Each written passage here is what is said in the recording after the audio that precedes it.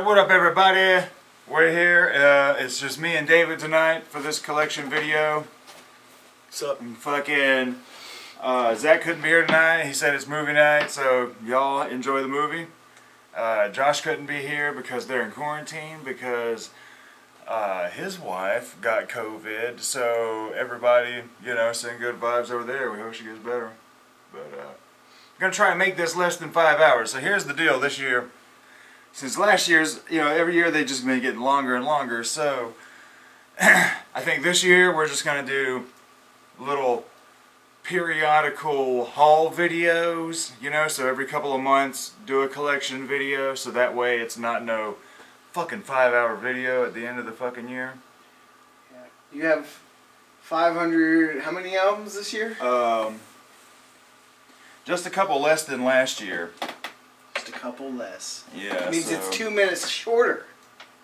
Yeah. So this year was 551. And so, but actually it's going to be a little more than that because I got a couple new ones here this year that I'll go ahead and show since they're already here. So I guess I'll start with these. I haven't put these in the shelf yet, but this is, you ever heard Persephone's Bees? Can't say that I have. Yeah, Persephone's Bees. This, I had a 5-track sampler of this in one of those mystery boxes, and it was fucking great. It kind of reminded me of the Januaries, but yeah, there's a lot of stuff going on here. Highly recommend checking this band out, Persephone's Bees. There's a... What kind of music are they? I don't know what to call it, man, because there's bits that's like retro style, and then... I don't know, I could just say indie rock. When did they come out? This is like 2000 fucking 6, man. That's an awful name. Yeah, it is a horrible name. I don't know why the fuck you would name your band Persephone's Bees.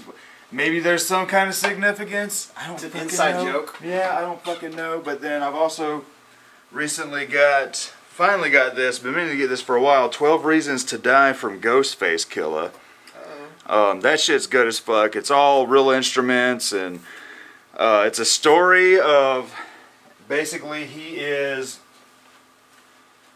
a guy for the mob, and I guess he gets with the daughter of one of the big guys in the mob, and they kill him, and then they press his remains into some vinyl records, and I guess somebody plays it, and he comes back to life and kills the motherfuckers. Pretty interesting. Really good fucking Ghostface album. He's got a part 2 that I need to get. Mm-hmm. And then here's the brand new Scandroid album. It's not necessarily brand new because it's just 2 EPs that are put together for one album. And the first EP came out like end of 2018, and then the other one at the end of 2019. So it's not technically a new album, but it's a good album though. I listened to it. I got it on my phone. I dig it, man. I downloaded it about 5 months ago. I got really into a kick for a lot of synth, like the old school synth cyber. Yeah, all the stuff. new cyberpunk bands and shit. Yeah, like I really got into it. Like dove really hard. Like the Midnight and Scandroid, fucking Power Glove. Dance with the Dead. I know. I said you should check it out. You should definitely, if you like a little bit of metal in with the synth. Yeah, it's really sick. Because this dude also does Cell Dweller, and Cell Dweller's pretty badass. It's a little more heavy industrial than the cyberpunk style, but fucking really good shit. I'd recommend checking that out too. So, starting the collection video proper. Right here, this is Nick 13. You ever listen to Tiger Army? Yeah. This is long time ago. Yeah, this is Nick 13 from Tiger Army, a solo album where he's doing sort of outlaw country music. Fucking really good. So it's not hillbilly punk like Tiger. Yeah, it's not like hillbilly punk like Tiger, but it's more. I saw them live, Tiger Army, back in like 2000. Oh yeah. Yeah, I went to the Warped Tour 2004. Oh, rad. And Tiger Army was there, and a whole bunch. You know, obviously it's punk bands, but that was the only time I ever saw Avenged Sevenfold. It was before they went before Backcountry. It was pre-Backcountry. Oh, yeah, damn. It was a good show. Tiger Army is badass. And so this year I found a handful of 10,000 Maniacs albums. You ever listen to them? I've seen the movie. Yeah, so this was is... there a movie? I don't know if I think it's it was. for them, but Yeah. this is In My Tribe, Our Time in Eden, and the Unplugged album. That shit's pretty good. Fucking chill, early alt rock. What is this? Oh yeah, I found Waterloo from ABBA. Fucking Waterloo from ABBA. This one has not a lot of songs that I hear on the radio, but it's pretty good. I dig it. What the fuck else, man? Fucking the Across the Universe soundtrack for that wild ass movie. Never seen it. Beatles songs. The movie's cool, man. I recommend watching it high. And then I'll take your word on it. yeah, the Aha album with Take On Me. I found that earlier this year. Pretty good shit. So you listened to it? Yeah, I've listened. How long to was it. that song in your head for? I mean, it's still in my head all the time. It's because of the fucking the Grand Theft Auto 5 memes everywhere.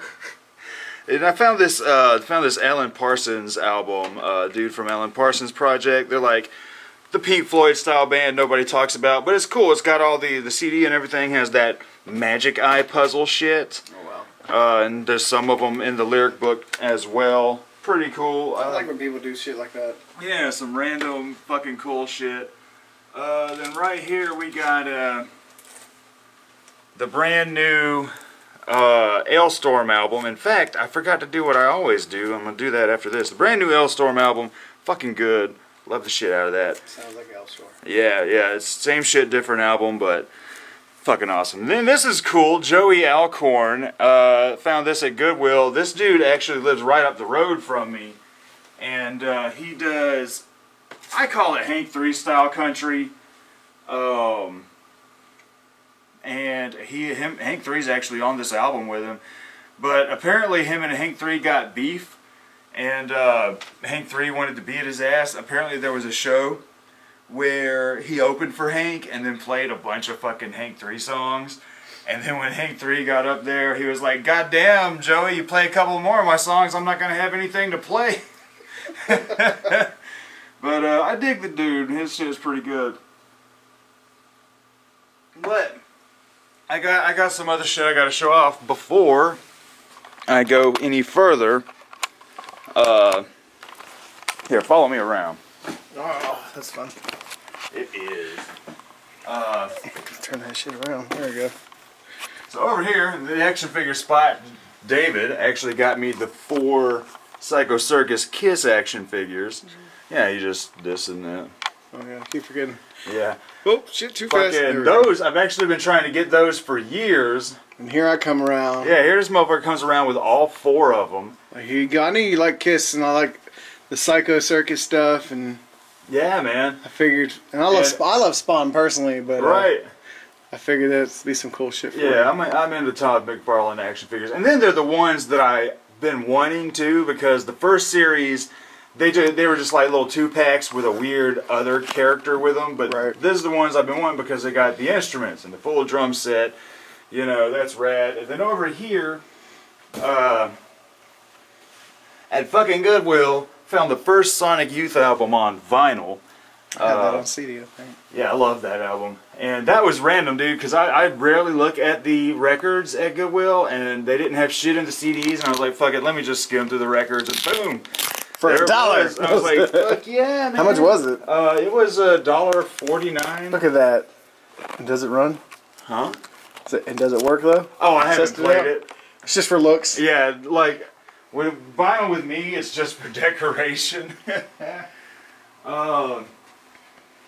And then we'll come... Somebody on here is cussing you out right now. They're like, Yeah, that somebody on here is motherfucker like, needs to listen to it. Over here we got the Poppy's Very Poppy Christmas record. It was an EP she dropped about a month ago. See, that's just artwork. The music sucks. Yeah, the album, I like the album okay. you know, as far as Christmas music goes, I mean, Silver Bells, her version of Silver Bells is really good. And I like Kiss in the Snow. I mean, I like it. But they only made 1,000 of these motherfuckers. So I was like, yeah. Damn, there you go. So you're one of 1,000. Yeah, somebody, yeah. So I'm like, yeah, need to jump on that shit before it goes away. So anyway, up here, we've got the brand new deluxe edition version of Mr. Bungle's new album. Then over here is the deluxe edition of the newest Pixies album. I like these album cases. I like the fucking long book ones. And then over here, for the new Ailstorm album, I bought the badass deluxe treasure box version. And not only did it come with a CD, but it came with a big ass flag. And you don't have that shit up on a wall somewhere? Right. A charm that you can use as a necklace or a keychain. And this is cool, a USB stick with all the track stems from the album so I can load them on my computer and remix them. That's badass. And That's a lot of cool shit. Yeah. How much was that? I like that box. Actually like $50. Did you know you could put weed in there? Yeah. And some Ailstorm postcards. Cool. And probably one of the other cool bits is a 7-inch for 2 tracks that aren't on the album. Dang, you can't really see that all that Yeah, well. let's try the light. Anything better? No. Here. There you go. I can't see it, but yeah, that looks good. Sweet. But yeah, so I was like, I was just gonna get the deluxe CD, you know, like always, but I was like, you know what, man? It's pretty badass, Only though. fucking.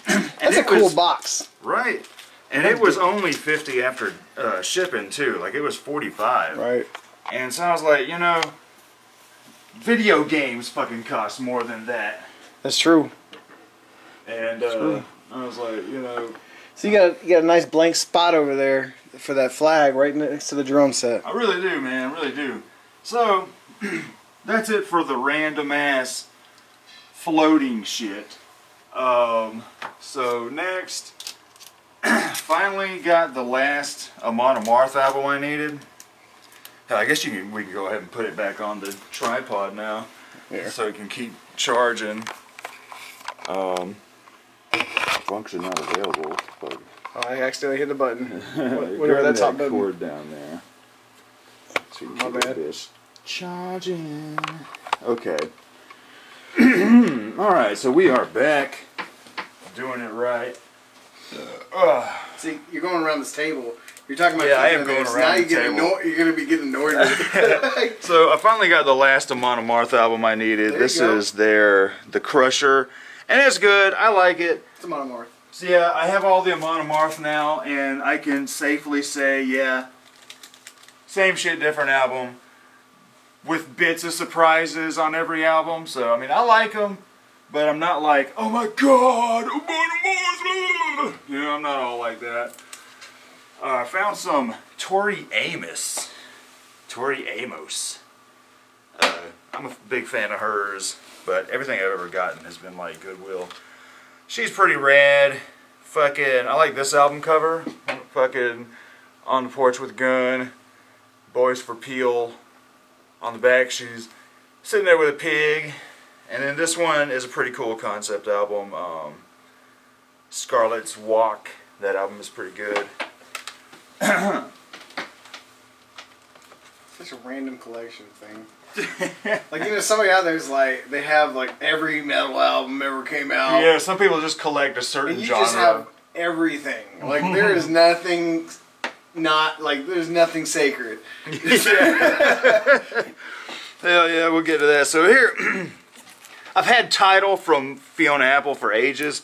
And this year, she was releasing the new album, Fetch the Bolt Cutters. And I was like, you know what, I need to go get the rest of her albums, which is, altogether, it's only 5. So, you know, and then they're really cheap on Amazon new. So the album, Win the Pawn, and the title of the album is actually too long. It is When the Pawn hits the, and I can't even read it because it's all red, on red. So That's awful. Yeah.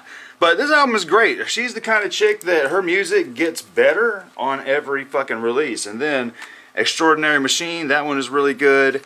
And then another one with too long of a fucking title that, like, it's not even on the front all the way. But the idler wheel is wiser. ... She got a new album. She came out with a new album last year. Yeah, Fetch the Bolt Cutters. Oh, there you go. And this album is wild, man. It is crazy. It is probably the most experimental shit she's done. It is. I'll have to check it out. Yeah, I'd recommend checking that out, fucking, because it's like, damn. Apparently, a lot of them, when they were writing the music a couple years ago, because they wrote it for a long time, they all went to like France or something, and they were all like doing mushrooms and shit. That's the way to do it. Dude, That's how I write. that album sounds like some drugs were involved. It really does.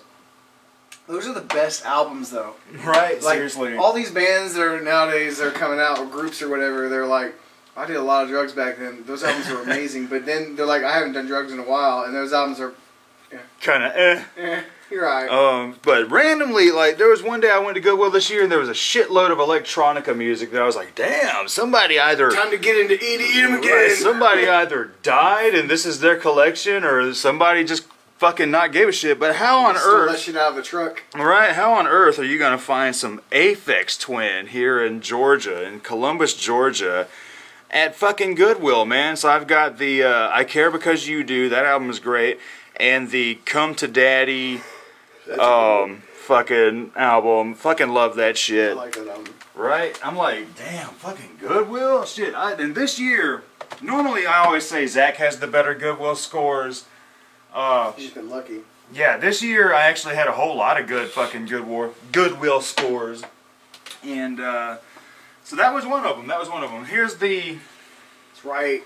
new Avatar. I love that fucking album. Yeah, this album is great. This album is really good. I actually haven't even opened the disc yet.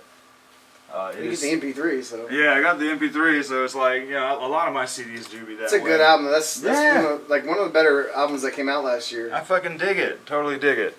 Then I found some old-ass B-52s at Goodwill. This is their album, Bouncing Off Satellites. That's pretty good. I really like the Wigs song. There's a song about wigs, really good. Big B-52 fan. Oh, I should have grabbed these at the same time, too. Another cool Goodwill score is, alright, I've had B-52's Funplex for many, many years now. But I went to Goodwill and then found an alternate fucking Oh, I bet that blew your cover. mind. Right, I was like, damn, I didn't know. So I got a rainbow colored one and just a fucking gray one. So I was like, yeah, I don't normally do duplicates unless there is something different.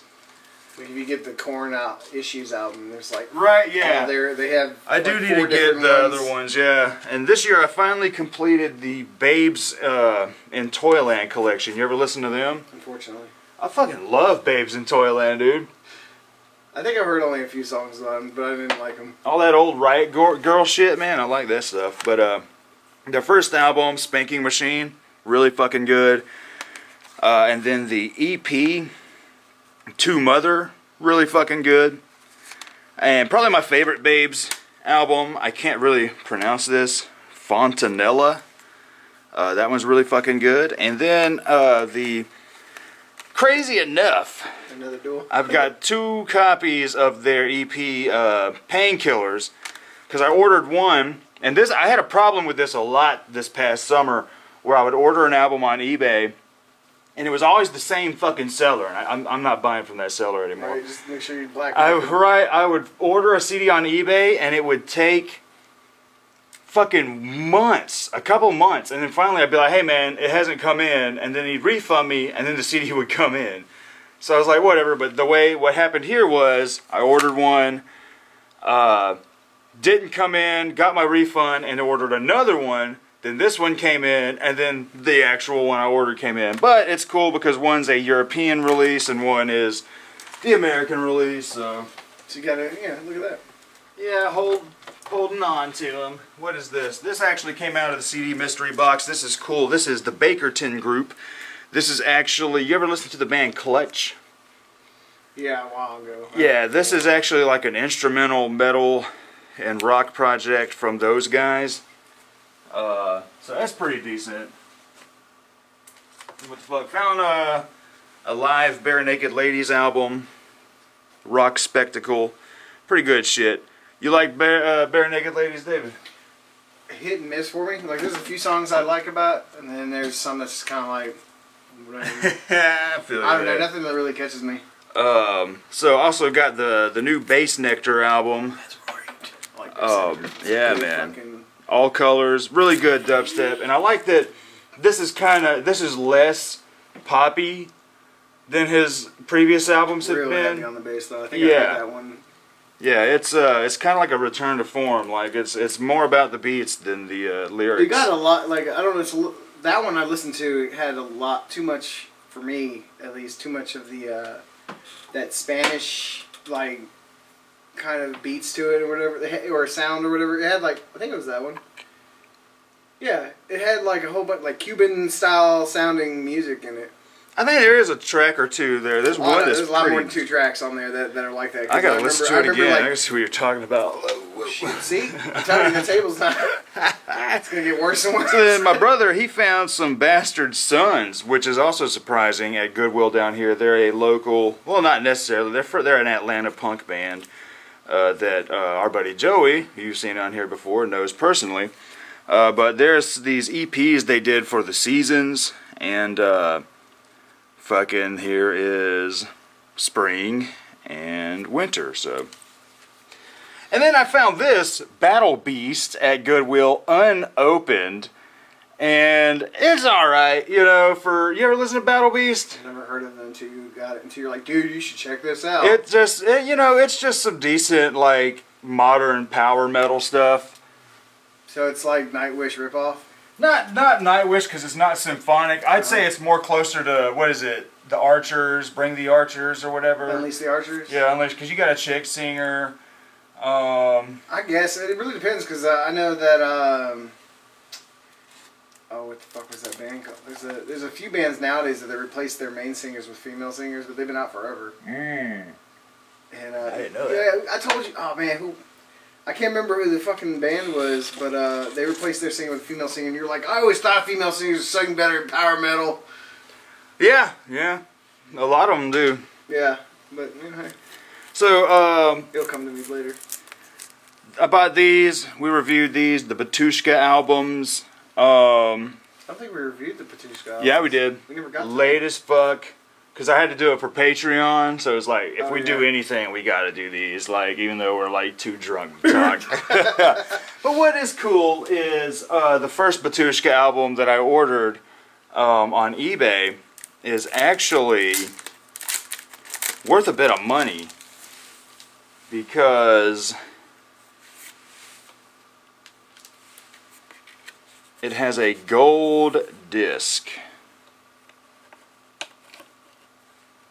And I don't know if you could really see that too much, but yeah, the disc is made out of, I believe it's 24 karat gold up in that disc. Wow, look at that. And what's crazy is I also have a King Diamond. My copy of King Diamond's Abigail is like that.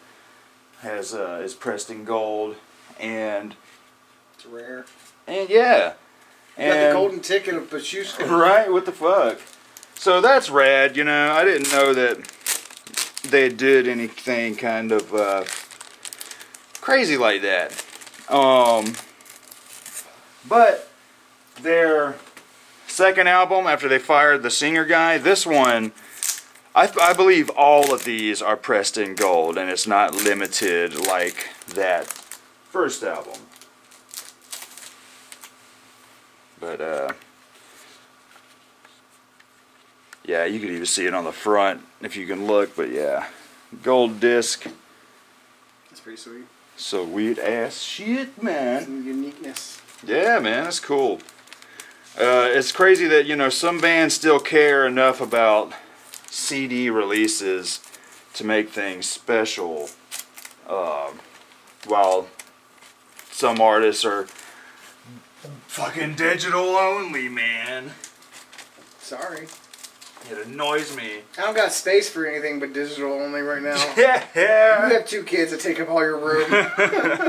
But this is cool. I found this at Goodwill. This is something I never find at Goodwill. Bauhaus, Swing the Heartache, the BBC sessions. I never, down here in Columbus, Georgia, you never find good shit at Goodwill that often. And this year, like I said, scores like a motherfucker, which here's another one. Hot Sauce Committee Part 2. The last Beastie Boys album. This shit is great. This shit is really good. I think the last time I bought it was when they came their comeback album back in like 2012 or. Oh yeah, that got that one too. The one with in the video Kanye West with Sasquatch. Something like that. It was like their first album in like 15, 20 years or whatever. What are you talking about? That wasn't their first No, album. there was one album that came out. It had like. You're talking about this one? Yeah, that one. To the Five They didn't Boroughs. have one for a while before that though. I thought. They've consistently released stuff since they came out because Oh, well, maybe this. Hello Nasty came out right before it, just a couple years before it. So, but I'm gonna show you. I don't keep up with them.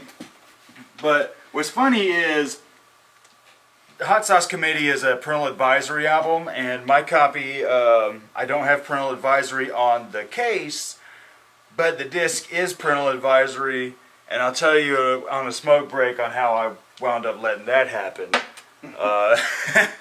Because, I don't want to incriminate myself on camera. Anyway, some more stuff here. I found the Rubber Soul from the Beatles at Goodwill. Really good album. And here, just a couple weeks ago, I found Sgt. Pepper's. That's a good one. Yeah, That's man. A good pickup right there. Found this at the Dollar Pawn up the road on 2nd Avenue. And then Zach actually got me the Magical Mystery Tour. He found that one at Goodwill. Because me and Zach will do that. Like, if we see something that we know they don't have that they'll want, we'll grab it too. Because it's only like $1, Right, I guess. And then you gotta have it because you got the track Penny Lane. And during the riots earlier this year, people brought up, when they were like, oh, we're not going to do Mrs. Butterworth anymore. Oh, we're not going to do Uncle Ben's anymore. Oh, we got to take Penny Lane off there because it's the name of some slave owner lady. Oh my God. And it's like, no, well, the song is about a fucking street in goddamn England. What a shit show. Some things annoy me. Anyway, where are we at? This is fucking awesome. You listen to any Beck?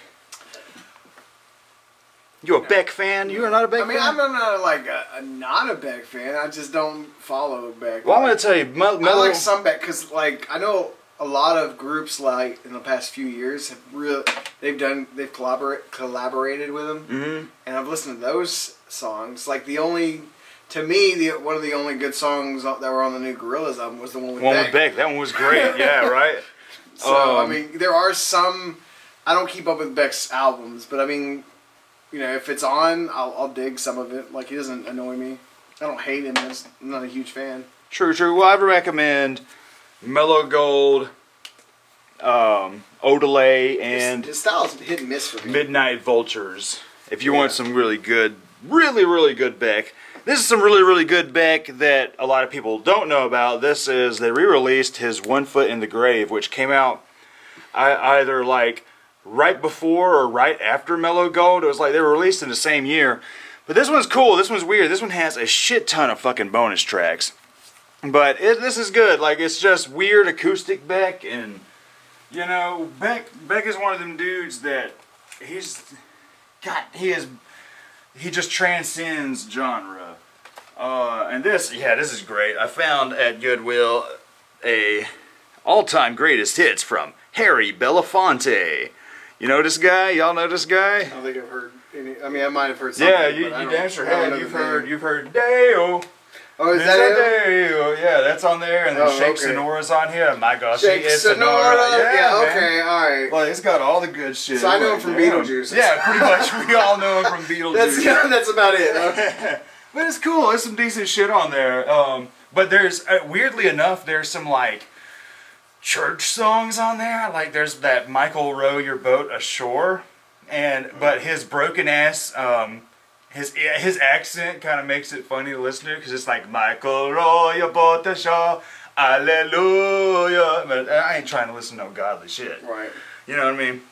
Anyway, I finally completed the Between the Buried and Me collection. I just needed to get their first album, and this is really good. I'd like to redo Between the Buried and Me retro because I was ill prepared the first time we did it. Now that I actually own all of their stuff, there's a couple of them that I would like to redo. People, you ever listen to Biff Naked? No, I've heard of him.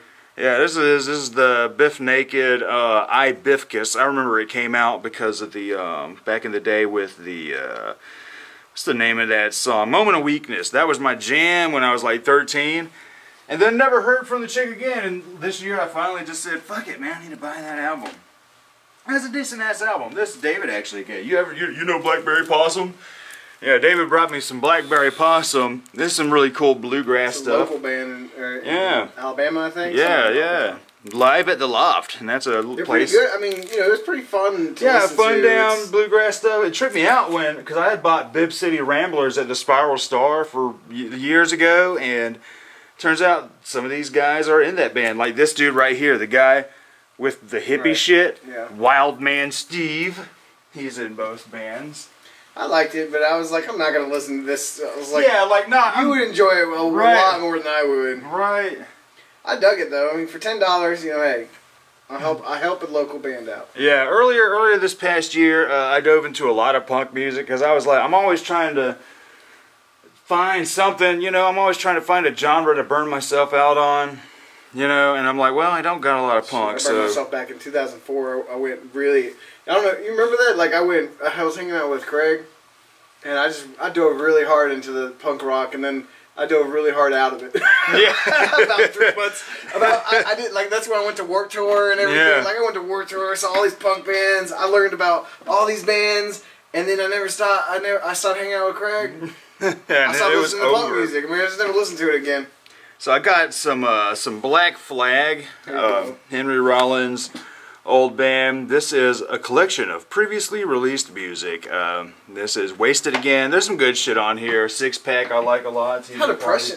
Like so, what was that? The punk rock NBA guy. party. Yeah. He pointed out. He was talking about Hatebreed and how upbeat all his lyrics are about, you know, doing stuff. And then he pointed out how much punk rock, even though it sounds upbeat, all of it's about like drugs and murder and, Yeah. and like suicide and shit. I was like, that's actually really dark to listen to, or you know, kill yourself because life ain't worth it kind of things. Yeah, like that's the thing I do like about punk is a lot of the music will sound pretty cheery. But lyrically, it's Lyrically, it's all pretty like dark. bad. Yeah, like like, Sublime is goddamn. like that though. Like a lot of his lyrics are Yeah. about doing drugs and Right, like everybody hears Bad Fish and they're like, man, yeah, Bad Fish is such a good song. It's like, well, you know he's singing about heroin, right? Right, I mean, like it's bad. Like, Then at another Goodwill haul, I found a random magic potion from the Black Keys. You ever listen to the Black the Keys? Black Keys are awful. Yeah, they're like, They're a horrible group. I call them modern day Jack Daniels commercial music. Because you always, like, all beer and Jack Daniels commercials, you get this just blues riff, When I was a heavy kid, guitar. yeah, when I was a kid, I was listening to Black Eyed Peas, right? Ugh. And I got them confused because of how bad both of The them Black are. Eyed Keys.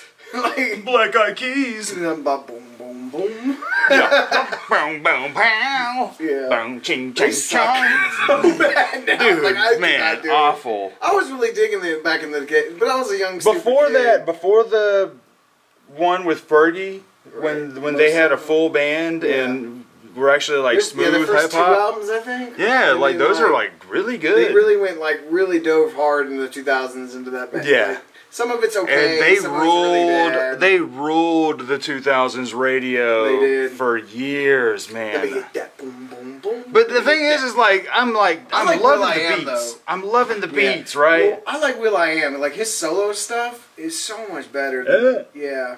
Like I would recommend checking out his. I might have to solo look stuff. at it because I like the dude's beats. I really do. Yeah, will.i.am is such a better artist than his group. You're right. Like I'm fine with will.i.am. He produces a lot of like rappers and stuff that I actually enjoy. Yeah?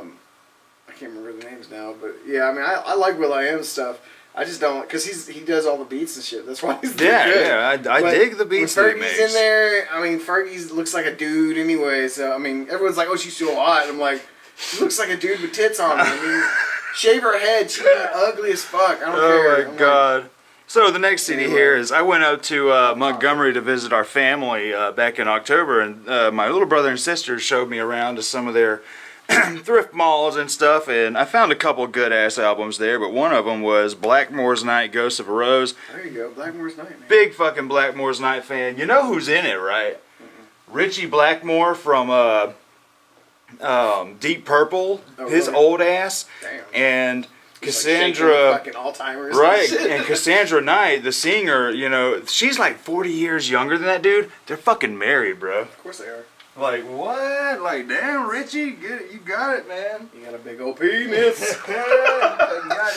Earlier this year, I went ahead and got some more Black Sabbath.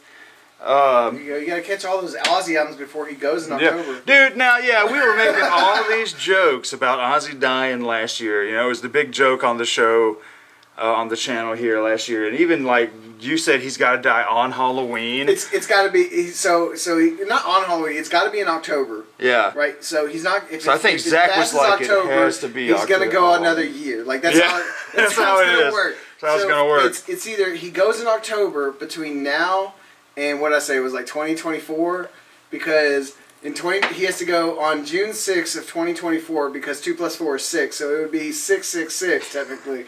So he has to go in June of.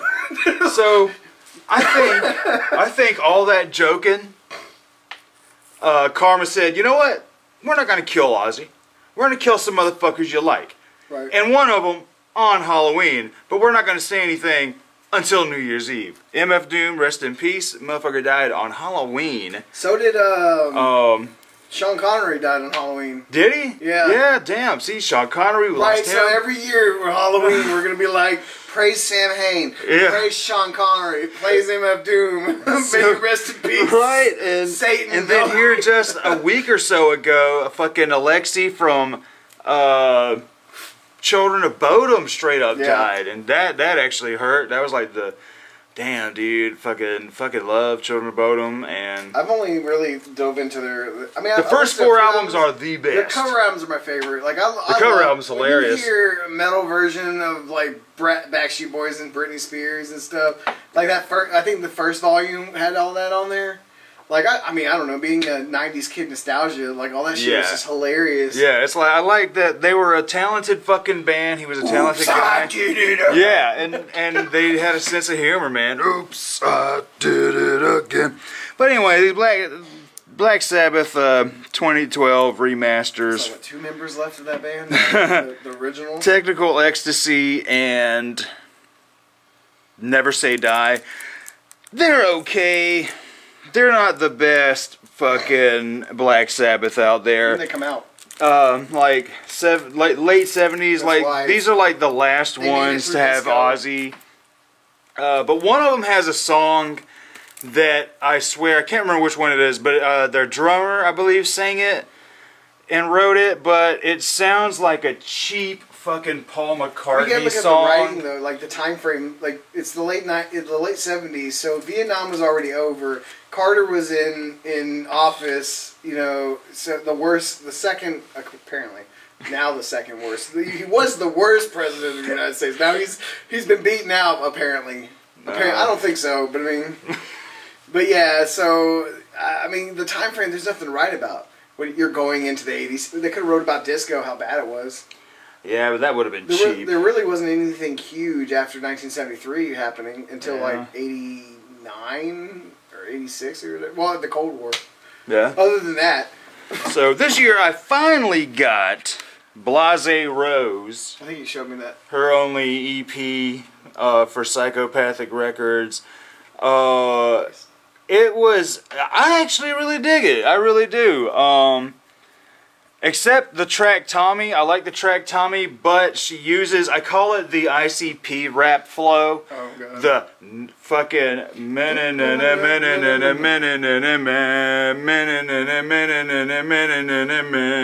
and I'm like, damn, dude, because there are too many ICP songs that use that fucking flow. And she does it too, but How many albums are there? who ICP? Too goddamn many. Right. But I was interested years ago because I was like, damn, this is the first time Psychopathic Records have had a actual female artist on the bill, and it didn't impress me when I listened. I sampled a couple songs, so then I said, whatever. But then all of a sudden, she was dropped as soon as she was, as soon as she got on there, she was dropped. After that EP came I out. realized she sucked. And, well, there was some drama, and sure. then they just went out of print. Well, I think And they just started making some more, and I went you don't ahead and see a got lot it. of you don't see a lot of females on there because even though there are a lot of females that are into ICP, there's not a lot of talented females that are into ICP. So, I mean, come on, like we grew up around a lot of the girls that were into that shit, and they were all retarded. Like I like every girl that I've met in my lifetime, besides my wife, because she was like ICP, but that when like in high school and stuff, right? All the girls that are like, oh, ICP's great and stuff. They were just dumb shits. Like they had nothing. Their parents were fucking up, like fuck up trailer park trash, and it was just bad. Yeah, they're all nice people though. The trailer areas in Smith Station, when we were growing up, that was Juggalo country here in town. Yeah, I don't think I would say still is, but it's really not. Yeah, I don't know where Juggalo ICP's country is here. Yeah, they've kind of fallen off. Like Yeah, they've fallen off, but they got a lot more respect in the rap game yeah, now. like it was huge back in like the early 2000s. They kind of blew up really. Yeah. Like, ICP came out with like when they were going through their last four Joker cars before all that new shit. Like that's where they got better and better. They hit the Wraith and that shit. Like I love the Wraith. Yeah. And then to me, it's a steady After Hell's Pit, decline. it just kind of like goes down. Steady decline. Hell's Pit and the Wraith were pretty much my favorite ones because they had the best flow. But then everything the after Wraith that, is just so fun. it really is, and it's so like just it's good. It's well It's like a written, well celebration produced. of all the crap they've done. Yeah. and- I mean, it was so good. But their newest album, though, that Red Fred, I liked that a lot. And that was like to Really? me like the best one in a while. Had some of the best horror songs they've done in a while and stuff. I'm like, all right.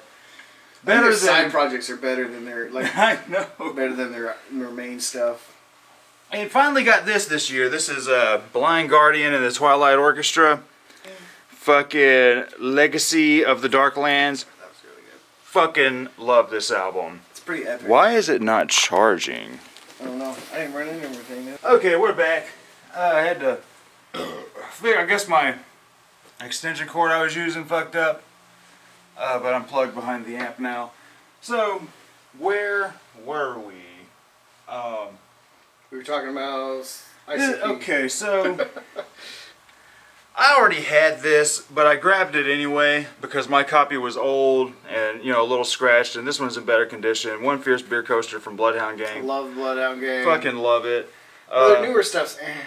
I got into a Bloodhound Gang kick this past summer, and I went back to those last two albums that on this channel I talked a lot of shit about, Hefty Fine and Hard Off, but then I actually like them a lot more than I did.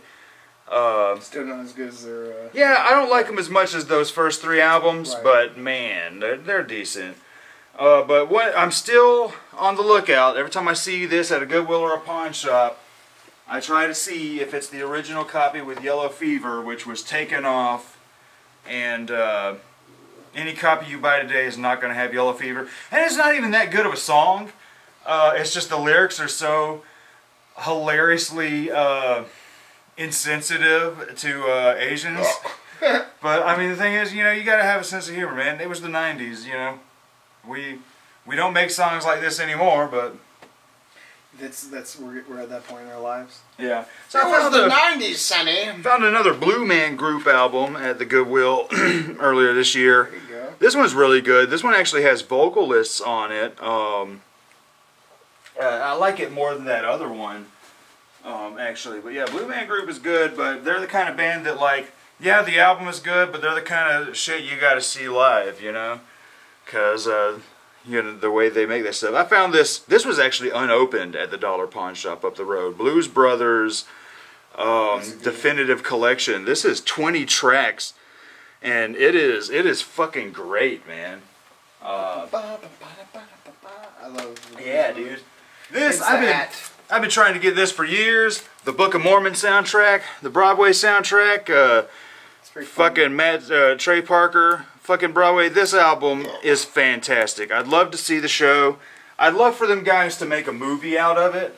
But man, this is so fucking good. One of my favorite fucking songs is Hasadiga Ibawai, where it's got that kind of Lion King African vibe to it. I've heard it. I've heard it. Right? And it's Yeah, like, I've seen the YouTube stuff on it. yeah, it's like, well, what does that phrase actually mean? He's like, well, Hasadiga means fuck you, and Ibawai means God. So I guess in English it would be fuck you, God. Hasadiga Ibawai. I fucking love that shit. That whole album is great. Then I found the second Boston album, Don't Look Back. Pretty decent stuff. Sounds identical to the first Boston album. Boston, man, I grew up on that shit. Yeah, Boston's pretty rad. Then this was in one of the boxes. This is pretty decent stuff. The Brand New Heavies. I gotta listen to it a little more. Actually form an opinion. And then what's here? Oh yeah. Here we got Danielle Bryce Boys. I don't know how to pronounce that, but this is interesting because I'm a big fan of the New Radicals. You remember them? Nope. No, you got a reason to live. Oh, okay, yeah. That album is phenomenal. And apparently this is a chick that he works with a lot, and this album sounds very similar to the New Radicals. So that was a cool little thing right there. Then, yeah, David knows this. That's right. Fucking finally Rocky got Experience, man. I love that shit. finally I got, that got when it. Came out. Yeah, dude, you I got bought it it- for Christmas, I swear. I bought it at FYE the year it came out, and I was like, man, Dave Brocky Experience, and I really bought it honestly because I didn't even know it was like Guar honestly, because I bought it just because I was looking at the back of it and the names of the songs. Yeah. Like, I was like, what? March of the Faggot Soldiers? As a stupid 19-year-old kid or 18-year-old, I don't remember how old I was when I bought it. Oh my And I was god. like, fuck, I gotta get this album. When did that come out? Did it have 2003, yeah. Yeah, that was so, the year. yeah, I was Because it was like 17. into 2003 when you brought it over and we listened to it, and I didn't know who Dave Brocky was at the point. I love Guar, but I Right. didn't know that man's real name. I knew him as Odorous. Right. And I'm like, listen to him, like, this is the fucking Guar guy, you know? And we look it up, we find out, I'm I like, knew Dave Brocky damn. before I knew Guar. Honestly. Wow, Like, wow. I started getting Guar after that. I don't Really? know. Yeah. So yeah, this year, I got some of the more Guar albums that I needed, and I was like, you know what? Let me get this Dave Rocky album because I hadn't heard it in ages. And when I put it back on, I was like, damn, I forgot about these songs. Shut the ugly girl nostalgia. blow me. Yeah, I need to nostalgia all listen the to it. way. I haven't The listened year to you it and in I years. met and shit, you know, we were fucking just jamming that I brought shit. that to your house, I think, too. When I was Yeah, like, yeah. dude, you gotta check I this fucking out. burned It's it great. from you, and I remember just killing it. So long ago. Dude, long time It's ago. almost 20 years now. Right. Hell, Stas and I had just started dating at that Yeah. point, man. That album brings back memories. So, like, this is actually the Meredith Brooks. You remember, I'm a bitch, Yeah. this came in one of the mystery CD boxes. I'm a bitch. This is actually a damn good album. It kind of just reminds me of Alanis Morissette. It really does. Now, this, I highly recommend you checking out, David. Did you ever listen to Buck Satan and the 666 Shooters? You showed me a few songs. Yeah, this is this right here is Al Jorgensen from Ministry, and it's a industrial country kind of thing, and it is hilarious. It's fun. It's a lot of fun. This is a really fucking fun album. You gotta love like country music with digital industrial drums. It's like, what the fuck, man? When you try something new, sometimes it works. Yeah, man. I'm a big fan of Jorgensen anyway, Ministry and all his other projects. This year, I got on a big kick of alt-rock female artists and like grunge female artists. I finished the whole collection. I got a bunch of Letters to Cleo and stuff because I was like, I need some hard rock and chick stuff. That's why I got all the Babes in Toyland. I was like, I need some more hard rock and chicks. And then I found this new artist, this lady that lives in Nashville, and it just popped up on my Facebook, and it was a new song off of the new album, Sugar Egg, and I was like, damn, this sounds like Hole. It just has that 90s sound to the guitar and stuff. And so I went ahead, I looked at the comments, and one guy straight up says, let me back this camera up some. One guy straight up said in the comments, oh, just sounds like a third-rate Courtney Love. And I'm like, she don't sound like Courtney Love. She straight up sounds like, her screams, swear to God, straight up sounds like Tommy Pickles. Straight up, like when Tommy Pickles is crying or screaming, that's what she fucking sounds like, dude. I'm like, that is pretty cool.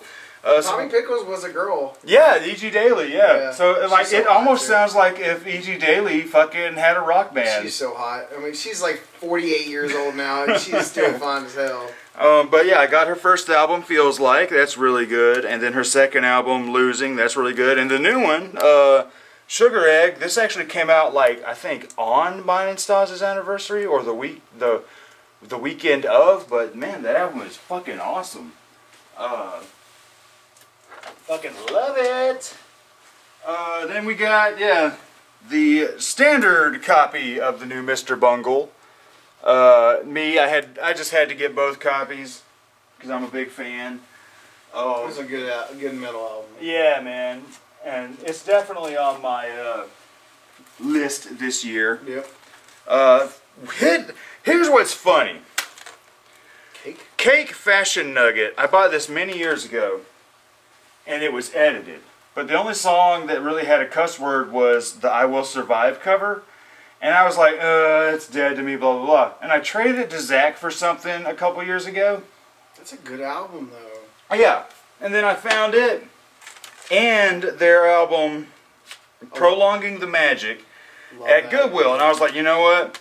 I'll buy it again. Maybe it'll be edited. Maybe it won't. Fuck it. If it was only this album, I might not would have picked it up. But I mean, literally, he says the F word one time in the whole song. Like, like, I mean, I will fucking survive. Right. And I put it in the computer, unedited, so I was happy. So, happy to have that back again.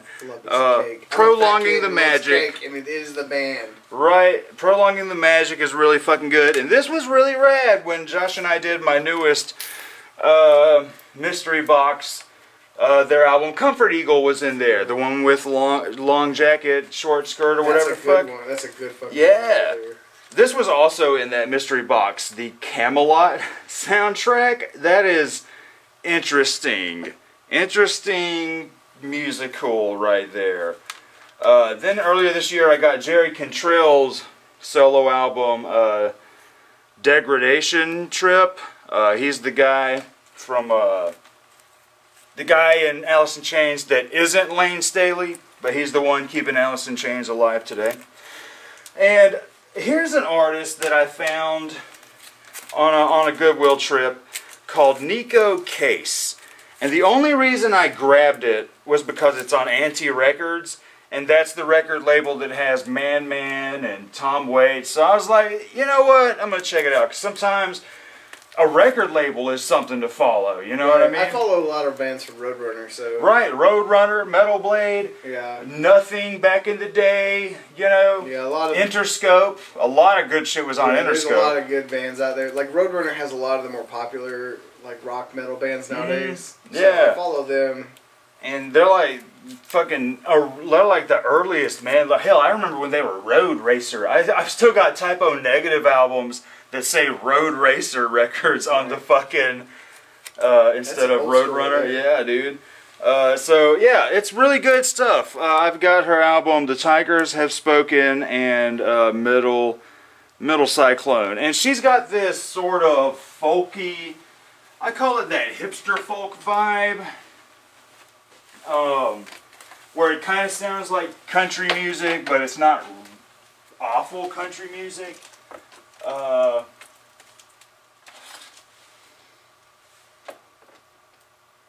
Really good shit. Really good shit. What is this? Okay, yeah, I grabbed some more Johnny Cash this year. I grabbed his American 2 Unchained. I mostly went with this one because Tom Petty and the Heartbreakers play all the music on this. This is pretty good. This is when he was doing his I'm just gonna do what I want to do. Him and Rick Rubin, and he was like making some of the best stuff of his career because like a lot of this is like remakes. You know, that's when he did that Nine Inch Nails song. Yeah. And, but he So does. that came in like what 2001 then or 2000? Yeah, that was like late or early 2000s. It was like I think yeah, like 2001, 2000, 2002 maybe. And this one is like 96. This is but he does Rusty Cage from Soundgarden on here, and he does Rowboat from Beck.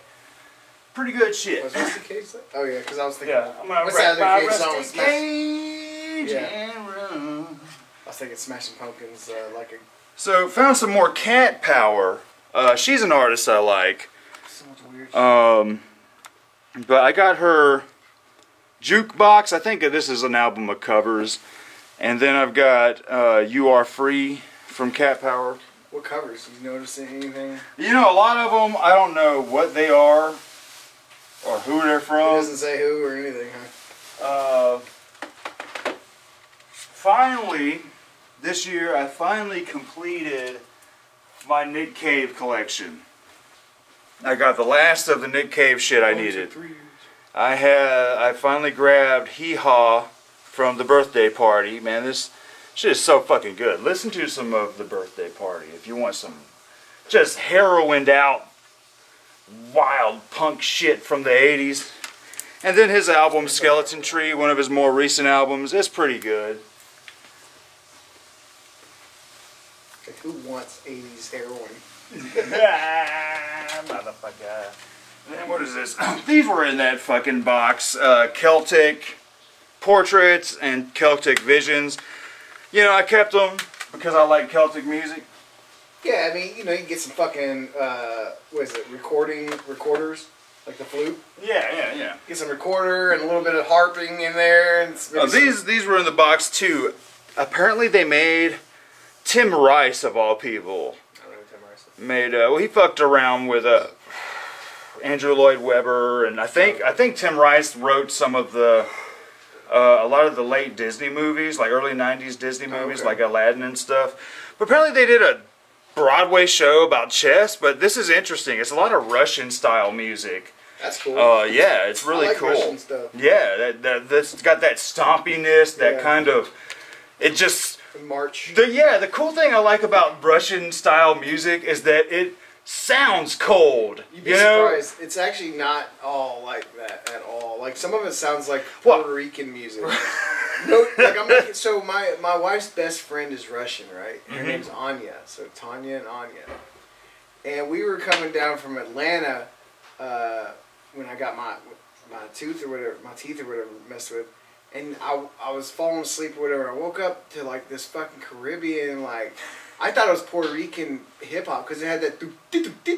Yeah. And I was like, are you listening to Cuban music? She goes, no, this is in Russian. I'm like, what the fuck? Apparently, Russia is huge worldly music. Like they have everything you would. Like I always thought they were like the whole Russian da dee da. Yeah. Russian stuff like that. But apparently they have their popular stuff is like Cuban. I was just like, are you serious? This sucks. It was awful. But also another good one that came out of the box earlier this year was the Chicago soundtrack for the movie. Really good. I like flashy jazz music. So, this shelf. there you go. In Russia, they pretty much create everything too. Like there's no like they have every type of music you could think of, and it is Russian. In Soviet Russia. And pretty, I'm like, I thought it was Spanish, and it was like, no, that's Russian. I was like, dang. So when I went and visited my family at that same place that I found that Blackmore's Night, I found Citizen King, Mobile Estates. Love this fucking album, man. They did. I've seen better days. That's what everybody knows, but man, the rest of the album is so good. But what's crazy is, there was a massive wall of CDs, and I was like looking through them and just nothing. I mean, I only bought 3 CDs from there, and there was nothing in it. Massive wall, and it was just like garbage or stuff that I've had already. This is mostly. Then I saw their It's his wall. Right, just like my wall. But I found an album by theirs, but it was the single for Better Days, and I was like, damn it, man. And something told me keep fucking looking, because I was ready to just walk out. Right. Something told me keep fucking looking, and boom, the fucking album was there. Definitely happy about that. 90s rock. So then, I hit up Charlie a lot earlier this year to buy some of his CDs that he's selling, and I got pretty much all the good Clash albums. Well, yeah, this past year. We're a new year, motherfucker. Yeah, it is a new year. The Clash. But yeah, all of this stuff. This helped start off my little punk binge. But How many songs can you have with Oi on it? the first Clash album, that's really fucking good. And it tripped me out that like a lot of this stuff Did not sound the same. Yeah, a lot of this stuff sounded like precursor to what like ska punk was gonna be, or even Sublime. Well, the Clash, it was the Clash and the Police, or no, not Police. Who was it? This is another like pop or regular punk group that started it. Was Clash Sex was one of the Pistols. originals. Yeah, Sex Pistols. That's it. Like they were like the originals to that. Or at least the originals that like started making albums. Because people arguably say The Damned was like the first punk band to make an album. I don't know who they are. The Damned is pretty cool. But also their album, Give 'Em Enough Rope, that's really good. That actually uses that. There's a track on here that, you remember the one song Dropkick Murphys did for Johnny I Hardly Knew Ya, yeah. They do a song that uses that same tune on here too, which I thought was kind of cool. Then their classic London Calling. This is a legacy edition with 3 fucking discs. It's got the original album, and then disc 2 is the vanilla tapes of previously unheard rehearsal sessions, including 5 new songs, and then a DVD. Then they made... What comes with DVDs anymore? Right, then they made Sandinista, a fucking double album, and this is, it's a 3-record set on 2 compact discs. And this is fucking great. This right here sounds like early Sublime. It's a lot of reggae, a lot of dubby shit. And then Combat Rock. This is the one with, Rock the Casbah. Casbah. And you know what's funny? Casbah. Rock the Casbah. You know what's so funny is like, I would have never known that was a Clash song. Right. You know, I'm so used to I fought the law and the law won, but when you get, I always thought that was some random fucking one-hit wonder 80s group. Yeah. Had no clue that was the motherfucking Clash.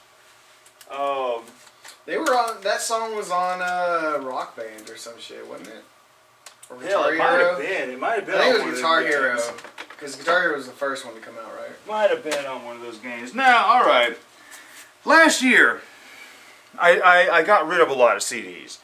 That I went through here and I said, I dropped about 60 CDs because I was like, there's CDs here. Right?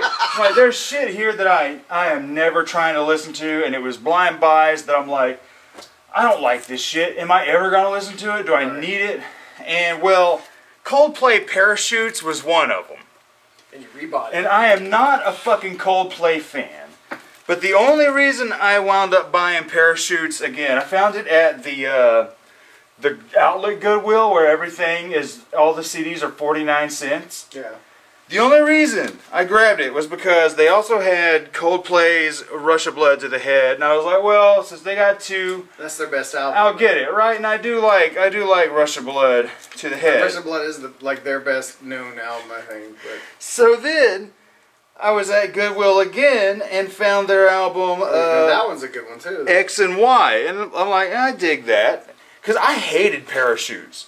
Fucking hated Parachutes, but I always liked the songs I heard. I like some Coldplay. Like, yeah, they got songs I like, and a lot of shit I don't like. In high school, and I listened to Coldplay. Coldplay's a good pop band. They are a decent ass pop band. Like, they're a good band to listen to because they're chill. Yeah. I mean, it's not like a lot of heavy songs, or it's a chill fucking sounding band. And the one I've always been trying to get was the Viva La Vida, because I loved all the songs I heard for that one when it came out. Music. That's what it is. And I wound up finding Viva La Vida. I actually dig it. But then I found at the 49-cent Goodwill the deluxe version of Viva La Vida that has an extra CD EP with a lot of extra songs. So, Fuck it. yeah, I'm a Coldplay fan. I hated Coldplay, and then I liked them. Still not a fan, but these are the albums that have the songs I like. Don't smoke enough weed, man. You gotta understand Coldplay, man. And so this year I found this, Paula Cole. You know Paula Cole? I've seen the album cover. Yeah. I don't think I've ever, like... This Fire. This is a classic Lilith Fair mid to late 90s album when the ladies were ruling the radio for a minute. You know her song, I don't want to wait for our lives to be over. Oh, I want to know right now, what will it be? I don't want to wait for our lives to be over. Will it be yes or will it be? You've been practicing your singing. You sound a lot more in tune. Sorry. You sound a lot more in tune than you usually do. Usually you're off key by like a lot. Somebody's been practicing their days off. This motherfucker. This motherfucker's had 3 weeks off, man. Guess what I'm gonna do? I'm gonna practice my singing. Leroy, you gotta leave, boy. You gotta leave that Lonesome Valley. Anyway, the album actually sounds nothing like the Dawson's Creek theme song that I was just singing. It's actually a pretty interesting sounding album. But it also has that song, I'll go do the dishes I don't know that while song. you go have a beer. I have no idea what that Where have the cowboys gone? Oh, okay, I know that part. Yeah. Is that the lyrics? Yeah. Really? I'll go do the dishes while you go have a beer? Those are awful lyrics. Yeah. Oh, look, my Sam Adams. Let's try that one. Grabbed another Alice Cooper, found that at the Goodwill earlier this year. This is the one with Poison. I love some Alice Cooper. And I dig some 80s Alice Cooper. I really do. Fucking, you're poison. See, the thing that with Alice Cooper, I like his look more than I care for his music. Yeah, you know, that's the thing. Alice Cooper, it was the fucking show, you know? He was a King Diamond ripoff. King Diamond. Visually, though. King Diamond is an Alice Cooper ripoff. Isn't That dude it? was making music Aren't since they the the late same 60s. age? I thought they were the No, same. I'm sure King Diamond's King Diamond's old. old as fuck, though, I thought. No, King Diamond's earlier shit that I know was with Merciful Fate in the early 80s, I believe. I could have sworn they came out in the 70s. And fucking goddamn I'm wrong. Alice You're Cooper's the been music dropping guy, so. shit since the late 60s. Hell, Frank Zappa produced a couple Alice Cooper albums. I thought King Diamond was out longer than that. Yeah. But yeah, loves King Well, Diamond. fine, fuck it. This year, I grabbed a couple Phil Collins albums, found them at the cheap Goodwill. This is the one with Sue Studio. And Sue Studio is the only song on the album I like. And this is his album, but... What does this say? I can't read cursive, man. I'm from Georgia. But seriously. Okay, but seriously, folks. Phil Collins, but seriously. Yeah, but It's this not- one I'm has... from Alabama. How is that any better? But this one has his song that's like the little fly away thing that I believe it's on this one, but it's the one that Bone Thugs sampled. The Stars Know was what really you're liked. talking Come fly. And then randomly at Goodwill, another decent ass find, some Concrete Blonde. Like, you never find that shit here in Columbus, Georgia at the fucking Goodwill. One of these days, you're gonna show up at the Goodwill and like all your favorite albums are gonna be there. Right. You're just gonna be like, you're gonna have to call. This year call did up it, man. Stas and like Stas. Look, there's like 40 albums here. I need to use about $50. Don't, you know, I know it's over budget. I'm only budgeted $10 this day, but come on, my collection isn't big enough. I only have 700 albums this year. I'm not growing enough.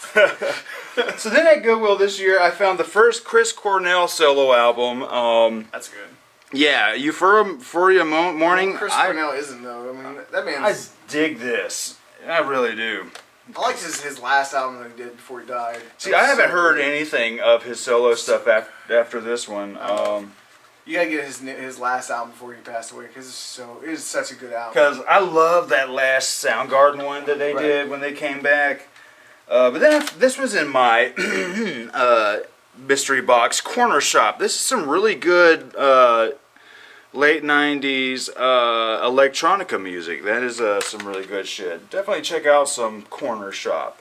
And you can tell that's a 90s album. Yeah. And this, I grabbed this at the cheap Goodwill. The Corrs.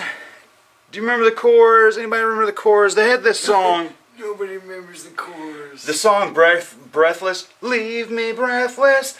Pew, new, new, new. If I heard the tune, like it's not Yeah, like and it was funny because I remember when that song came out, and I actually liked it then, you know, but I'd never heard it again.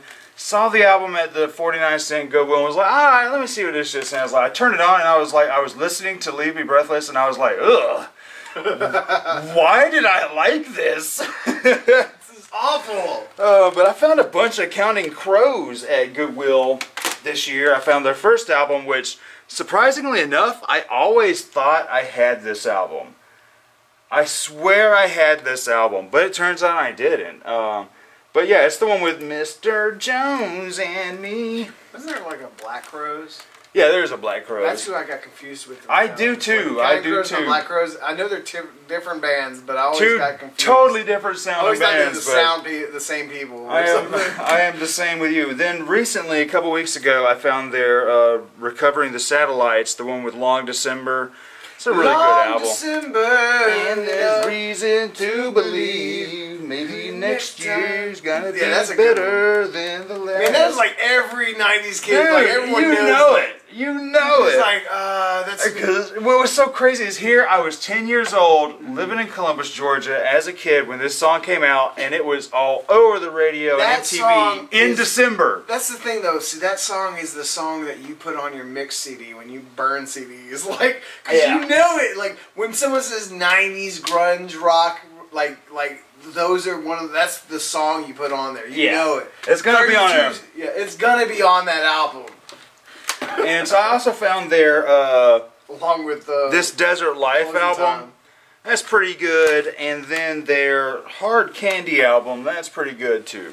But yeah, it's gonna be along with the Vibe and then Closing Time. Yeah, right, like- or And that would be the last track on What was the it, Iris? mix album. like they had like Bon Jovi's old 90s stuff is gonna be on there. Like, And speaking of good rockabilly punk, the Cramps.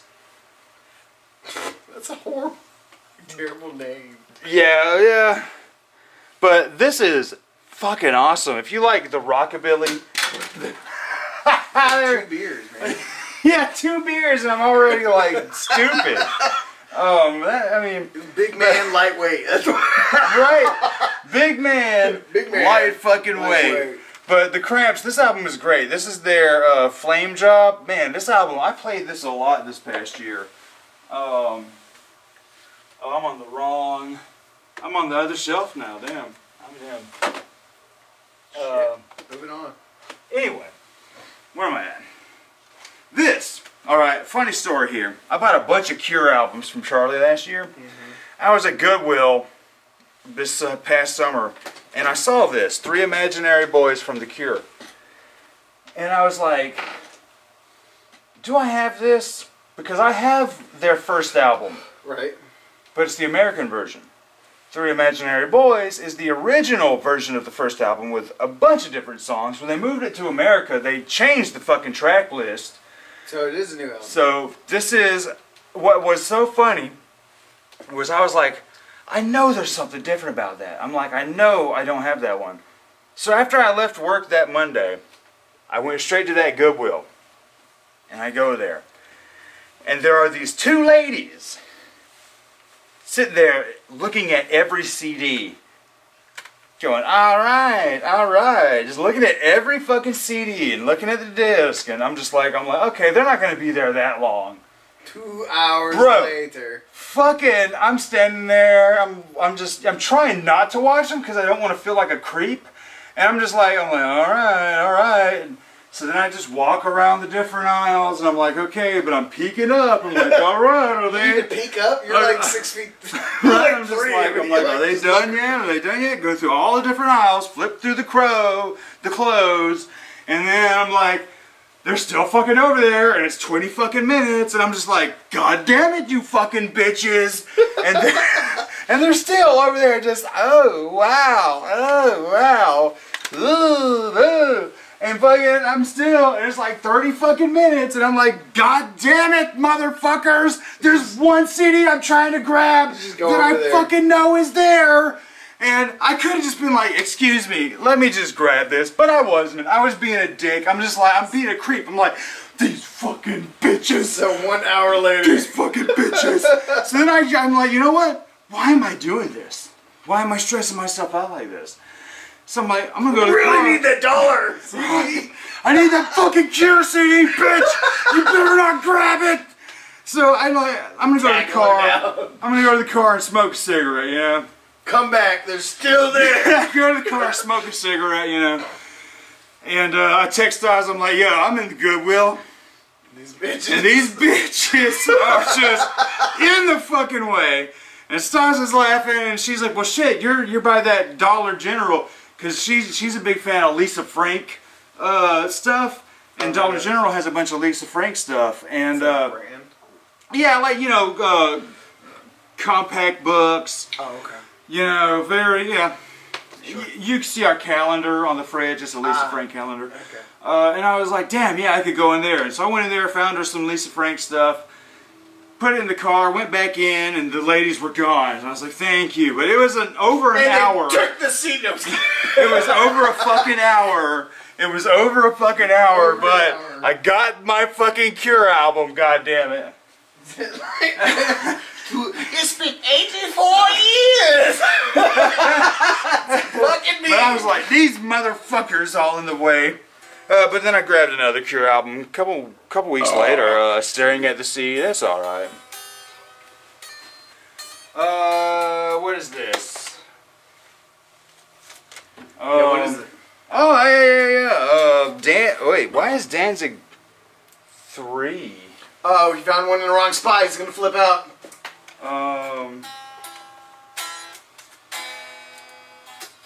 But I did. What am I doing?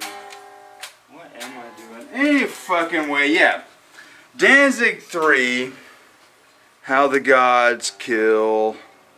Really good Danzig album. And then Danzig 4, that album is great. And then one of his newest albums, Death Red Sabbath, that's pretty good. I like a lot of Danzig. Then when I went to the Goodwill and found that big old Electronica Hall, found the Darude album. You remember Darude? Can't say it. Y'all remember Darude? Fucking Sandstorm, man. Yeah.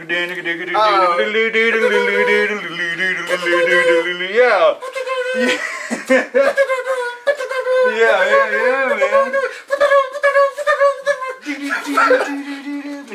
I remember that shit like damn. Yeah, man. So then I found this Dave Matthews Band bootleg live in Charlottesville, North Carolina. It sucks. It sounds like garbage.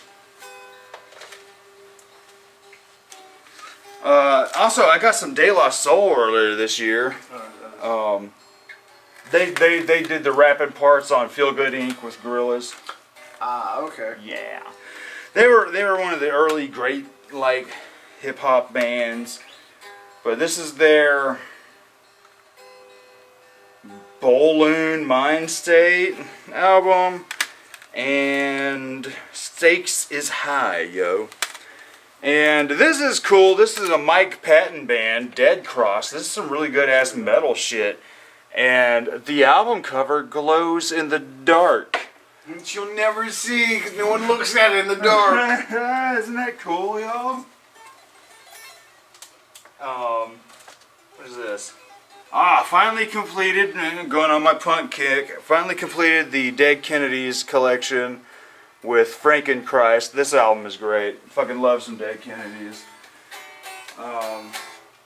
Finally did this. I finally got that. Damn, CD just flew on out. Finally got that second Dead Sea album, Phantasmagore. And that shit's really fucking good. I remember when Josh had bought it when it first came out, and I remember us jamming it a lot, but I never picked it up. But really good fucking album. Where are we at here? New Deftones. Yeah! New Deftones, Ohms. It was bland. I like it okay. It's heavier than Gore. It was. It's heavier than Gore. It's definitely heavier than Gore, and I would say that because it's a Deftones album, it belongs in my top 10 because I don't listen to 1,000 CDs like you do. So I don't know if it'll be in my top 10, but it's definitely getting talked about. it's definitely it's got to because We didn't get to review it that night. I like the album, but the thing is, I haven't been going back to it a it lot. was disappointing to me because I don't go back to it a lot. Like it's just nothing about that album attracts me. It like, just where I had to wanna be go back- heavier than Gore for me. I like Gore better. Wow. Yeah. Damn, you I think heard it here, Gore was folks. so different though because it was more shoegaze. It was just than- chill.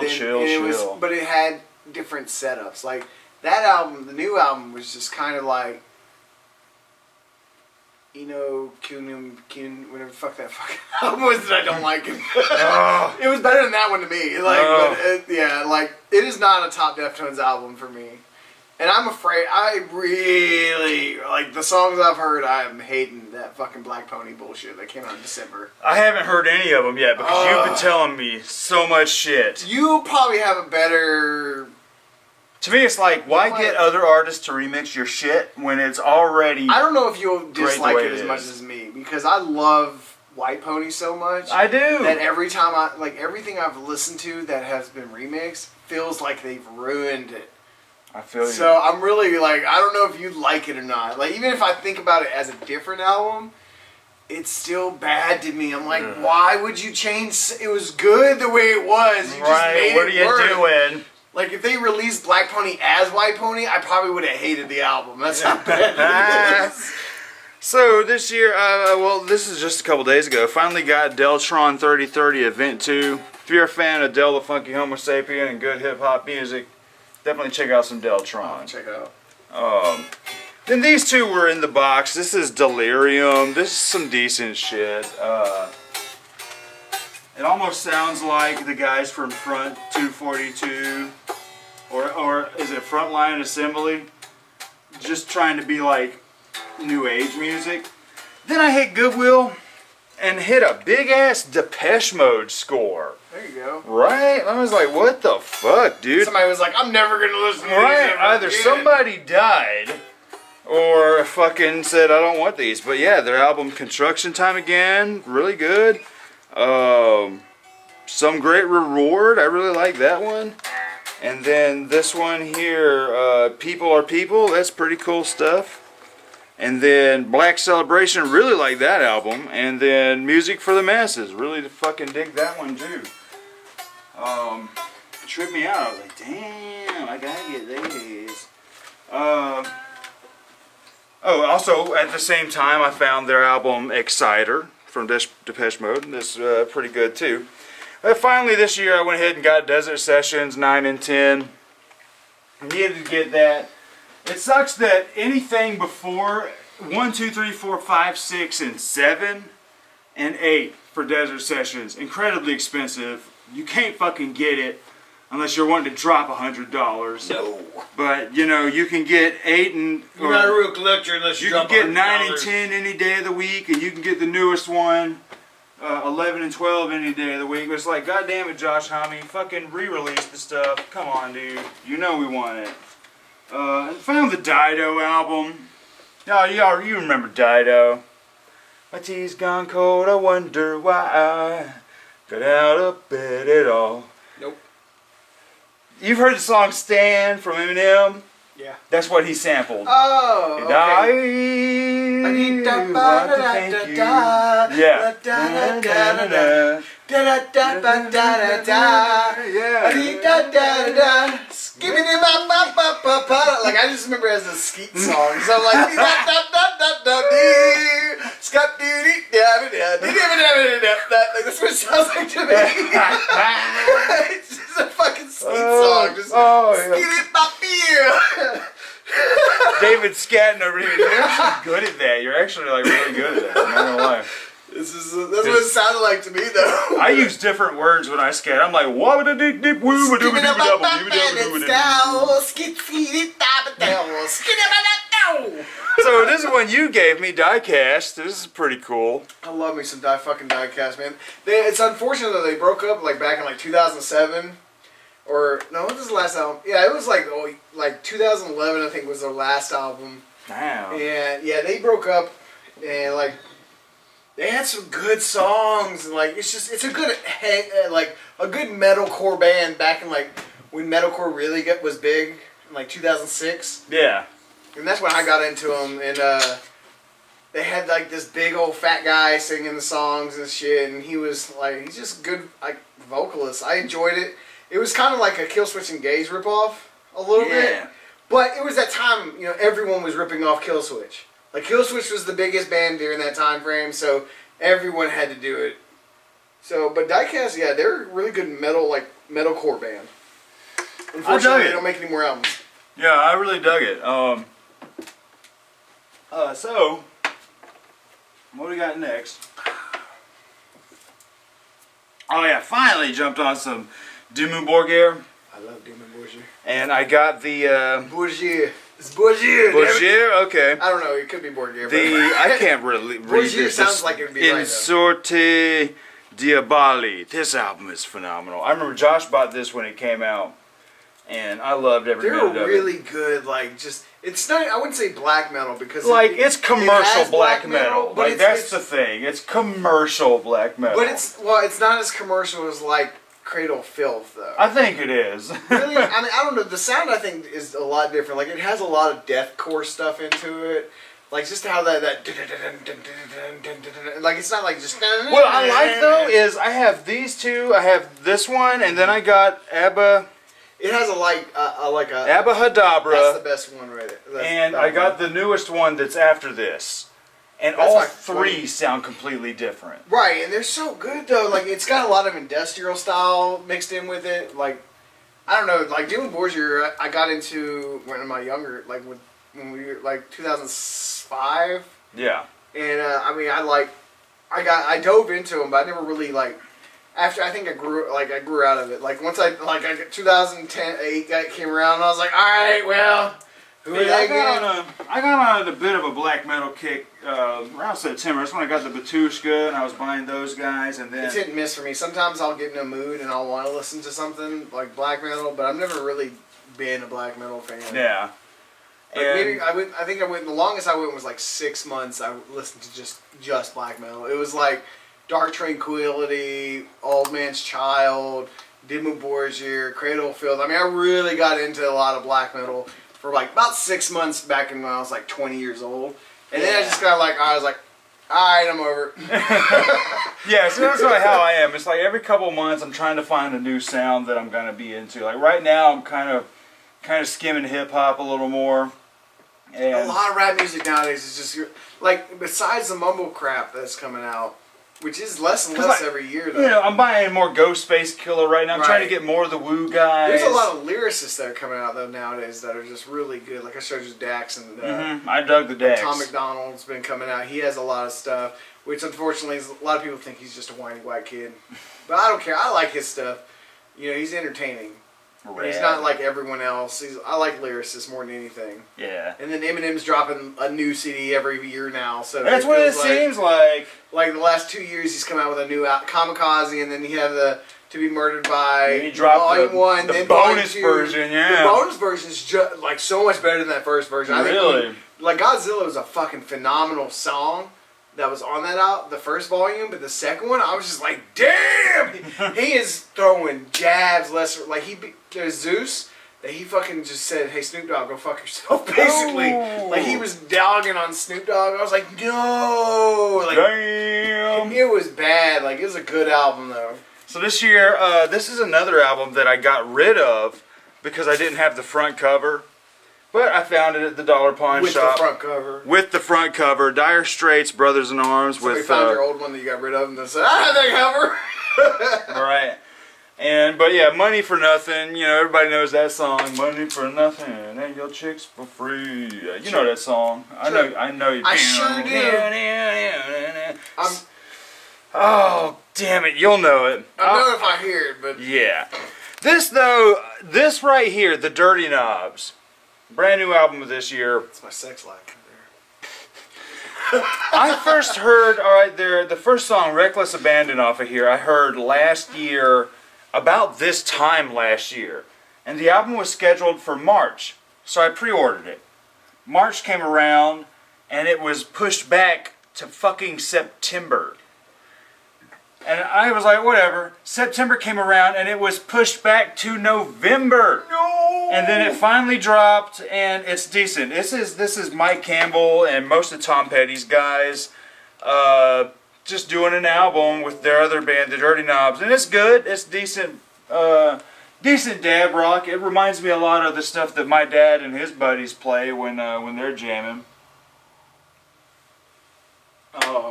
But to me, Reckless Abandon is like the best song on there.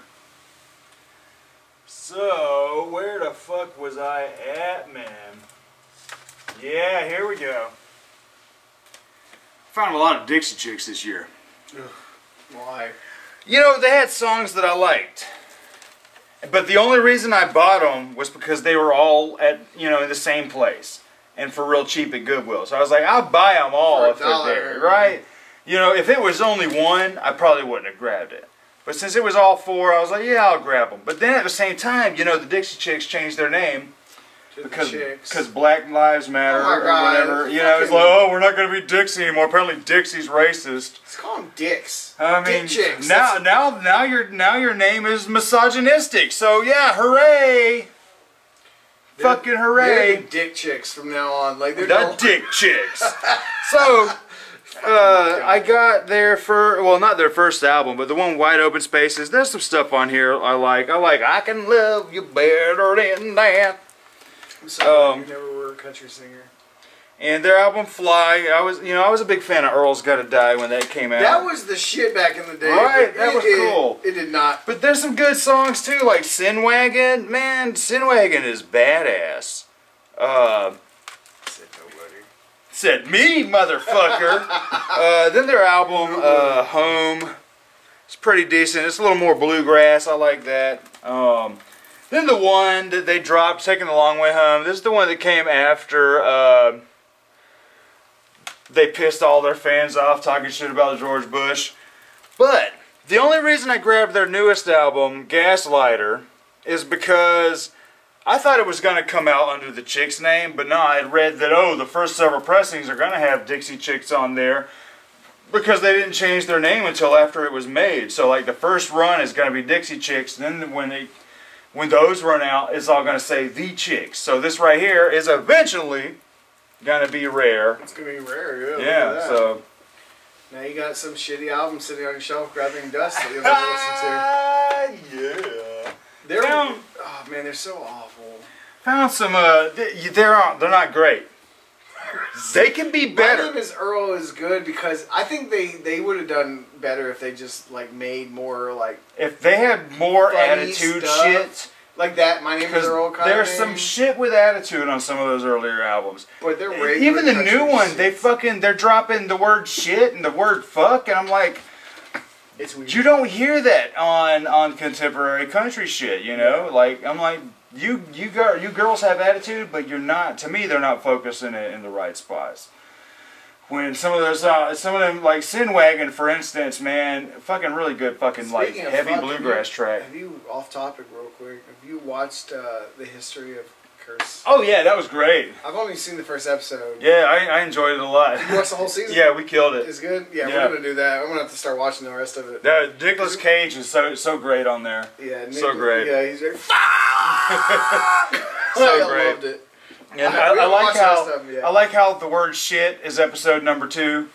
Yeah, I haven't watched Totally it yet, makes so- sense, you know. But anyway, I found the Donna's album, Gold Medal. Decent, like punky, rocky chick Donna's, shit. man, that's some 90s shit right there. I'd say early 2000s. Was it? Yeah. Was that album in the 2000s? Because I thought they started in the 90s though. I don't know when. I don't know They've shit been around a about 'em. while. But I know I didn't start hearing about them until the 2000s. But here we go. I finally Grabbed grabbed out ripoff. the newest Dollskin album. Is it any good? Love is Dead. I haven't listened to anything since the first album, so. Manic Pixie Dream Girl is better. Oh no, that's In the second first album? So, yeah, And this one's about the same. They aren't really. it's a bland Yeah, punk girl it's rock. just, I don't know, it's not doing much for me. You know, it's okay. Her cover stuff is better. Yeah, that's the And weird they're thing. kids. They man. gotta grow into it though. Like, Yeah, congratulations you know. on you buying their stuff. Like, I respect them. Like, I've seen them live. Yeah. So 'Cause there's they're some rad so damn good girls, live. They man. were so good live, and it's all the same. They haven't changed any. It's all the same members. They're over 18 now. Well, yeah, I think the youngest was just turned 18 or something. Or she's 19 now. But when I saw them, it was back in like 2016. Yeah, when they first was And dropping shit. She was like 16 or 17 years old, the youngest girl, and that was the singer. And I think the drummer's the oldest. She's like 25. They were all young, man, early Well, teens. yeah, the drummer, she's like 24, Kind of like when 25. Kitty dropped, you know? When Kitty dropped, they were Yeah. all in their early teens. And they were good live. Like, I mean, that was like, that's the reason why I told you about it. I was like, man, they were fucking awesome live. I mean, sometimes bands sound like that. They're better as They're a live live. band. They just can't And I capture that hope, energy I really in the hope studio. that Dixie Chicks, I really hope that Dollskin keeps going. Yeah. Because I want to see their progression. Like, I Yeah. want to see if they do So get far, better. the progression hasn't been all that great. It's kind of just steadied out. Yeah, but I'll still be buying their shit, you know, just Because maybe you'll get that gold album where you're Yeah. like, damn, you girls have grown up. Yeah. I mean, to they're- me, Kitty kind of stayed consistently good Right. through their career. They consistently got better, I think, because they changed their genre. Yeah, from- every album sounded different. Well, their first 2 albums were the closest to the same. The first 'Cause one they was were- definitely nu metal. Second one, definitely doom metal. Yeah, Most of it was doom very metal. There was like black metal shit And on then that like third their third album. album was the third album was when they were trying to break apart from the new metal scene. Yeah, and that So they got a lot of black hardcore. metal style Yeah, they were shit. black metal, and then they had a little bit of hardcore Then the fourth metal. one is when it kind of went a little commercial. There was like no screams on that Yeah, album. and then the last one was power metal straight up, like almost. Well, I mean, Yeah. it was a good metal Good album. shit, though. man. And I don't dislike any of their albums. Like when we do that Kitty retro this year, say it It's here, gonna people. happen. Probably, Gonna hopefully, happen. hopefully in March. We'll Hopefully actually get so, it. man. 'cause February maybe. I don't know. I'd love to do a proper March Metal Madness, man. Like we blow the load every time we come up We with a should thing. plan on it. Like what we should do. We'll talk about it later. I don't wanna Yeah. Interrupt your video. So this right here is another thing I found in the mystery box. Dora Flood kind of reminds me of Placebo a little bit. Decent shit.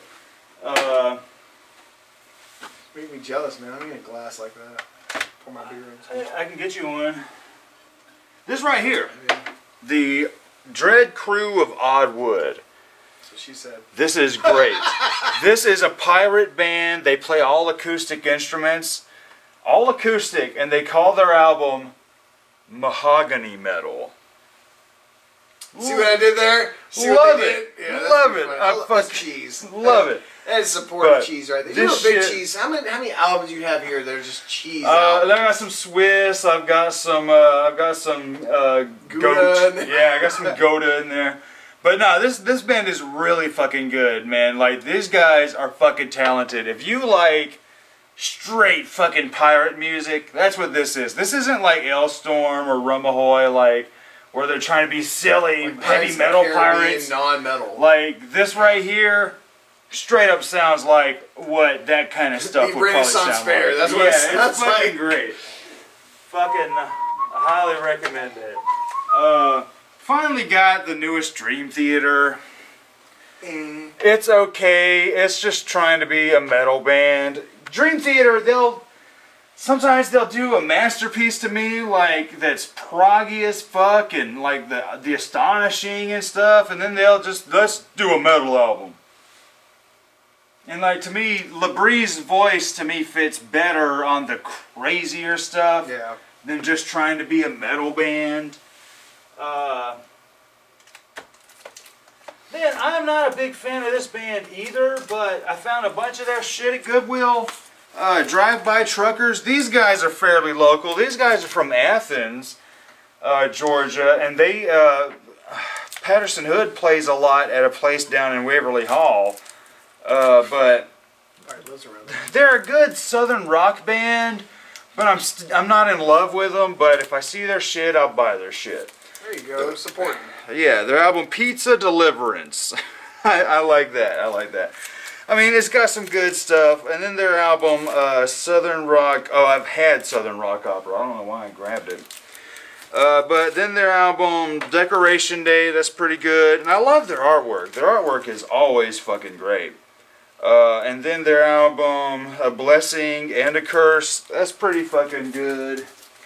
It's like when your titles and your names of the songs are better than the band. Oh no, I didn't have Southern Rock Opera because I had this one, The Dirty South. But yeah, So, Southern Rock Opera. Pretty decent. pretty good, man. And then, alright. I guess I'm gonna grab this one too. What is this? This is one you gave me, Dust to Dust. Or no, I got this out of the mystery box. I was like, I didn't do that one. This is like some Static X style shit. Alright, I need to listen to that then. Yeah, it's Any pretty good. It's decent. Like, I'm all about some fucking kind stuff. it's like new that, metal- if it's that new metal, industrial fuck. new metal kind of sound. Dust to Dust. I'm gonna have to check that out. Yeah, pretty decent. These guys went nowhere. These guys went nowhere. You're right. But- There's a lot of metal. Like there's a lot of underground like metal bands that didn't go anywhere. But it's decent. But I mean, I'm a fan. I'm a huge nerd of new metal. So if it's a new metal band, I like. Gonna check it Surprisingly, out. I've never. I'm gonna at least check them out. Mm-hmm. Like there's so many good new metal bands out there that are underrated as fuck. Like they came out right at the end of the new metal era, like right when new metal was kind of dying out. Mm-hmm. When Edema started ruining it. I like Edema sometimes. But yeah, I mean, there's a lot of bands that kind of do that. But I'm gonna have to check that out though, because they came out. When's the date on that? That date is 2001. Yeah, so they like came out prime, right with Static yeah, X. like prime. So they probably got fucking- eaten out by Static. Like that's probably what happened, because a lot of good bands, like the big bands, Like, because that's when Static X's second album dropped, Yeah. and like new metal was on top. Mudvayne was coming out. Yeah. Slipknot came out with Iowa. Right, I this- mean, it was there. So This they is- probably yeah. got like fucking. They just got ground. lost in the shuffle. Right. I'm gonna have to check that out then. So you guys all know I'm a big Dust Bowl Revival fan. So this year they dropped a new album, Is It You, Is It Me, which is, man, it's really good, really fucking good. And then I finally found their very first album. This is rare as fuck. Zach Lupetin and the Dust Bowl Revival, The Atomic Mushroom Cloud of Love. And that's pretty good too. Like, I love the shit out of this band. Like, you know, they used to do a lot of Dixieland jazz and bluegrass. Like, they were like Squirrel Nut Zippers for folk music. Whereas Squirrel Nut Zippers were for swing and weird, like, jazzy stuff. But their newer stuff kind of takes more of a pop rock approach, but they keep all the same instruments. So it's like you get this pop rock style music, but with non-conventional pop rock instruments. So it's like real interesting. I really dig it.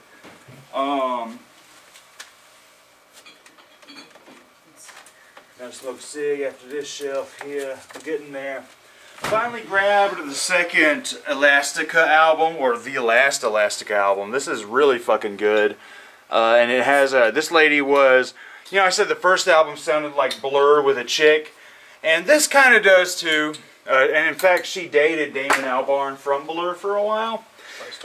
But this has a cover of that song "Da Da Da" from God, I forget the name of that band, but you know, da da da, bum bum bum bum bum, da da da, you know it, damn it! It was in commercials like a motherfucker in the '90s. There were a lot of songs back in the '90s that came out with commercials. So what is this shit? Yeah, okay. Found the second Eve 6 album, Horoscope, pretty decent. Still like the first one better. This was in the mystery box. This blew me away. Eve's Plum. I've heard them. Yeah. That's surprising. Right. And you know what tripped me out? I didn't know, but the lady in this band is who became Vitamin C. What? And this is like some decent whole style rock shit, you know? What the fuck? It's like something you listen to on a sunny day. Right. And then she goes and does Vitamin C. Right. But I found the first two Evanescence albums at Goodwill. And like I said, I only bought them because they had both of them. You know, if it was just one or the other. You know, I like. This is like new metal album, the album. No. This shit, the Fallen. Everything It on that is. album, yeah, everything on that album is like all you picture is Daredevil, the movie, though. It is. Let's do what is popular and get What's popular. her first album? She was what, 18 Right. years old. But then this one, actually, the Open Door it gets better. is not bad at all. I actually don't mind it. She gets like I think she breaks away after the third album, away from the. There's like no new metal style shit on that. No, second like album keep there. listening then, because it doesn't go. It doesn't. It gets. She gets far away from the She new gets metal. better. Yeah, like Because that's even got a more goth metal vibe. Like, I'm not gonna. It's a lot. People more are gonna crucify me on YouTube when I say this, but the Open Door has some Lacuna Coil vibes I like to it. her Because I love Lacuna Coil. I like the Lithium on there. A lot of her other. I just hated it because I got so sick of hearing the "Call Me When You're Queen, what Sober" is it, song. The Snow White Queen. I like that one. That one's a good one. But yeah, not a bad album. No, I was like, yeah, She I did- talk a lot of shit about things. Was it 2019? I think. Yeah, they had a new album recently. Well, she just. Well, no, I think they're releasing one.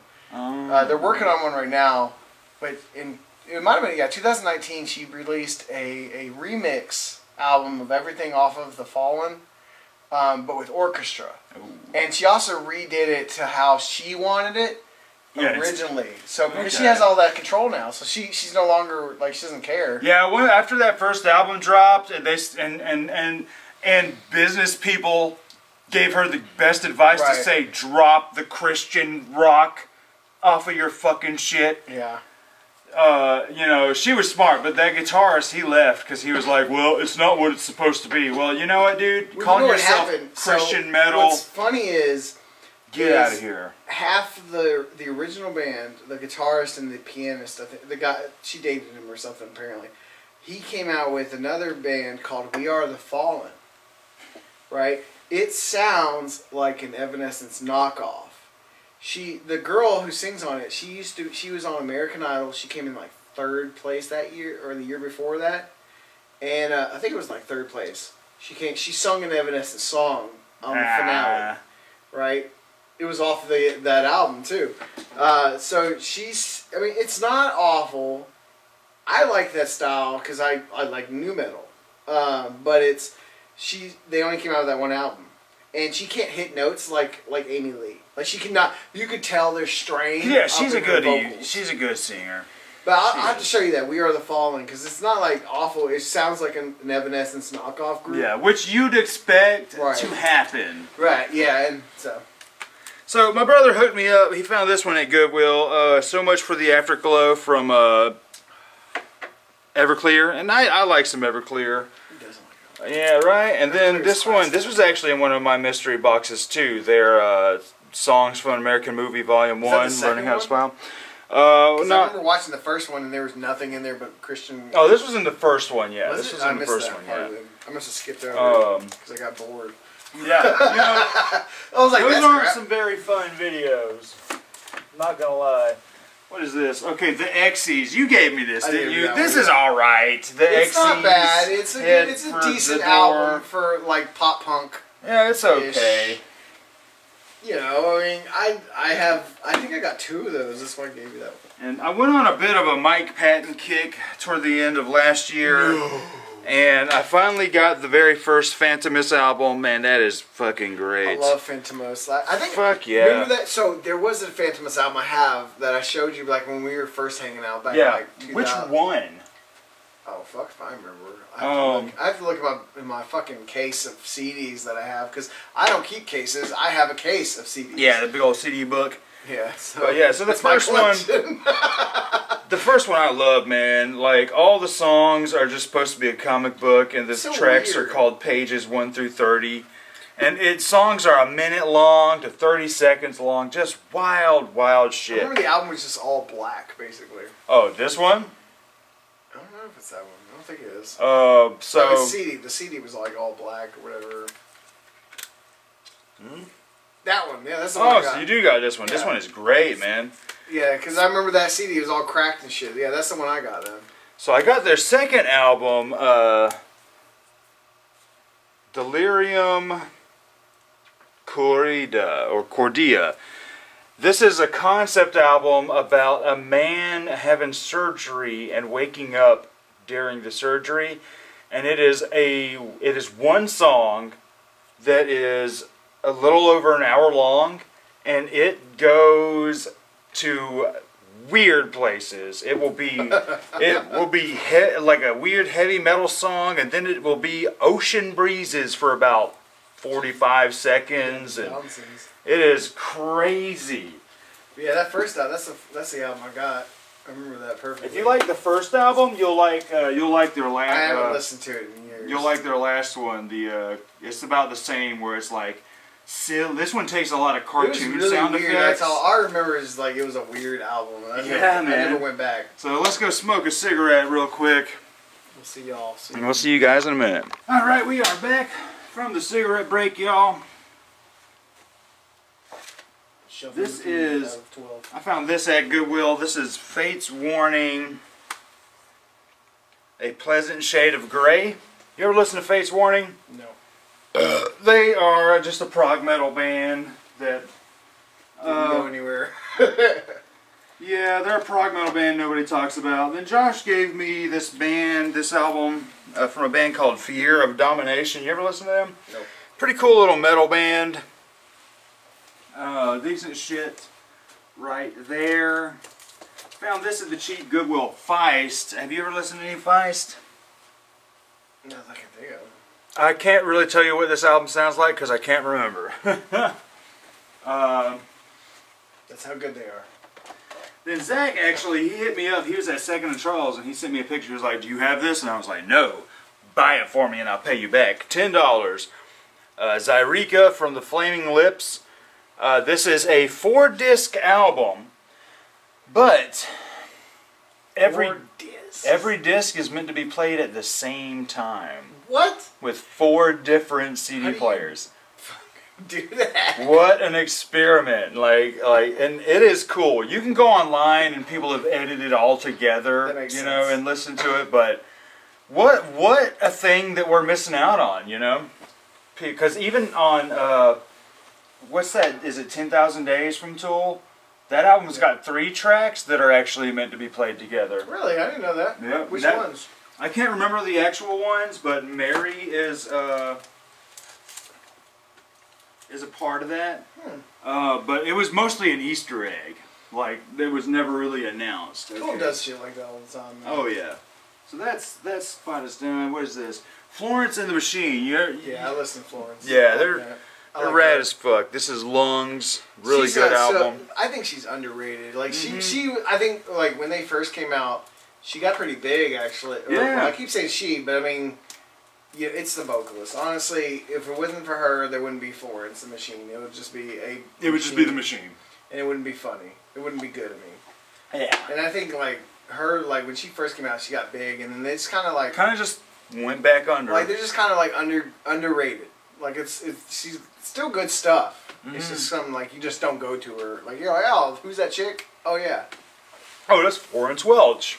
yeah. So this is a Fright Night, Scary Sounds and Music, and I'm a big fan of like Halloween. Yeah, just Halloween CDs and stuff. So I found this at the cheap Goodwill, grabbed it, and I had it playing when we were passing out Halloween candy, and it's pretty cool. It got some cool stuff on there. I actually had it playing when we were out doing some yard work this past summer, and the neighbors probably had to have been like, "What the fuck is going on over there?"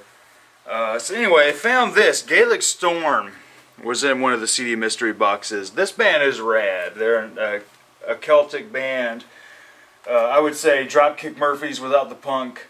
You know, just Irish band. Okay. But they do that song that is in Titanic when they're all jamming down there in the party. Yeah. Okay. And then finally got some more Amanda Gallus. The singer. This is really good. Amanda Gallus is one of my favorite female artists, but she is an acquired taste. I had it playing one time, and Stas was like, "Oh my god, my insides feel like I have been in a car wreck." Is that bad? Yeah. She's got an amazing vocal range, but she does weird shit. I call them weird pterodactyl screams. She's an odd lady, but really, really good. This was also in the CD box. Garbage's album. Wow, Beautiful I like Garbage, Garbage. right? So that's one of those female '90s Yeah. like, grunge bands. Fucking love Garbage. This album, I don't like it as much as the ones before it, but it's pretty good. But you gotta look. I was like, because you know, with those CD mystery boxes, like, oh, this is garbage, garbage, garbage. Oh, And but then this is actual garbage. garbage. Yeah. Garbage you want to keep. Garbage is the garbage And you want. this year I finally completed the Jenna Torturers collection. You ever listen to Jenna Torturers?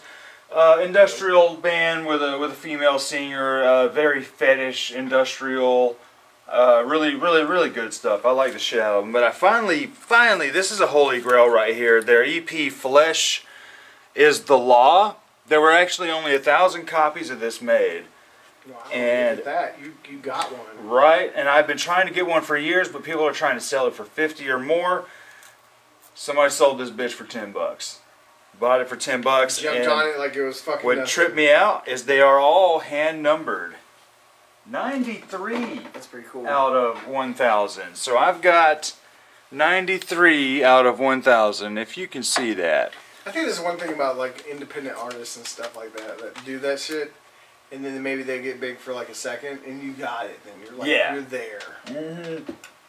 And sadly, they haven't made it. They're still together, but they haven't made an album since '09. Like, what the fuck? Just been touring, Yeah. Then I got their doing covers. their Touch Myself EP.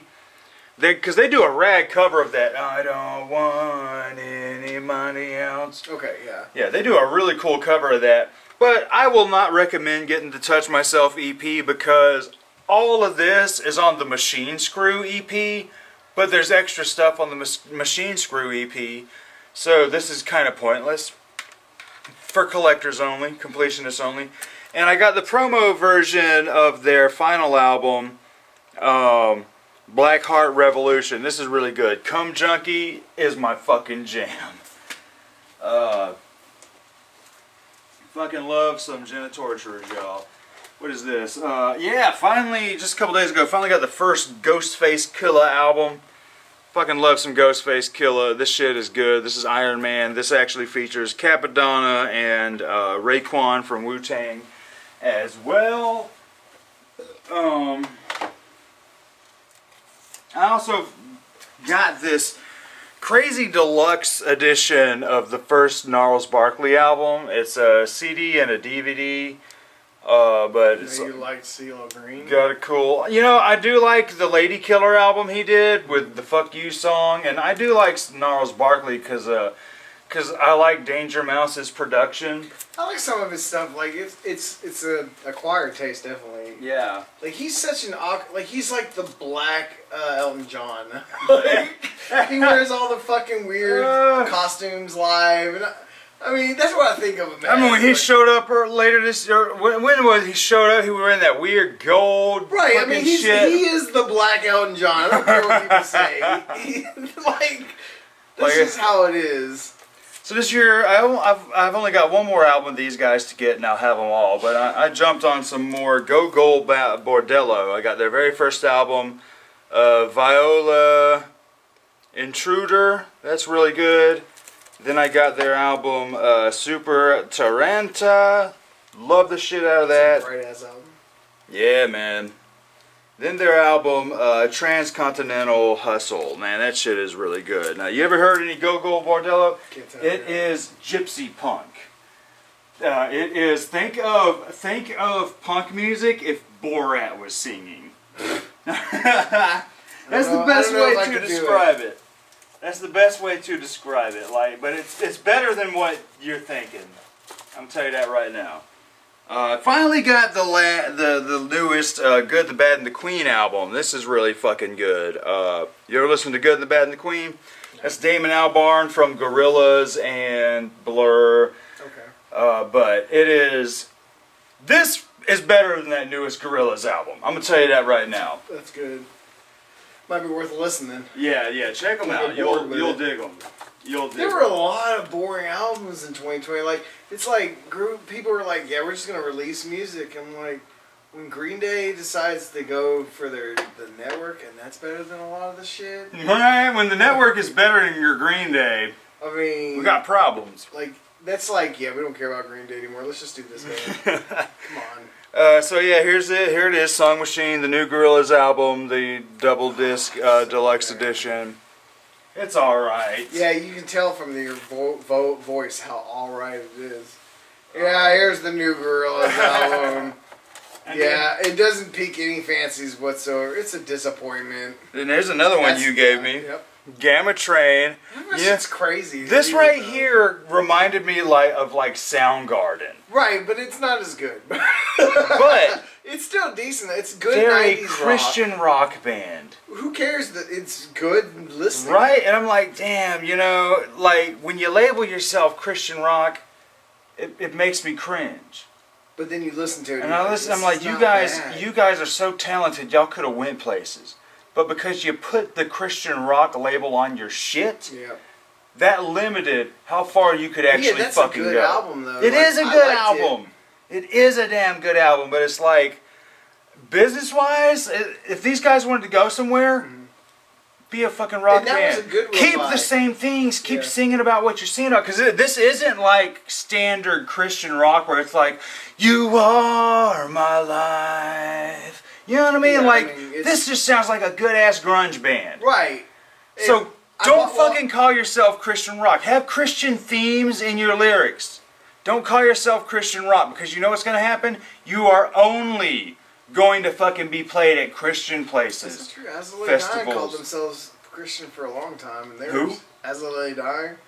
And Yeah. they're great. Yeah. Like, I love them. Yeah. They're no longer that. I mean, obviously, the minute you put a hit out for your ex-wife, you are no longer a Christian. Oh, yeah. No So I one got will this at ever the see cheap you. Goodwill. Amy Grant, Heart in Motion. You know that? Yeah, you know that. Baby, baby. Na na na na na. You'll know it if you heard it. Probably. The only reason I grabbed it was because like Stas was like, "Oh shit, my dad used to play this all the time." I was like, "Yeah, fuck it, looks good." Fuck it. Dad used to play it all the time. It must be working.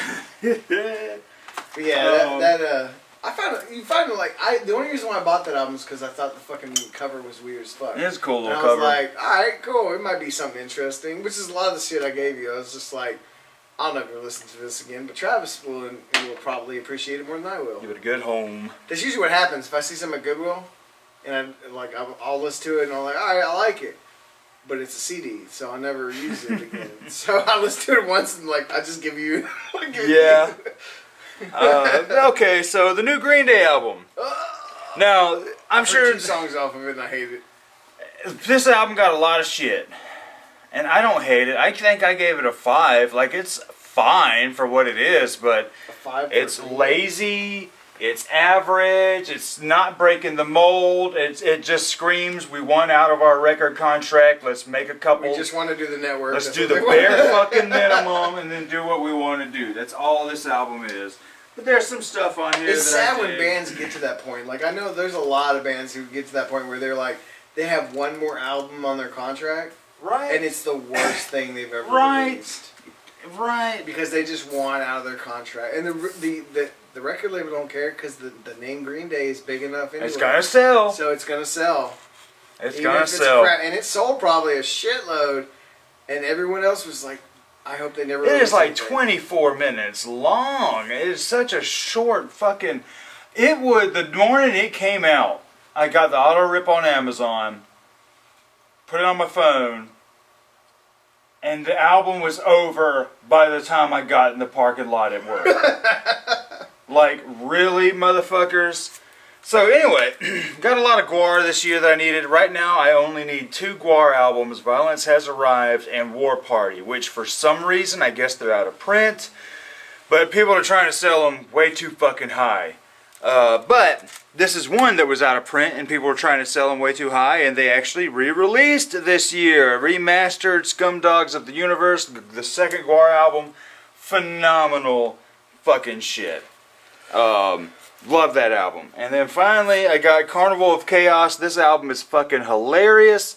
Thing about Gwar is before 95. Violence Has Arrived came out, they were a wild band. You never knew what to expect from a Gwar They album. have a You lot, might, like their first few albums are a lot of punk. yeah, the first There's one's a lot of punk definitely rock. punk as fuck. And then I think they got in. They even did a grunge rock style. Like from here on out, like things were just, no song sounded the same. Yeah. You might get a country song.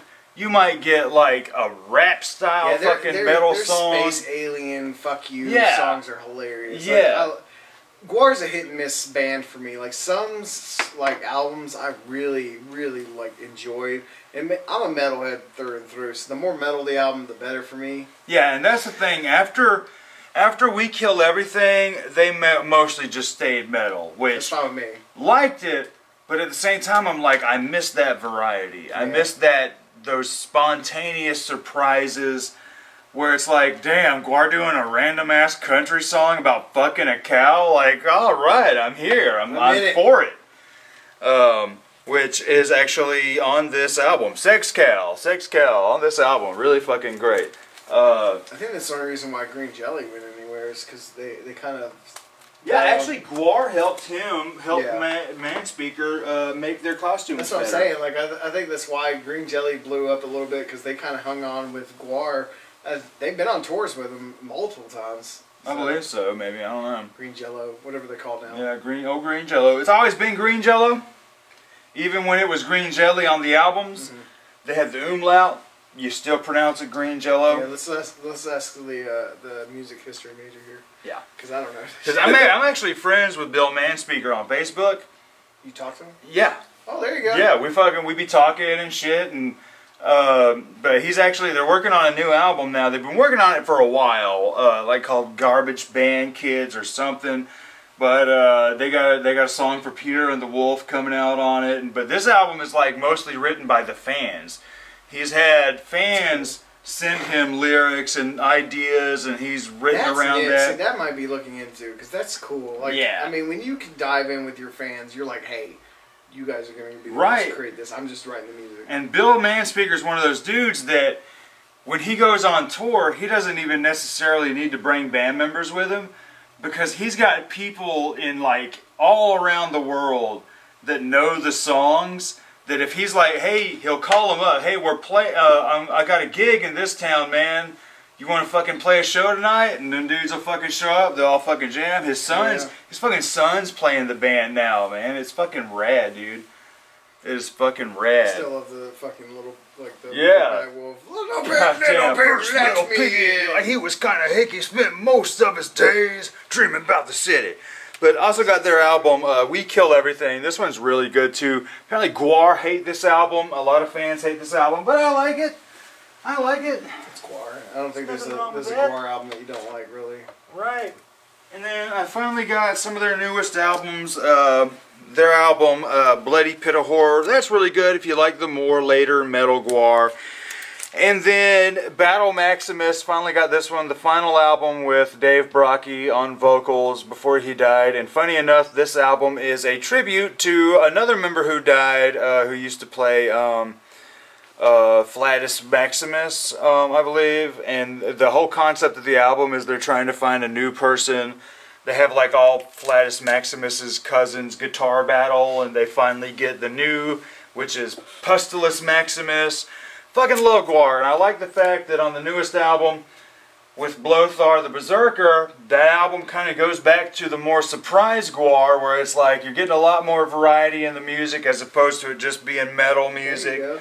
And they're keeping Gwar alive, even though it's not Dave Brockie. But Blothar, what I do like is that Blothar has his own style of vocals. He's not trying to sound like Dave Brockie, you know. So, keep Gwar alive, man. Keep Gwar alive. What the fuck is this? This is some shit called the Hair and Skin Trading Company. Some kind of noise rock band. It's whatever. Try this one too. The new Haken album. Virus is whatever. I wish they would get a little more wacky again. This one and that last one, Vector, have just kind of been like, whatever, man. Fucking whatever. Yeah.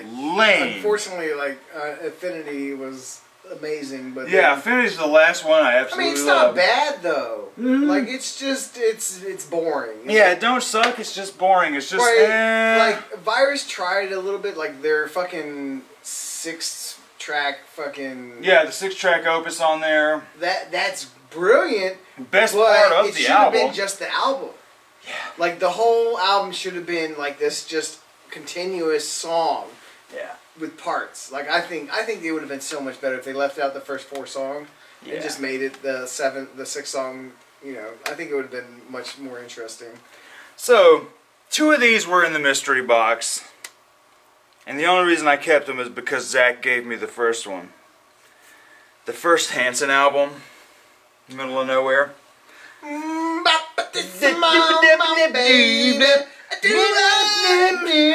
It's so bad. They're all guys in their 40s. Yeah.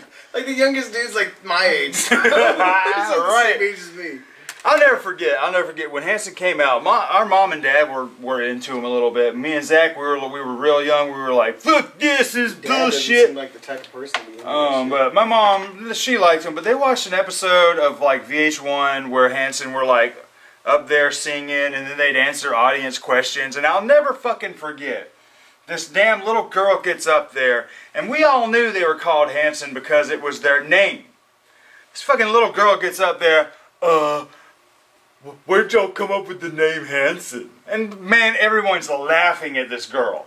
And they're like, oh, it's our name. She said, okay, I'm just glad I got to talk to him. Oh. Like, bitch, shut up. Go fucking grow up. Anyway, but I got a funny story about this first Hanson album. There's a hidden track on here called The Man from Milwaukee. And I like the song. I actually really like the song. But the only reason I like the song is because years ago, a buddy of ours, Robert Register, me and him were in the basement a lot writing a bunch of different songs, and he was cool. He had this Sum 41 vibe to him, and we wrote a couple really fun songs. I don't think I ever met him. He was always kind of in and out. Like, he'd show up for a while, then we'd never see him for about a year, then he'd come back around, you know, one of them dudes.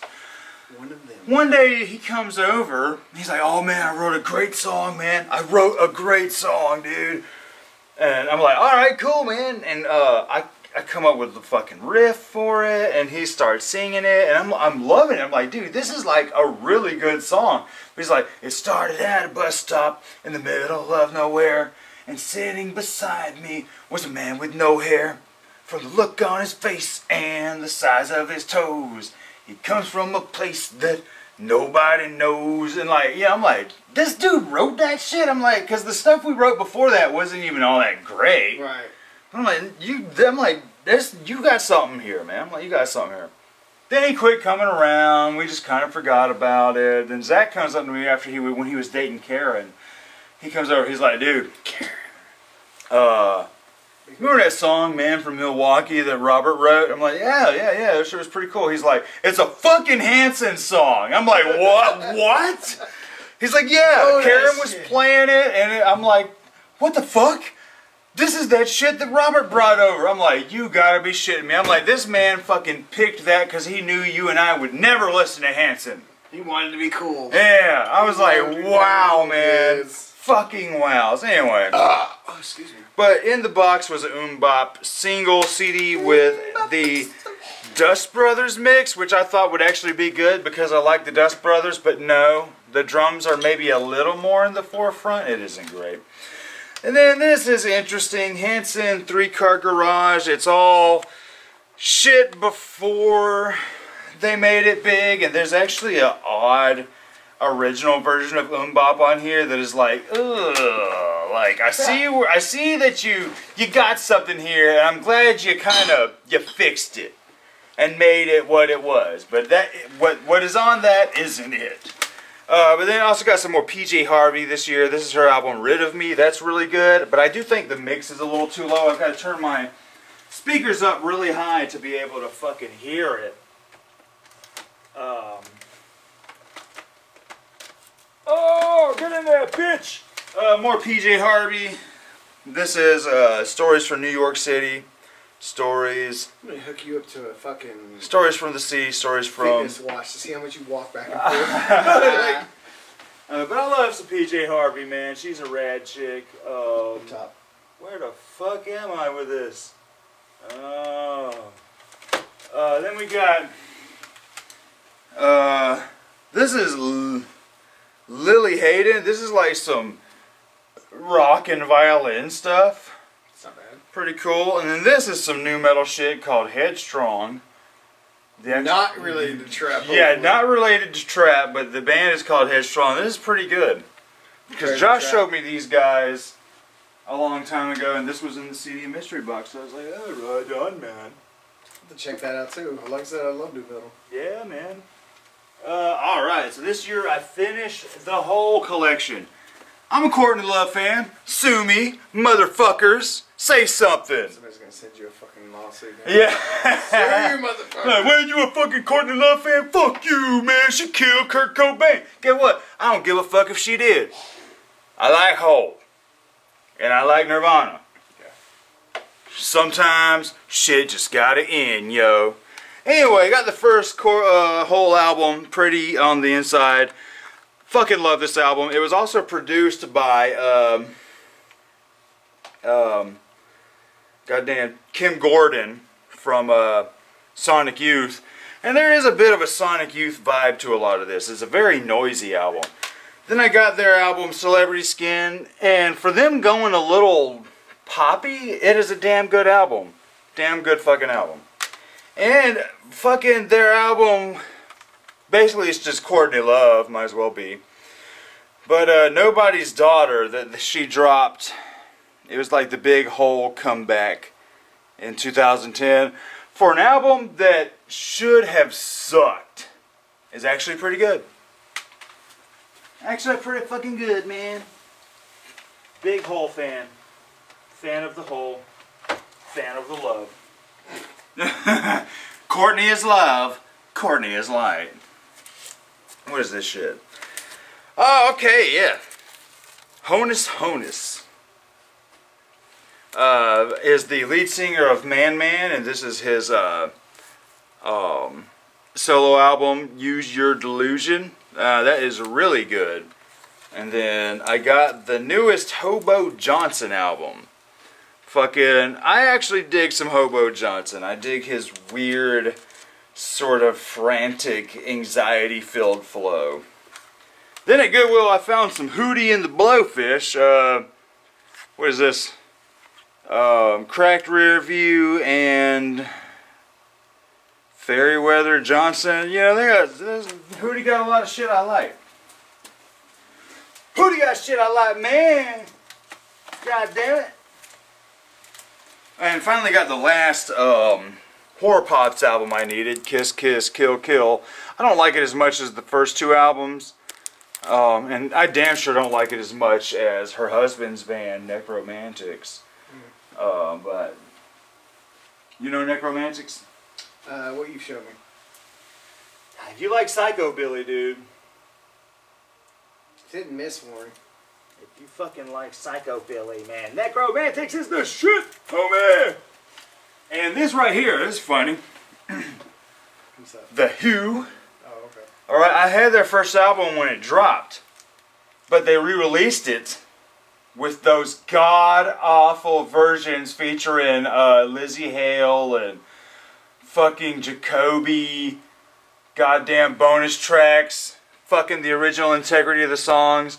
But what's funny is Zach had ordered it and it came late. And Amazon said, oh, it might be lost. Here, click this button for a replacement. So Zach got his replacement, and this one came, and Zach gave me this one. And, you know, fuck it, I'll get it, I'll take it. It's a deluxe edition of it, but no, I don't like the ones with the American motherfuckers singing it. Now, the one with Lizzie Hale is actually pretty good, but, you know, Come on, people. now this is a band I found this year. That I showed you, Igor. Yep. And this shit is phenomenal, man. like If you like weird ass fucking, like Mr. Bungle style kind of shit, just, it'll be like a Frenchy fucking accordion thing for a second, then it'll go to like some black metal, then it'll go to like some electronica. I don't know, these guys transcend fucking genre, They but do it for you. man, they really do. Their first album, Nostril, really fucking good. Second album, what is this called? Hallelujah, really fucking good. And then their third album, Savage Sinusoid, really fucking good. And then their newest album for this year, Spirituality and Distortion. Loved the fuck out of this band. This band blew me away. Blew me the fuck away, man. And then what is all this shit here? The last of that bullshit. Imagine Dragons Evolve. I'm not a fan of this band, but it was in the mystery box, but I kept it because Stas likes a couple Imagine Dragons songs. Natalie Imbruglia. Zach gave me this. That's that bitch who did that song. All out of faith. And something lying naked on the floor. Okay, yep, I know those lyrics. That's the only line we know. That's the only line. That's the only line we I those know. lyrics. Then I found a band, probably my favorite black metal band ever. These guys are from New York. And, Favorite black metal band ever. yeah. I thought that was Cradle. Well, no. I mean, as far as the genre goes, Yeah. Imperial Triumphant, man. The first album, and I can't read that, but first fucking goddamn Imperial Triumphant album, and then they re-released the first one with their Goliath EP, which is a song, Sodom and Gomorrah, really fucking good. And then their album, Abysmal Gods, man, that's fucking great. Still trying to get their Vile Luxury album, but for some reason, out of print, people trying to sell it too fucking high, which makes no sense. It came out like 2 years ago. But this year, we got the brand new album, Alphaville. Holy fuck. These guys do black metal by way of jazz. The drums are jazz drums all the way. They're not blast beats, at least on the newer stuff. And Trey Spruance from Mr. Bungle fucking produced this album. And man, not gonna lie, when I first heard it, it hurt. Like, it raised my anxiety when I was listening to it. I was like, oh man, there's only so much of this shit I can take. But fucking, the more and more I listened, the more and more I found the true nuance of this beast. Right. And I'm like, fuck, this shit is so good, but man, I can't listen to it all the time. I gotta be in the mood, but I can fucking give credit to where credit is Black fucking metal's due. hitting this for me. Found a couple Indigo Girl albums coming from goddamn Black metal. Black Metal to Indigo Girls. These decent folk band, you know. Where are we fucking at now? Oh, we're almost done with this shelf. Almost time for a cig, my homie. You still in the game, David? I'm here. You are in the game. NXS, Kick. You know NXS. This album is so fucking good, man, with goddamn New Sensation, Devil Inside, goddamn Mystify, Kick. This album goes fucking hard all the way through. New Sensation, new... I love it. This motherfucker. What is this shit? Okay. Finally, got the second and final Jack Off Jill album. And I love Jack Off Jill. Love it! Because I got their One of my sex... all-time so Jack Off Jill is like one of the first real metal bands that I got into. Mm-hmm. Like they are pre-kidding, and man, like the first song I ever listened to by them was when I Am Queen, Yeah. and it was when LimeWire was huge, right? Mm-hmm. So I found this out. I don't remember where I found this song at. Obviously, it was fucking 20 years ago. But like I heard, but I'm Queen. I was like, that when I'm Queen reminds me of Poppy. Like if you listen to it, it has that very low, like high pitched kind of voice that Poppy does with her metal stuff, and it sounds a lot like you could hear Poppy singing that. Like try to really listen to it again though, because it has that kind of girly bubblegum pop vocals. But then she's like, it's like she just hits like those notes. I mean, it's like that album too with it. I was like, damn man, I love that album. And they came out with like when they split up, and then the singer created Scarlet. Yeah. I haven't heard any of that stuff yet. It is not Jack Off Jill. Like it is just, I didn't like it. Like I listened to, like I bought the album, and it was just disappointing because I wanted Jack Off Jill, and I got Not Jack Off not Jill. Jack. Like I don't even know. It's been so long since I listened to it. Like I have the album in my car. Abstinence Jill. It was just.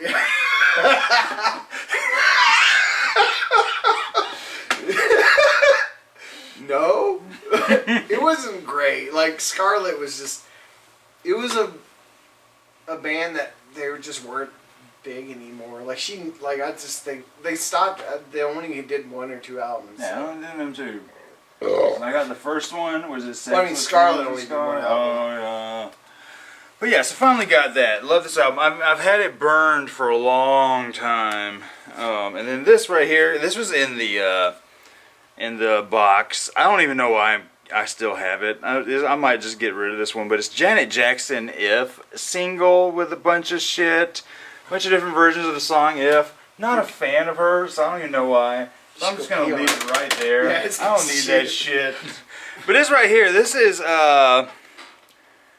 Jaya, I don't know what that is, but it's called Fire Dance Songs for Winter Solstice, and the Winter Witch in me likes this album. Very, very folky shit.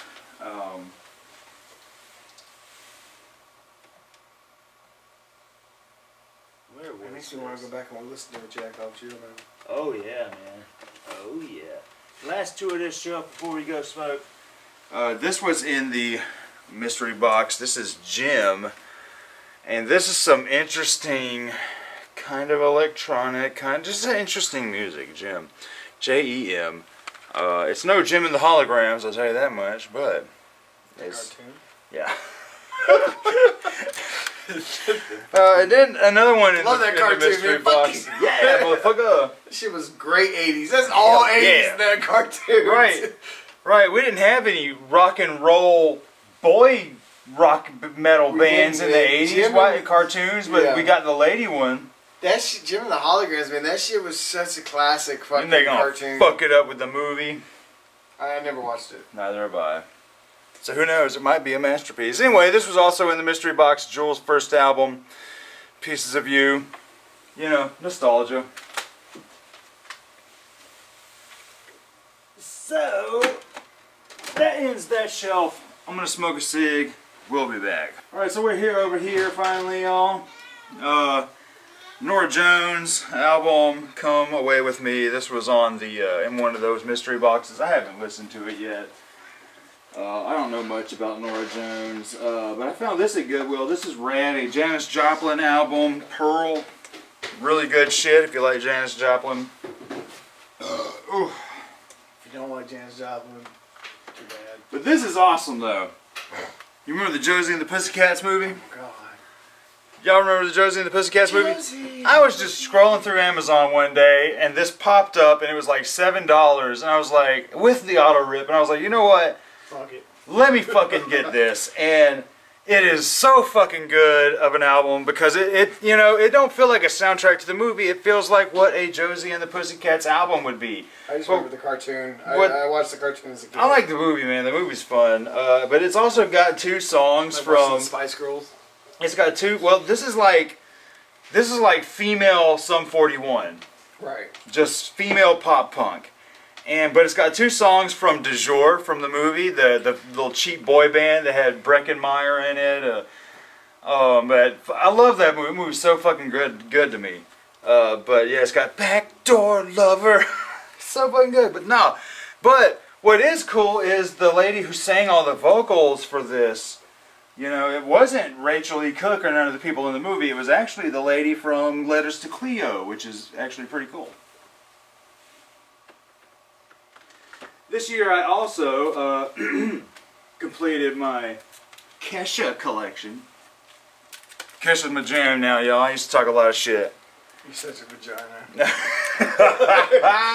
Straight up. But it's funny. I'm listening to some cat shit. I'm just like, this sucks. But it's funny because a couple years ago she dropped that album, and I bought it. It's the one that has the songs with Eagles of Death Metal, and I was like, damn, this is actually a really good album, minus a few songs. And then early last year she dropped a new album, High Road. And you know what? Dug the fuck out of it. I was You're like this one of is those fucking fans good. though that show up at her concert and like she's just creeped the fuck out because she doesn't understand you. She's just like He doesn't look like everybody in the crowd. like you would stand out in a fucking Kesha concert like a fucking sore thumb. Because everybody, like you just be like, yeah, this is awesome, and then like all these girls are around you and they're like fucking 12. Like just you're like she's like, that man's a rapist. Let's fucking look at it. Make sure we track him. There's a Kesha. I'd be up in the crowd. So pretentious, so damn pretentious. I've gotten to some pop music, but I mean, I can't buy just see myself buying it. Like Taylor Swift is as close as I bought an album for. Or I didn't buy it. But funny I enough, downloaded it. all the other Kesha I got came from Goodwill. Because, you know, this older Kesha, I'm not trying to spend full price on. But the newer Kesha, totally into it. But her first album, Animal, is not good. This is the one with blah, blah, blah. don't know And anything that wake in the morning with a bottle of Jack. one. Okay, Like, I know that. not good, man. In the morning with the Like, bottle of Jack. it is and not a good, man. beer. It is not fucking good. But then she Lots did of a... people say it's not good. She did an EP after that called Cannibal that is actually pretty good, like a lot better than that first album. Then at the Goodwill I also found her other album, Warrior, and you know what? I dig that. Okay, Iggy Pop is on here. Love that album. I thought you were like, oh my god, that album's amazing. No, the ones after these is Oh, like yeah. where I'm like, the ones after these is where I would He's say a I became fangirl. a Kesha fangirl. And- Fangirl that. Oh my god. I got the new Kesha. I think with a lot of pop star girl wise, I think pop stars always tend to suck their first two albums, yeah, and and she then gets like better. they kind of get better because they no longer are like they're no longer having to worry about what the record company is wanting them to do. They're big enough to where they can do their own thing. Yeah. And that's the reason why I like a lot of Taylor Swift stuff because she does like the last two albums.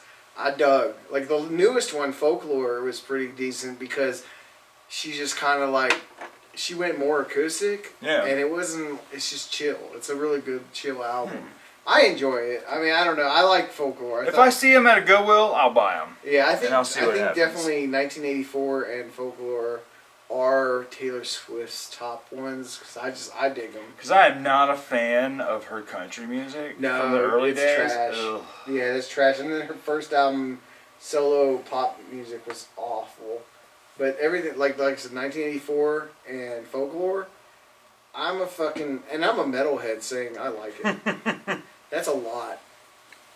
Speaking of King Diamond from earlier, King got Diamond! his album Conspiracy earlier this year. Really good. Let me go! What'd you say?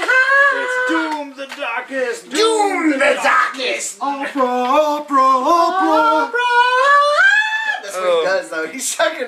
He's the worst fucking high pitched singer ever though. Like you look at Judas Priest, right? And like what's his name?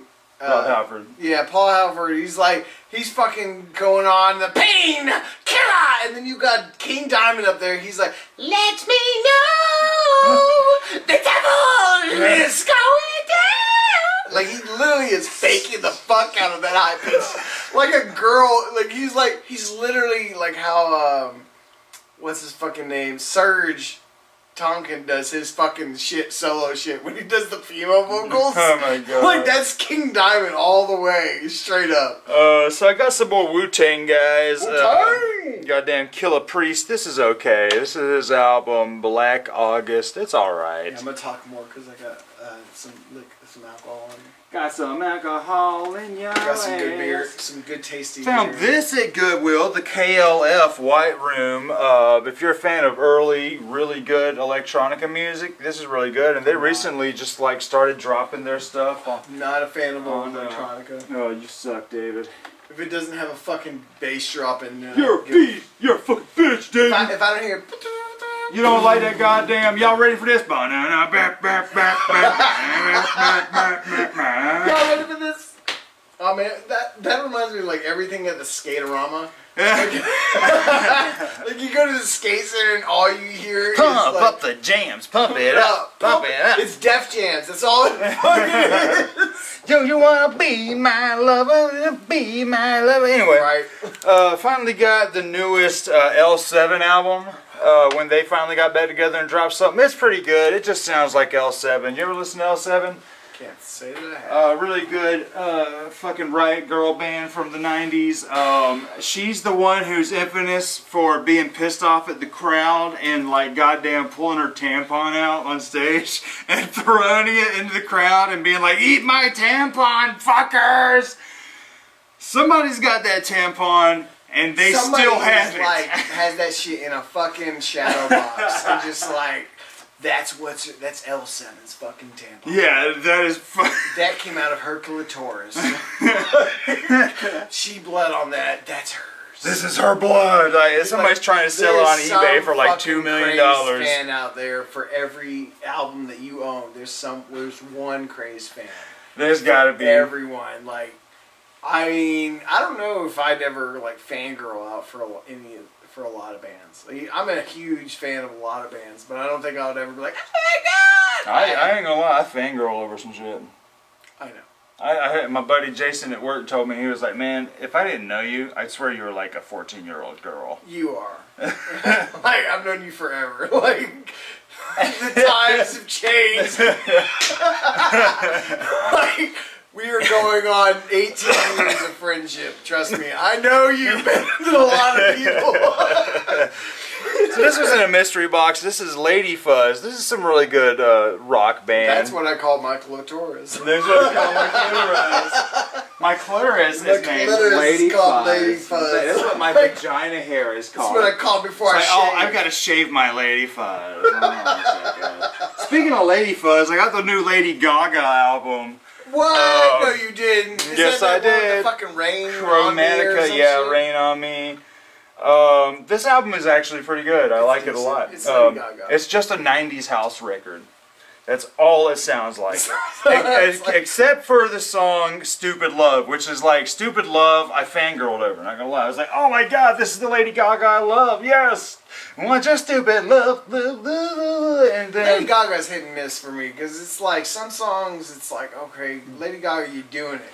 Like I dig her when she sings, but I'd hate her when she fucking does the pop shit. Like I hate the cell phone song more than anybody. Like Best shit she did was that Born This Way album. yeah, I mean And goddamn, but this is pretty good. Pretty decent. For you New don't Lady sound Gaga. like it's pretty decent. You're just saying it. It is not. Lady Gaga, if you ever When watched I heard she's the like some fuck- old when I girl heard that- Stupid Love, I was like, yeah, motherfucker, this is what we're getting. But then I heard the album and I was like, it just sounds like Basement Jacks. I thought she was fucking super hot in what was that movie? That show, American Horror Story, Hotel. And I was like, Hell, I liked her better as that weird tree bitch in the goddamn Roanoke season. Yeah, the Roanoke one was fucking great. But like, I dug her as a vampire, and I was like, this is what you should be doing.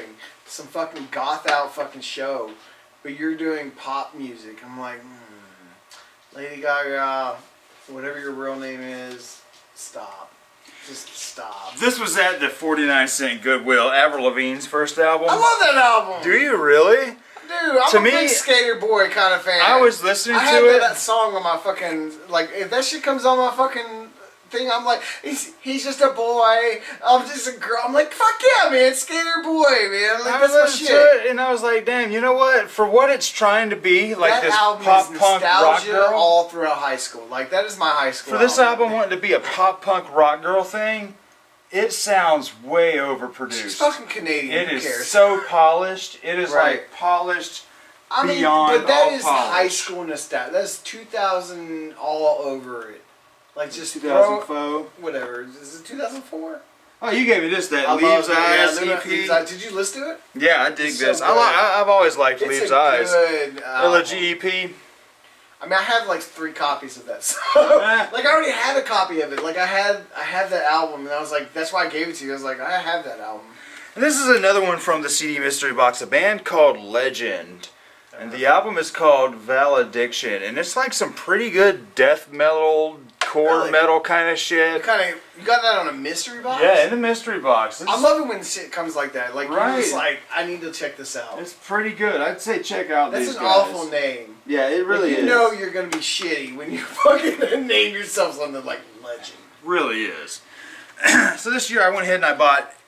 Okay, well I found this, the John Lennon Plastic Ono band Get some at a John pawn. Lennon up in there. And it's alright. It's not as weird as I wanted it to be.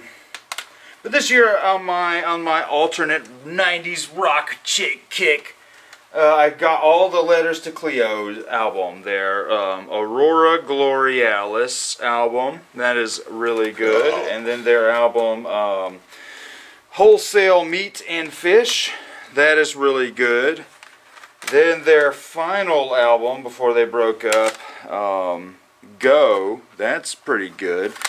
But then they released like demos and unreleased tracks under Sister. That's really good. And then not too long ago, well, a little over 12 years ago, they released a Not too long. 12 years. like a B-side album called When Did We Do This? And that's pretty good. Yeah, so check out some Letters to Cleo. And I only ever knew them because in all the ICP lyric books, it would always say shit like, and that bitch from Letters to Cleo. Who the fuck is Letters to Cleo? That's how you know.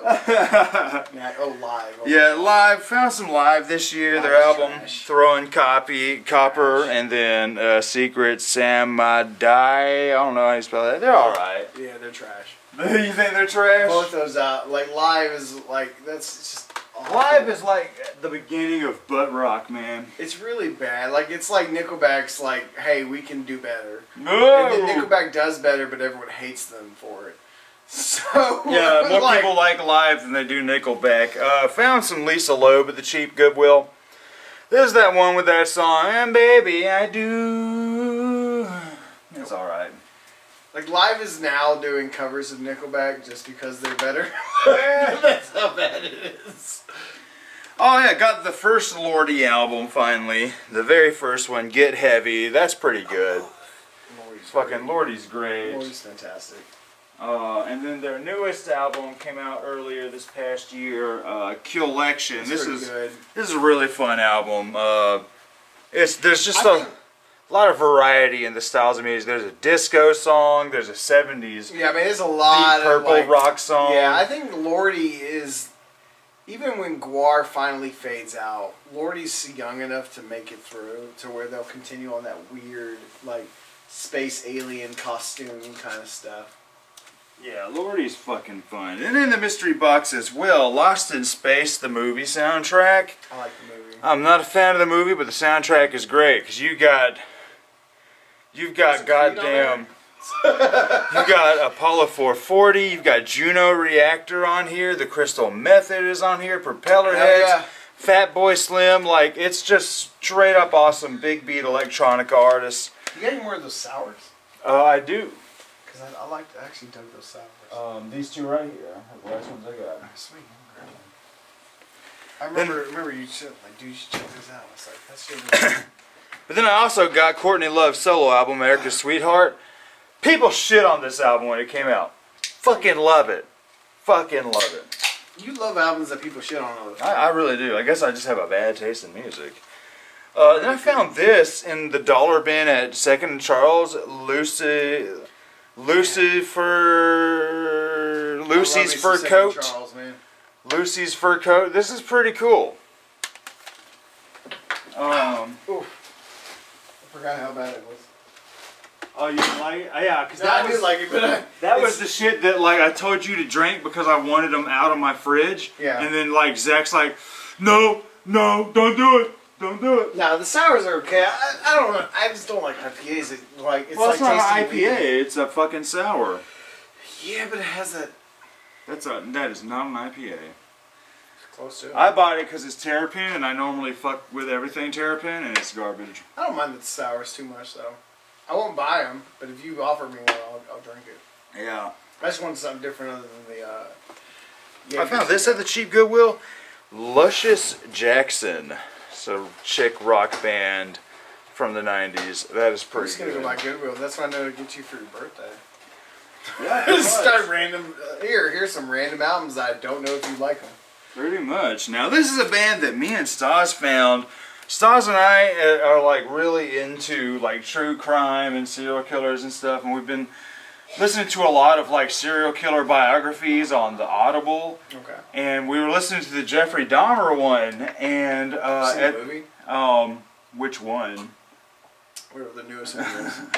But at the end of that book, the guy starts talking about Jeffrey Dahmer in media, and he mentions an album from a band called Macabre, I've heard of them. and the album is Dahmer, and I'm like, I've got to hear this. So I go online, I'm listening to it, and I'm like, I gotta fucking buy this. Why have I never heard this fucking band before? Apparently Macabre, all their songs are about serial killers, but they did a full concept album on Jeffrey Dahmer, and it is fantastic.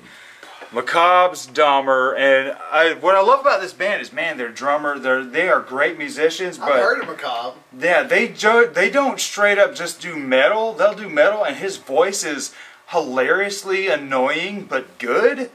And but they take like nursery rhymes too and do like metal versions of that. But they got one for "She'll Be Coming Around the Mountains" on here, but it's for when Dahmer went to Chicago, and it's like they say shit like, "He'll be fucking dead, Miss Viscera, when he comes. He'll be fucking dead, Miss Viscera, when he comes." And they do another one for when Jeffrey Dahmer went to go live at his grandma's house, and they do that over the meadow and through the woods, and it's Right. like, "In the city of Milwaukee, to grandmother's house Jeff goes.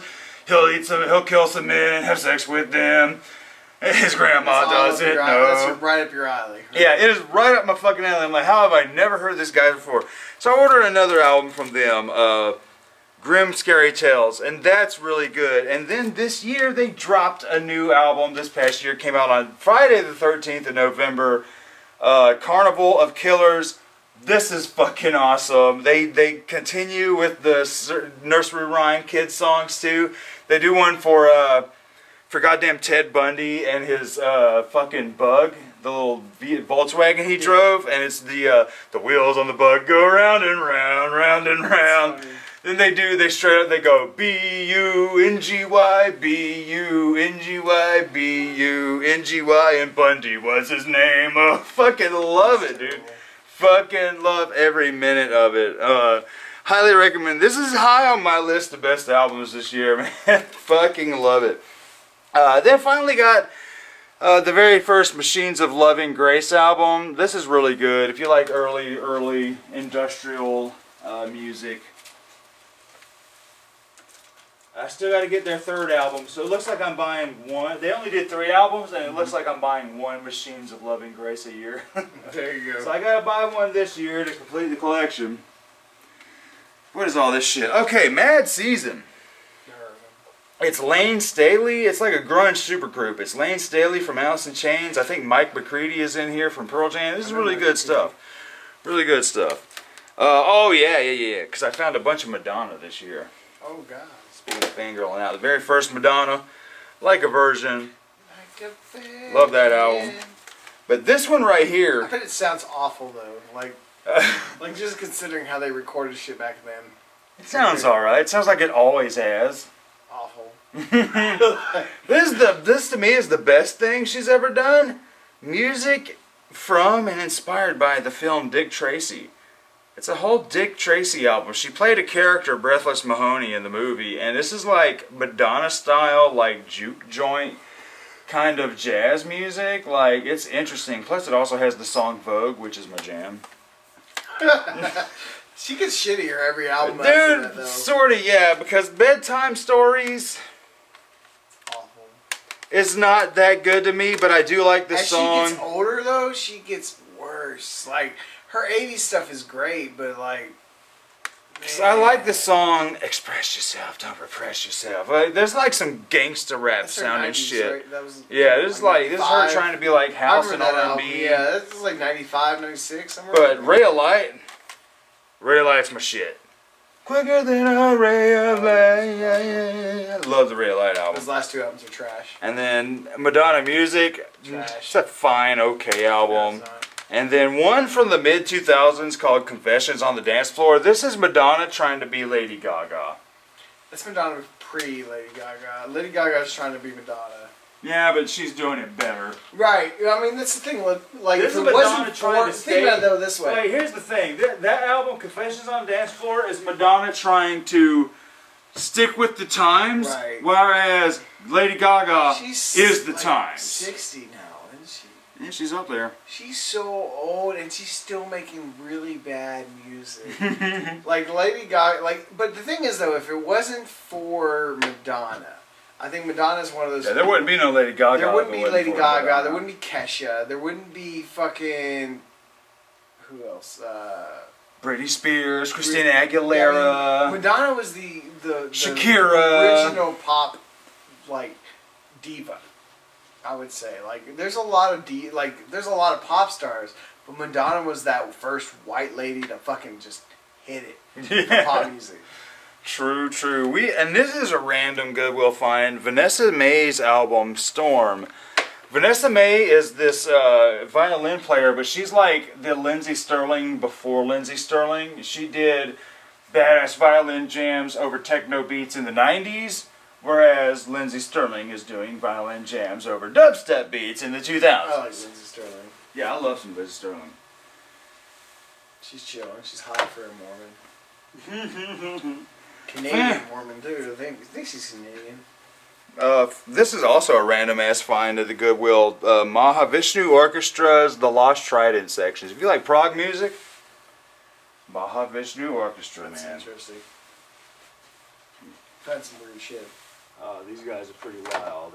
What is this? Okay, yeah. This year I finally completed the Man Man collection because Man Man dropped a new album. So I got their second album, Six Demon Bag. Man, this is back when Man Man did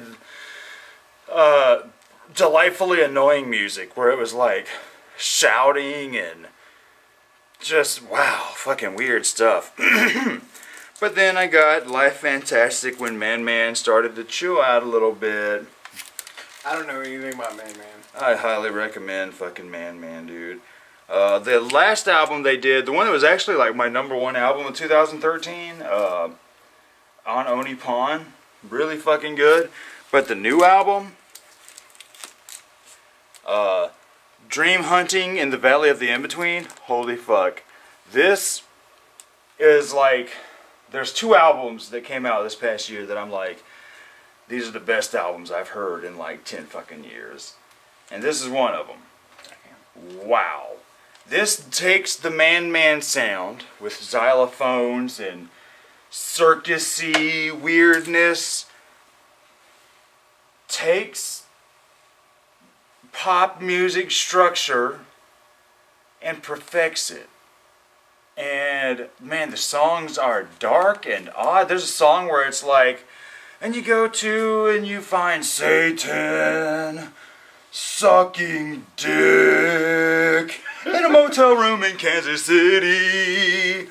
Like, goddamn, dude, this fucking album, man. Ugh, there's 2 albums this year. Like I said, it's gonna be hard choosing number 1 because it's up to this and another one. Best albums I heard in like 10 fucking years. Like, it's been a long time since I've had an album that made me go, oh, fuck, music, oh.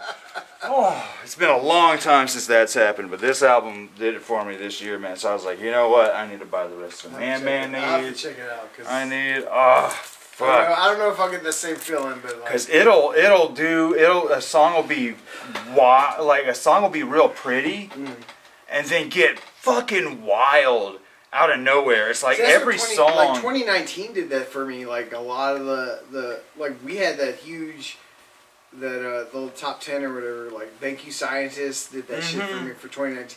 I didn't get any of that for 2020. Like music wise, there was nothing. So that sad came out for you, man. that made me. Well, I hate to say this. Eminem, like I said, his second volume or his B-sides or whatever, that shit did it for me. That shit was like, this shit is fucking. It's like you need that phenomenal. shit Like right, but for metal and rock, like I'm a huge guy. for the stuff you like. The stuff I actually enjoy all the time. I didn't get any of that shit this year, like or last year I should say. Like not 2020 for me, music wise, was bland. It was like, yeah, there's some stuff that's decent and good, but like Poppy was the last time I actually heard something that I was like, this is fucking phenomenal. Yeah. But like everything I listened to since then was like either the same as the last thing, or it was like, well, I'm happy it came out. Like Deftones was like, I'm happy it came out, but Yeah, man, I know whatever. how you feel, like man. it was just sad for me. Like I'm really hoping that 2021 turns it around. Like somebody releases something that I'm just like, that just grabs fuck. you, man. Like even like I said, like you said earlier, like Haken. I love Haken. One of my favorite bands. Well, like currently. Just put out some mediocre shit. They put out some shit that's like, yeah, it's a banger, but it's not like memorable. It sounds like the last thing that was crap. That's how I felt a couple years ago when Between the Bury Me dropped the Automata albums, and I'm like, damn, you know. And like I said, like a lot of rap music, like lately, like it's just been dropping shit like left and right. That I was like, damn, I fucking dig the fuck out of this stuff. Yeah. I was like, am I getting out of metal? Like I'm really worried now. I'm like, come on, metal, get in there. Like, you're supposed to be quit playing this fucking like rip off shit. Get something good. Seriously. That's what worries me so much about metal music nowadays. It's like like Killer Be Killed is like I would say that's probably my top metal album. Like not like obviously it's not number 1 on my top 10 list, but As far as metal that as came far out. as metal, it's been like the best thing I've heard from 2020. That's metal. Damn. Yeah, and I was like, what the fuck? Like, I love metal music. You know that more than anything. I was like, what the fuck? Like, I'll listen to anything Oh, at man. least once. It just disappointed me that I don't want to go back to much else. Damn. I'm fucking listening to shit from 2004. That's how like bad. Like I'd rather listen to old fucking new metal than new regular metal. So I found another Halloween album. This is Mannheim Steamroller Halloween, and disc 1 is a bunch of shitty kind of Halloween party songs, but disc 2 is the effects disc, and I'm all about that. I can go to sleep listening to Halloween effects discs. The screaming, the chains rattling, the Doesn't bother me monsters. any. Yeah, I can go to sleep listening to that stuff. And I have before, and it's woken Stas up, and she's like, "What the fuck are you listening to?" I'm just What? sleeping soundly, well, you know. Shit don't bother me. But yeah, man. Man, I'm gonna check that out. Yeah, I'll play one of the songs when we go smoke a cigarette, man. Just Oh, it's just beautiful. The guy's an amazing fucking songwriter. He knows how to make his shit frantic and catchy at the same time. It's like what I kind of try to strive to be like. I like conventional pop aesthetics, or maybe conventional pop structure, but unconventional pop instruments. You know what I mean? Yeah. And he does that kind of stuff. This was a CD mystery box. This is Martin Hill Hijacked, some decent electronica shit. I also grabbed this at the Dollar Pawn. Marilyn Manson. What? Smells Like Children. I've You got had shit for $1 and you never had it? Well, no, I've had it for ages. I've had it about 20 years, but my copy is old and scratched, and this one's in really good condition. And this is another one like the Bloodhound Gang that I rebought this year.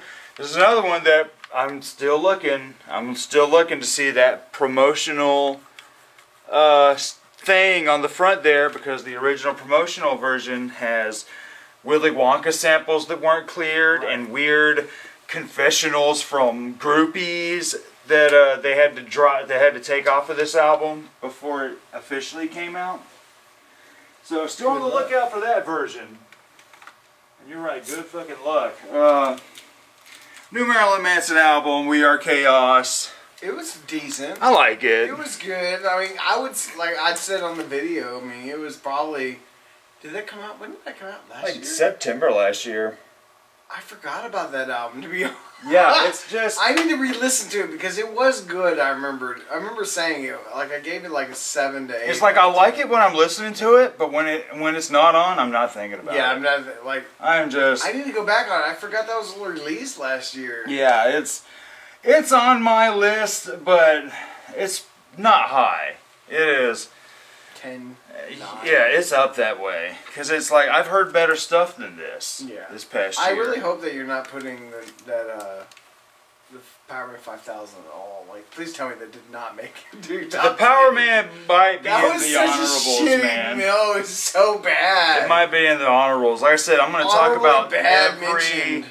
I'm going to talk about every album I listened to this past year that was new. So, it's going to be 30-something albums. Oh, it's so bad.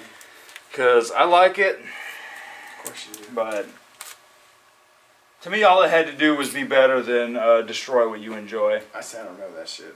Yeah, see, you Yeah. don't know bad until you hear that. You don't know bad You until compare you hear it to that something one. that's awful, worse, I mean, like, much ugh. worse. If you compare it to Tonight the Stars Revolt, no fucking competition. Right.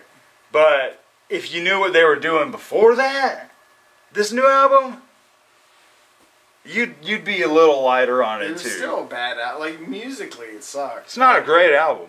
It's not good at all. It's It whatever. should not make it on any. It just had to be better than. honorably mentioned just because it came out, like, does not count. Just had to be better than Destroy What You Enjoy, man. Yeah, there's a man. Okay. So this also came in the mystery box. Marky Mark and the Funky Bunch. What, motherfuckers? Marky Mark's fucking awesome. I am rad with this, I man. love me some Mark Wahlberg's fucking shit. Like, Right? Look at the man with his goddamn sagging overalls. This motherfucker came out with some fucking workout videos. Sagging Right. overalls, y'all. I love this shit. So Mark Wahlberg, right, back Pecs. in his youth, came out with some workout videos, right? And the entire time he's checking this chick out that's with him, and he's like, "Yeah, baby, you like that? You like that? Yeah, look, there's just a few reps right there. I like that." He's just trying to fuck her straight up. Like, you know, these two had sex after this video was made. That's how fucking, like, he's just like, "Yeah, we're gonna fuck when we're done." Like, Now this was a great find. Massive Mars Volta fan. I like Marcel. Love Mars. Probably one of my favorite modern like prog bands that broke up, man.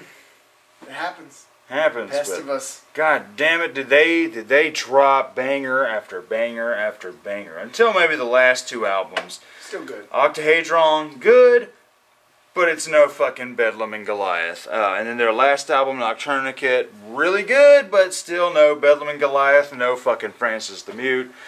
But this right here, the album Francis the Mute didn't have the song Francis the Mute because, I mean, the album's already so long, and the song Francis the Mute is 14 minutes long. It's just the song. This is that song. This is Francis the Mute and the track The Widow. This is the only time, The Widow by Mars Volta, this is the only time you'll be able to get the Francis the Mute track because it's not on the album. So this was a really good fucking pickup as far as like I'm concerned when it comes to being a Mars Volta fan. And this is a band from the CD mystery box, Mary's Danish. This actually took me by surprise. Female singer, really good band, really funky, like hardcore slap bass, and it's like early 90s kind of alt-rock sound, really fucking good. I'm gonna have to, Mary's Danish, I'm gonna have to check out some more of their shit. Because it really shook me out how good that was. Now this, if you like some rockabilly, psychobilly kind of stuff, this is a chick called Imelda May. This is her album Mayhem. This is really fucking good. Definitely fucking say check out them if you like some psychobilly kind of stuff. They have one song on Amazon. Who? Mary's Danish. Oh wow, what's it called? Do Wah Diddy Diddy. What? Oh wait, that's no diamond. That's the only thing that showed up though. Featuring Mary's Danish. What? That's lame. That's all that's on here. Well, YouTube it. I have to. It sucks. So this year I actually finally found the Lorena McKennett's album I've been trying to get, the one with the Mumner's Dance. If you like really cool folk, just folky, worldly kind of music, Lorena McKennett's pretty badass. And then I grabbed some Sarah McLachlan this year. This past year, her first album, Fumbling Towards Ecstasy, really good, like it. Then the one everybody has, her album Suffering with I don't know. All Through the Arms of the Angel. For every sad puppy in the world. Yeah, wherever sad puppy in the world. In the arms of an angel. But then I got her, but it's also got Building a Mystery, which is a much better song. But I also got her live album, Mirrorball, really good. And I guess I left Mad Season down here, so I need to find where that goes. Really hoping you find some better music. This motherfucker. Fuck with you.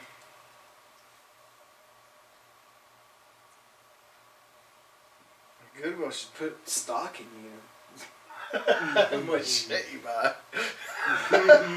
So it's crap. Tell you what, this is probably going to be a more entertaining video than your last 4 years fucking videos.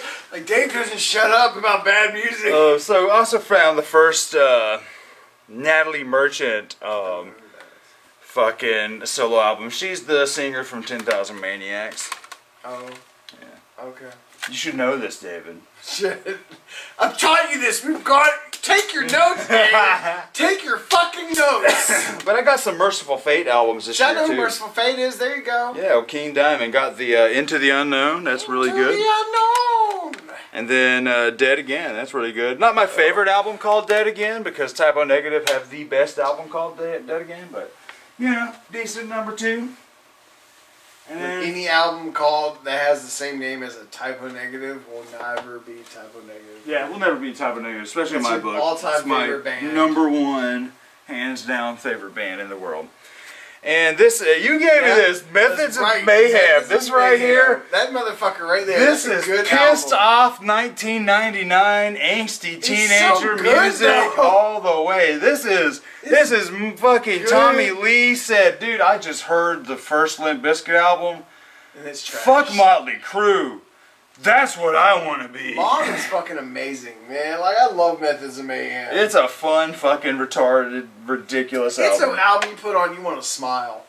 Like, you just want to, like, man, I have a bad day. Put on some fucking Method. of mayhem on that shit. Methods of fucking mayhem, dude. You're welcome. Yeah, I dug I it. listened to the album like 4 or 5 times before I was like, all right, I don't listen to it anymore. But still, I listen just to it a lot. remember Get Naked from when I was a kid, and that's all I ever heard. But when I heard this album, I was like, oh, this is bleeding that So Limp good, Bizkit though. scene, It's man. So good though. Like, They're better than Limp Bizkit. Fuck Yeah. that. So that's that shelf. I'm now gonna smoke a cigarette, and we'll be back. So we're back, y'all. I'm drinking water now. I'm a little too drunk at the moment. So we're finally over here at these later shelves. I'm gonna have another stout after this, and I might be hold off. Yeah, that stout's gonna do you in, man. Yeah, I know. I might after the stout. Fucking I'm like, 8 something. But I got some more Mighty Mighty Boss tones. I got their Ska Core, The Devil and More. It's almost 10%. Oh yeah, that's hardcore, Yeah, man. this might be my last. It's a hardcore fucking stuff, dude. Stout's always way high in alcohol. But there's Ska Core, The Devil and More EP, that's really good. And then in the mystery box, Mighty Mighty Boss Tones, Pay Attention was in the mystery box, so that's pretty rad. Dig some Mighty Mighty Boss Tones and some early ska music, early ska punk. There's that meme that's like, describe ska punk to me, and it's like, ska punk is this music that plays in a kid's head when he gets mozzarella sticks. And I'm like, oh, I love it. I know what that means. I like ska because I'm a band nerd. Like I like instruments played in like different bands. Like I think that's why I love Thank You Scientist so much, is because they took prog and they like added trumpets and saxophones and everything else, to clarinet, whatever else to it. But to me, like, that's nothing new. Right. Because, like, prog bands have been doing that since the 70s. Like I said, this is that Mahavishnu Orchestra. This year, I finished the fucking Ministry collection with the help of David.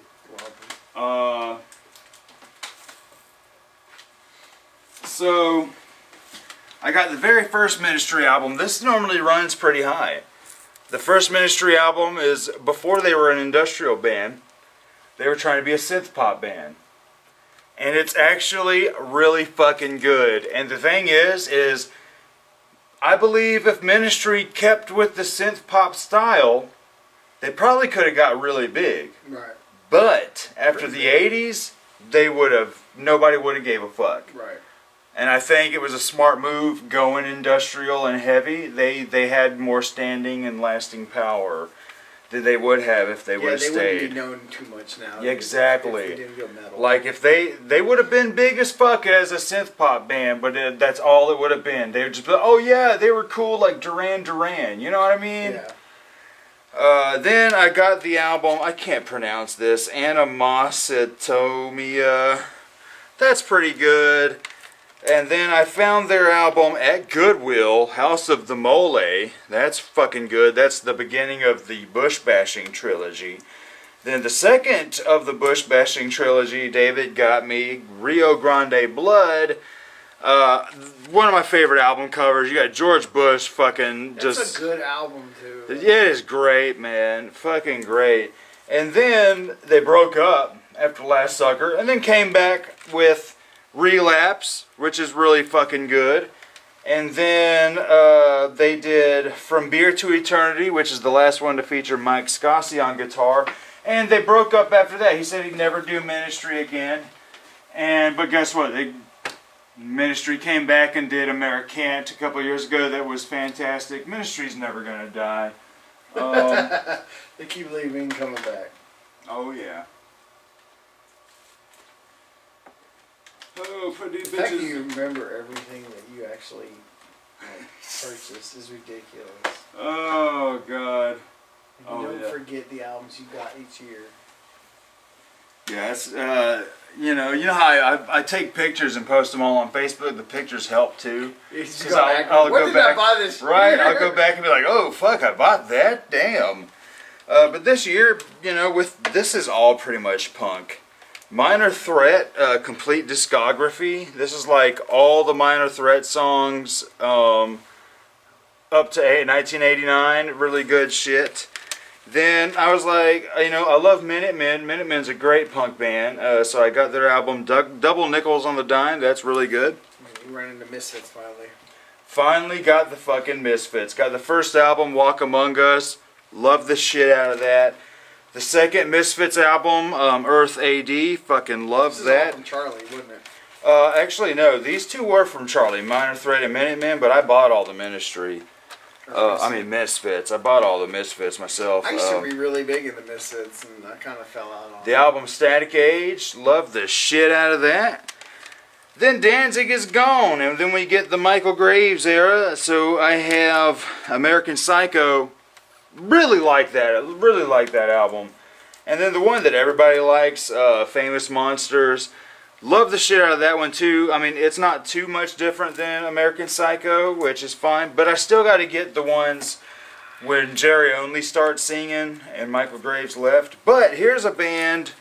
This is Mr. Heavenly. This is Honus Honus from Man Man with the drummer from Modest Mouse doing they call it Doom Wop. But, I mean, it's just some good indie rock kind of shit. And I found some more Moby at the pawn shop. Moby! Yeah, man. Fuck. Love some Moby. This is Something Is Wrong. Every bald guy with glasses has recognized this movie. Oh, fuck. That man's got Moby. What?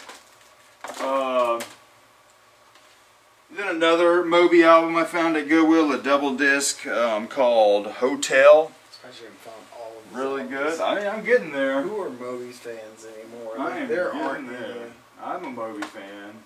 any. One of few. This year I finally completed the Alanis Morissette collection There you go. as far as I could, because her first two albums are like early 90s pop music before she went hardcore fucking rock chick with I like some. I love Alanis Morissette, man. I really do. Big fan. Like, I'm not gonna lie, like that Jagged Little Pill is like my ultimate 90s You should album. have a vagina. I'm just. I mean, maybe I do. You don't know. You've never seen me naked. You don't know. That's why I stopped. I might have 3 vaginas and 4 wieners. Who knows?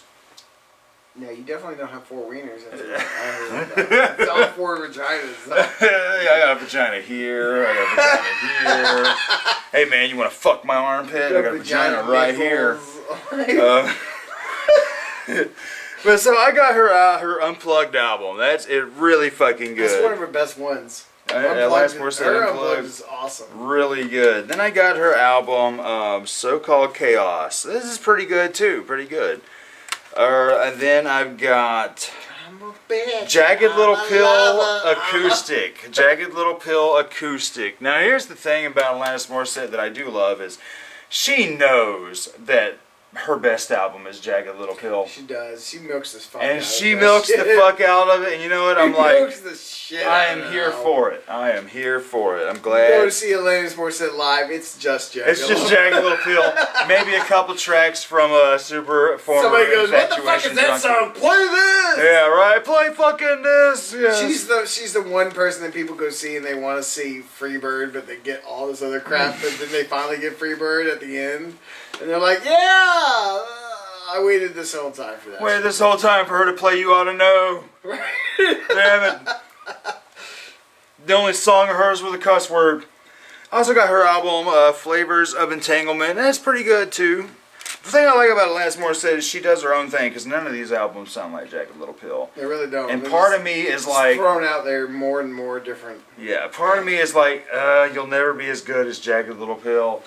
But then part of me is like, I still fucking love But you, it makes you think, girl. though, it makes you think, who was in control of Jagged Little Pill? Was she in control of that? It was record? her and another guy who were writing most of that But music. what happened to that guy? I have no clue. Like, Kind of wish the he was reason still behind around. The Jagged Little Pill, really? Kind of wish he was still around. Because I ain't gonna lie, the follow-up to Jagged, the Super Former Infatuation Junkie, fantastic album. The one with Thank You and all that. Really good. But all these, they're all just good. But none of them stick with me like Jagged Little Pill. But also, I've got a lot of nostalgia to Jagged Little Pill, because I remember being 9 years old, driving my grandma to rehab while we're jamming that fucking album, you know. You were driving your grandma? Well, you know, my dad was. It was the whole family in the car, and we were going to see Grandma in rehab. I don't And even yeah, remember what your parents drove back then. that green Hyundai Accent that they still had when you met us. Oh my god. Yes, they don't have it anymore, but Obviously, this shit would have fucking blown up. that car was shit. I remember we were right. We had a sunroof. Hyundai. I remember we were driving up the road. We were actually driving to my grandparents' house. My brother and sister were little, and me and Zach were teenagers, and we were asleep in the car. And next thing I know, Mom is waking us up, and we're pulled over on the side of the road, and the sunroof is gone. And she's talking about, "Are y'all okay? Are y'all okay?" We're like, "What the fuck are you waking us up for?" And we're not even there yet. She's gonna say, "The fucking sunroof flew off and hit the car behind us, and I had to hit like 120 to get away from him, and I just finally pulled over here to see if everybody was okay." It's like, damn. Didn't So- even know it was gone. Seriously. So, more or less, more said. This one I really like, Havoc and Bright Lights. I really like that album.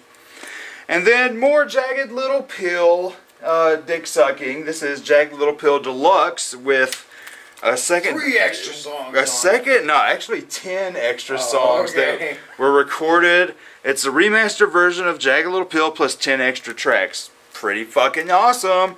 And then more Jagged Little Pill dick sucking, but this is phenomenal. This is Jagged Little Pill on Broadway.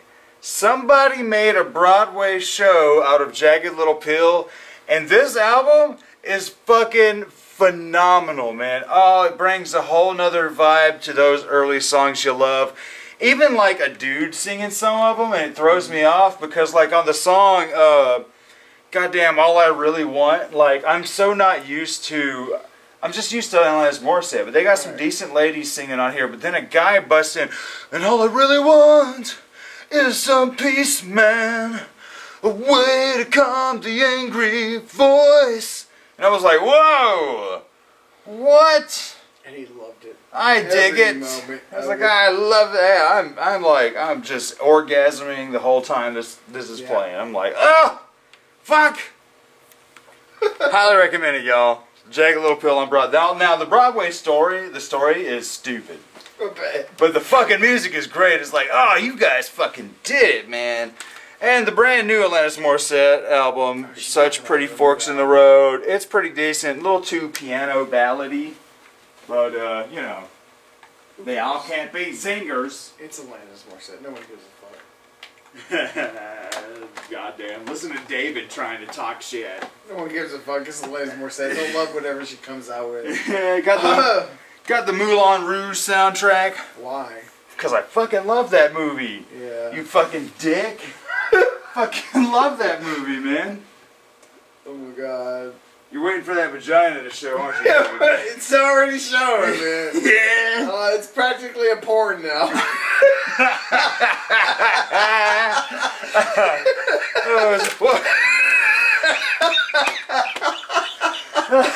It's the best line of the night right there. It's practically a porn. Practically a porn. So at the That's the end, video name right there. It's practically a porn. People will watch the shit. yeah, they will, All they're man. gonna get is our dumbass. You're talking about your shitty music.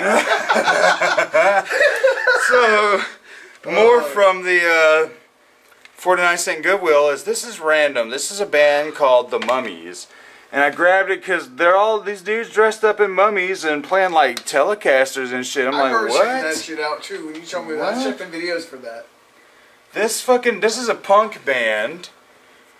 And this is the only time their music has been put on CD. They only released it in vinyl in like the late 80s and then they broke up. Yeah, I remember seeing a video. I YouTubed them because I was watching something. They were talking about random bands that like dress up, and those were one of them.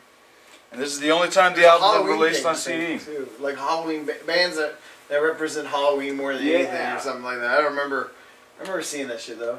That shit's pretty good. This is something I found at Goodwill. Oh no, this is actually Second Charles. But this is Natasha's Ghost. This is some pretty good like 90s alt rock lady singer stuff. I mean, like how long? Like the most time you should just like get a a stopwatch and just see how long you'd last at Second and Charles. Like just to see going through their albums. Like I would spend hours through Second and Charles just looking at I albums. can. Yeah, I mean, I think the longest time I was looking at albums one time. I can't go at lunchtime. I have to go on my own time. Yeah. Because if I go at my lunchtime, I'll be there the entire time. Because I was going to take you a good 20 minutes to drive there anyway. Yeah, especially from River Road. So you get there and then you're like, it's been 30 minutes and you're like, fuck, I'm only like in these C's. Or D or whatever. Like, I'm Seriously. always looking at new shit or whatever. Seriously. Half the time I'm trying to find albums that I think you would like. Like, that's the thing, like, I like that. Would Travis like that? Like, that's why I was like, because it's going to end up on his shelf more likely. Like, half my Second Charles albums are on your fucking list right here. They really are, man. So I got a bunch of Necromantics albums this year. I actually bought these from Charlie, but I've got Brought Back to Life, and I believe it's this one, Return of the Loving Dead.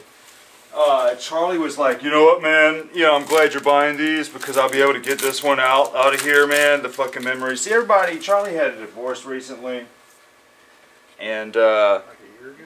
yeah, about 2 or 3 years ago now. That's recent. And so recently Charlie got divorced, but you see this bust right there? See where that shit's broke? He's gonna say, yeah, man, I bought this and I busted because Wendy really liked Necromantic. So like I broke that and I put the wedding ring in there and I gave her the CD and was like, yeah, here you go. And she opened it and it was like, oh, will you marry me? And I'm like, damn. So like I'm getting like a piece of your history right here. Like, so it's funny is that all your like a lot of your friends I've known for a lot longer. Like Charlie and me grew up, and like he was in the same neighborhood as me. Yeah. So like I knew Charlie when I was like 7 years old. He was probably like Wow. 10 or 11. No, he was a lot older than me. He's in the 40s now. Yeah, so he's like 10 years older than us. So, but he was like one of the first people I knew in my neighborhood in '92. Damn. So like this is 1992. I'm like 7 or 8. I was like 7 years old. In 92, Six. you and I were 6. Yeah, so 6 years old. And I met Charlie when I was 7, actually. Charlie was already probably like 12, 13 years old.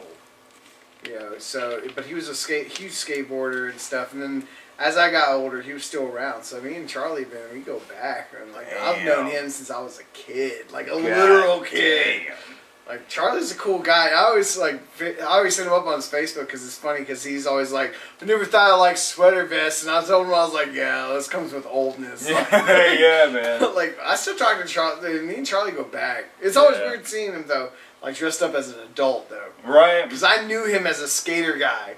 Like, so with his fucking hair and shit. Yeah. it was all See, when I whacked met out. him, he worked at a pawn shop. He had long I fucking knew him at the orange pawn shop. hair. Like I said, I've known him He since I started was growing a kid. big ass beard, but Right. now he's like running his own insurance game, and he's like got it all cut He's such down. an adult. Yeah, such a fucking Such an adult, adult, dude. but we knew him as a. I knew him back when he was a fucking kid, man. Like that's how long I've known him. It's fucking crazy. I've known man. him for 20 years. That's Fucking ridiculous. Over crazy. 20 years. Me and Yeah, Charlie go about to back. be 30, man. And we weren't even like really huge friends, but I've known him for that long. Fucking Like, crazy. he was just in the neighborhood. And I met him through fucking Nick Lynch. Right, and I knew Nick way before Yeah. that. Me and Nick were really. Actually, Nick was one of my first best friends I had in that neighborhood. Because me and Nick Crazy. were, like, it was me and my buddy Zach, and then Zach moved away. Me and Nick hung out for like 2 years straight. You know, me and him, we got in fights on on a school bus.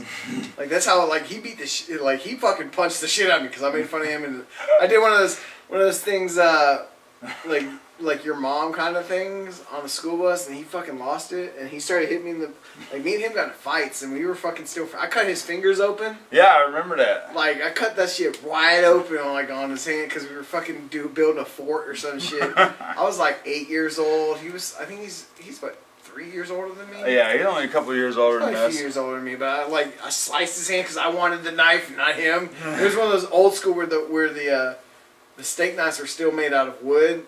Yeah. Like, they were cheap. So like it's fucking. I remember that day like it was yesterday. It's like I just remember him yelling like, "Oh!" I was like, "Oops, sorry." he's a truck driver or some shit now, though. Hey, Like, he runs a dump truck and shit up Yeah. there, and he actually married Kaylin's sister, and they got a kid now. dang. Yeah, I know he has a Crazy. kid and stuff. I hit him up on Facebook. Crazy. But back to Necromantics. We got their album Dead Girls Don't Cry. Another Necromantics. Life's a Grave and I Dig It. More Necromantics. What Happens in Hell Stays in Hell. And their album A Symphony of Wolf Tones and Ghost Notes. I love the shit out of some Necromantics, man. Oh, that shit is fucking good, homie. So one more shit. I found a NERD or Nerd album at the Goodwill, and it's alright. I like it. But alright, you know Mike Ness?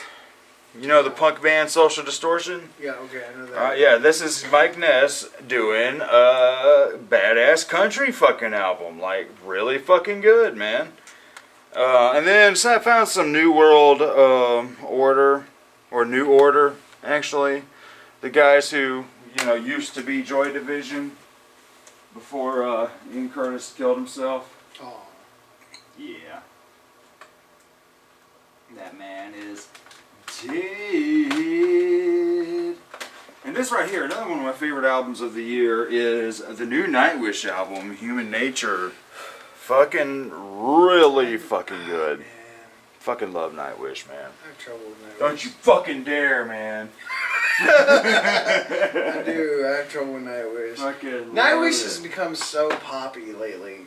Not really. What? I mean, you listened to them 10 years ago compared to their stuff now. 10 years ago, it's fucking Nightwish. It's a different singer, though. Yeah, they've had What's her 3 name? different singers now. The original singer, though, is what I was relating to. Yeah, When they were more opera, like a lot nowadays. it's still opera. Yeah, but I mean, you could compare. What's the other band that sounds Still just Nightwish, like man.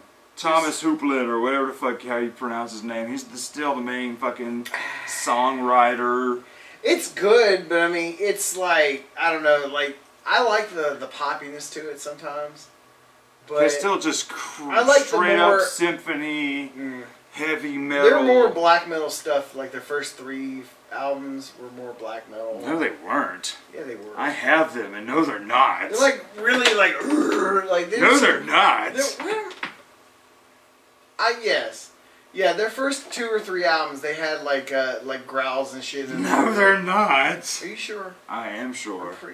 Man, I have masturbated over those albums. Maybe it about was with 15 no, it was times. within Temptation. I'm thinking. That's what you're talking about, because they really went They poppy. really went poppy. They had fucking Exhibit on some of their shit. Yeah, I think maybe it wasn't with. But they sound alike anyway. Shut up. You can see where I'm They getting sound confused. alike, yeah, but yeah, not Nightwish, I man. can get confused Nightwish has easily. fucking been Nightwish since the beginning. No, that's not true. No, Well, the first album, it has keyboard symphonies, and it's very slow folk it's a lot metal. different from their last. Very from their slow folk metal, and then the second album gets a little more upbeat power First. metal. Like I think what was that? The what's her name? Leaves Eyes is closer to the original Nightwish sound than Nightwish nowadays. Leaves Eyes sounds a lot like the old Nightwish. They do. Which is why I like older Nightwish more because it was more symphonic than the new Nightwish sounds like a lot of Within Temptation. I would say probably not. I would Yeah, say well, I like. think you should re-listen to their first 3 albums and then come back to me on that because I think. How about you go back to those first 2 albums and I'll tell me be how happy symphonic to those because are? I'm pretty sure those are more symphonic. Tell me metal how than- symphonic those albums are. I'm about to fucking pull them off right now. Goddamn David trying to talk shit. I would believe you that you're wrong. The First Nightwish album, Angels Fall First, hardly symphonic, mostly slow folk metal. Second album, a lot faster. Oceanborn, a lot That's faster. the best one. Really? I think. I like it a lot. I think that's their best Um, album. Fairly symphonic, but not all About that 2 symphonic. albums after that, they Then start going. Wishmaster's getting to that classic Nightwish sound that we all love. Then we get Century's Child. This is the moment Nightwish became the Nightwish we fucking love. Full But on after orchestra. that, they became Full on changed orchestra. singers after that album. No, not yet.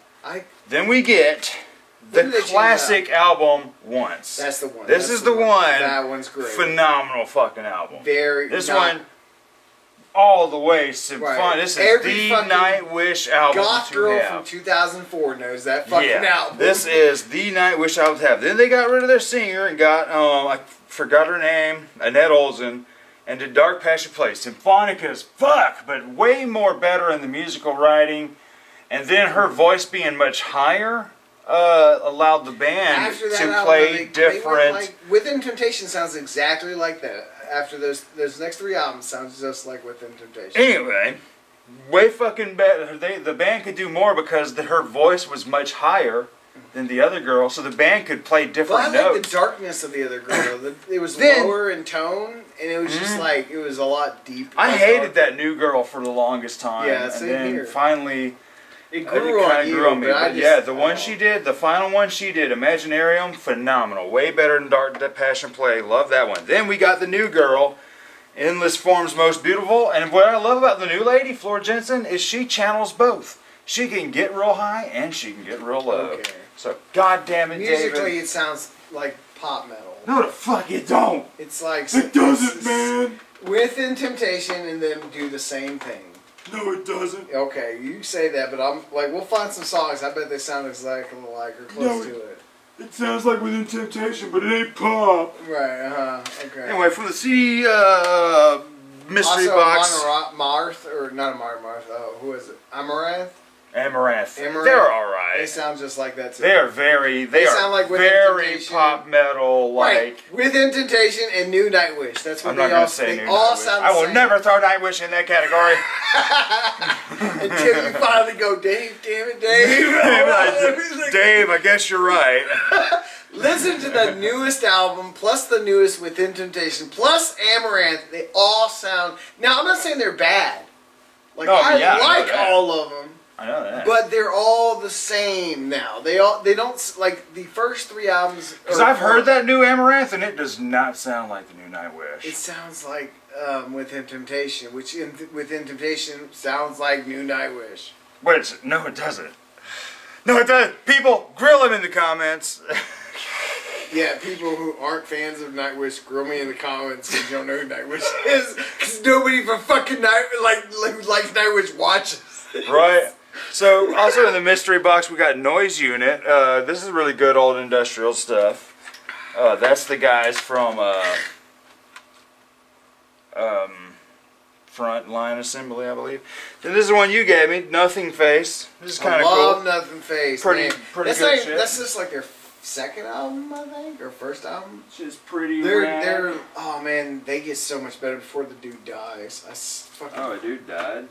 yeah, the singer died. He fucking overdosed Oh, shit. back in the day, man. I finally got Smash from Offspring. I had this back in the late 90s, really, 1999 I What's first the bought newest this album album. of Nightwish? Human Nature. Is it Human 2 Nature? Yeah. Alright, I'll have to go back because I haven't heard the new albums. Love that fucking album. Love that. You gotta listen to the song Harvest, but that also probably wouldn't prove my case. Because it probably sounds like. I'm not gonna lie, the song Harvest sounds like it could be on an Enya album. Okay, I'll check it out because I have it already pulled up. So we'll check it out after smoke break. And then Yeah, we'll it's check even out on some my Within phone too. Temptation. But finally got some Oakley Dokley. I love me some Oakley. Fucking Dokley, man. love That Oakley shit's so Dokley, dude. comical, man. It Like, is, who man. the fuck thinks of that? Like, they're like, hey, man, let's do a Let's metal be a band. Ned Flanders And let's band. do like all Simpsons Ned Flanders stuff. I fucking love it, dude. Both albums, Howdly Doodly and Howdly Toodly. Fucking love that shit. Those albums are great. Then I finally, this is the third album I mentioned earlier. I bought 3 albums in Montgomery, wanted to see my family. The third album I bought was OMC. I don't know who that is. How bizarre. Riding, cruising in the freeway in the hot, hot sun. Ooh, baby. Ooh, baby. You're driving me crazy. Driving me crazy. Still don't know it. Every time I look Just gonna around. keep going till I know. Every time I look around. It's in your face. How bizarre! Like Oh, okay. I know Alright, you know alright, that. Yeah, I know that. Okay. No, You yeah, said, that- how bizarre. How Yeah. bizarre. Yeah, How bizarre. that's a really good fucking album. Finally jumped on a bunch of Oingo Boingo. Man, I'm a Danny Elfman fan, but damn, Oingo Boingo is awesome. First album, Only a Lad, love it. Next album, what is that? Nothing to Fear, really fucking good. And then Good for Your Soul, fucking love it. And then Dead Man's Party, fucking dig it. God damn. Oingo Boingo, y'all. We're still at the top 3. Yeah, what is this? Oh. Found a Roy Orbison album. His final album, Mystery Girl. That's really good. That's the one with anything you want, you got it. Anything at all. Love some Roy Orbison. This is actually a cool band, Oranzi Pazuzu. This is like psychedelic black metal. This is their new album. Interesting. Pretty odd sounding shit. What is this? Oh yeah, okay. So David gave me the first OTEP album, You're welcome. Sevastra. Sevastra, really good. Fucking love it. Amazing. And I actually bought her album. Why? That awful Colt fucking 45. piece of shit. Fucking love this album, It's a dude. piece of shit, fucking political Fucking bullshit love this. album. I don't know what it is, man, but the artwork in this album, I don't know what it is, but I'm loving it. That There's album's stuff about awful. There is stuff in this album, man. I don't know. I love that album cover, dude. Love I don't this care album what you like cover. about the album cover. The music itself sucks. I balls. love the shit out of this. I had a lot of fun with this I've had album. better dumps than that fucking album. I've had a lot of fun with this album, dude. But I mean, he's not in office anymore, so guess what? She can sing about other things. It doesn't matter though. Like the fact is, like I'm really hoping her next album is less political since she is. Since he's no longer in office, maybe we'll get we'll go back. I don't know what that is, man. Damn, how did I miss this? I fucking bought Nirvana's Unplugged finally this year. Yeah, we've all heard it. Yeah, but no, I love Colt Piece of- 45. I had a lot of fun Colt with 45 is a piece of shit. It's You're her a piece of shit. Her worst album she's ever released. I think that's my like. Out of all her albums, I'm a fan. I'm a huge fan of OTEP. I saw her live. Fantastic. Gave you that fucking what the fuck? What album was that? Generation Doom. Generation Doom album. Saw her live during that album. She was a bit really anti-Trump, but man, Colt 45 was just like I could not listen to. I was like, this is just way too much politics in it, and like I liked her. I like dark that shit. I'm not a boss, bitch. I'm just a boss, bitch. I don't know. I thought, I don't thought know, her dude. whole I had a lot of Generation fun. Doom was amazing, and Yeah. I really hoped that I was really hoping she'd stay that way, like just semi-political. Like I don't mind her political songs, but when you make an entire album about anti-Trump and anti-Republican, it's just like When was America great up? I get it. You're a fucking dyke. Fuck Oh out. my I mean, god. Anyway, I found this band. I don't know if you could pronounce this, but it's OXXO XOOX. Lots of loves and kisses. Yeah, and Loves and kisses. That's they're like an experimental doomy black metal band, but the guy from Igor helped produce this shit. And there's like some Igor, there's some opera-y bits. It's real weird, experimental, sort of doomy, sort of blacky. Really good fucking Somewhat stuff. racy. It's hard to explain. There you go. Don't explain it. Just move on. Hard to explain. I don't even remember where the fuck it was at. Hell, it might have been from the hotel. I don't know. No, it would be like at the end of those. I don't know, man. I don't know where to be putting this shit. You're almost You there. goddamn stoned, man. Okay, where's it? Here we go. More from Mike Patton. This is Mike Patton and Jean-Claude something. Corpse Flower. This album is great. This was in a mystery box. This is cool. This is Permafrost. This is like another cool alt-rock chick band. This is that 5-track sampler of the Persephone Bees that I showed earlier. I would recommend checking that Such a shit out. terrible name. Horrible name. Horrible name, dude. It's the worst name. Why would you name your band that unless you didn't want to get popular? You know what I mean? So this year I just went ahead and finished off the Pearl Jam collection because they dropped that new album and I was like, I need to just get the rest of them. So I got Yield. Really like that album. Oh, well, I've had Binaural for many years, but I went and got Riot Act. I actually like that okay. Pearl Jam, just self-titled or Avocado. People like to call it Avocado. And then Backspacer, I really dig that. And then Lightning Bolt, dig that. And then their newest album, I really liked it. What is that called? Gigaton. Really like Gigaton. Damn, new album. Yeah, it came out back in March. Damn. Is it like new or is it like old tracks new? No, it's new. Like Pearl Jam been consistently releasing shit I like need to every go back because I haven't 2 or heard 3 much years. at all since the Avocado. Oh yeah, damn. Now this is another Mike Patton band. This is called Peeping Tom. This is really fucking good.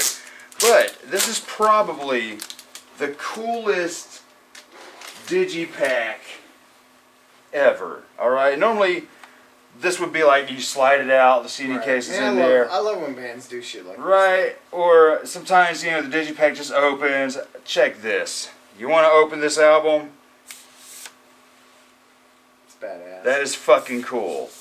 That is, you pull this fucking tab, It's like a pop-up book. right, and it just slides out. There's your CD. That is so fucking cool.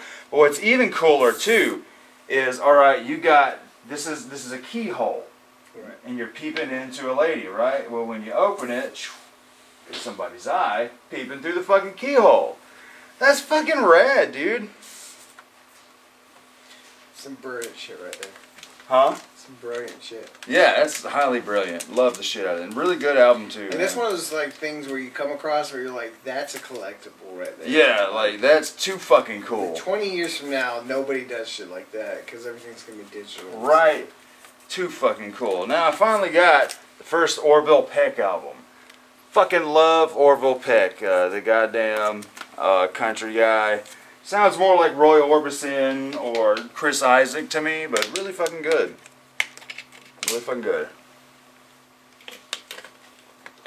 Yeah, it's a strong beer. Oh, Oh no. we're fucking getting there, man. You should be sobered up by now. Yeah, I'm almost there. Found some fish, found their first live album, and then a live bootleg, live at the Liquid Amphitheater. Nobody likes fish. I do. I fucking love fish. My mom loves fish. Fish is good old I like damn rock fish for nowadays. dinner. Oh yeah, here we go.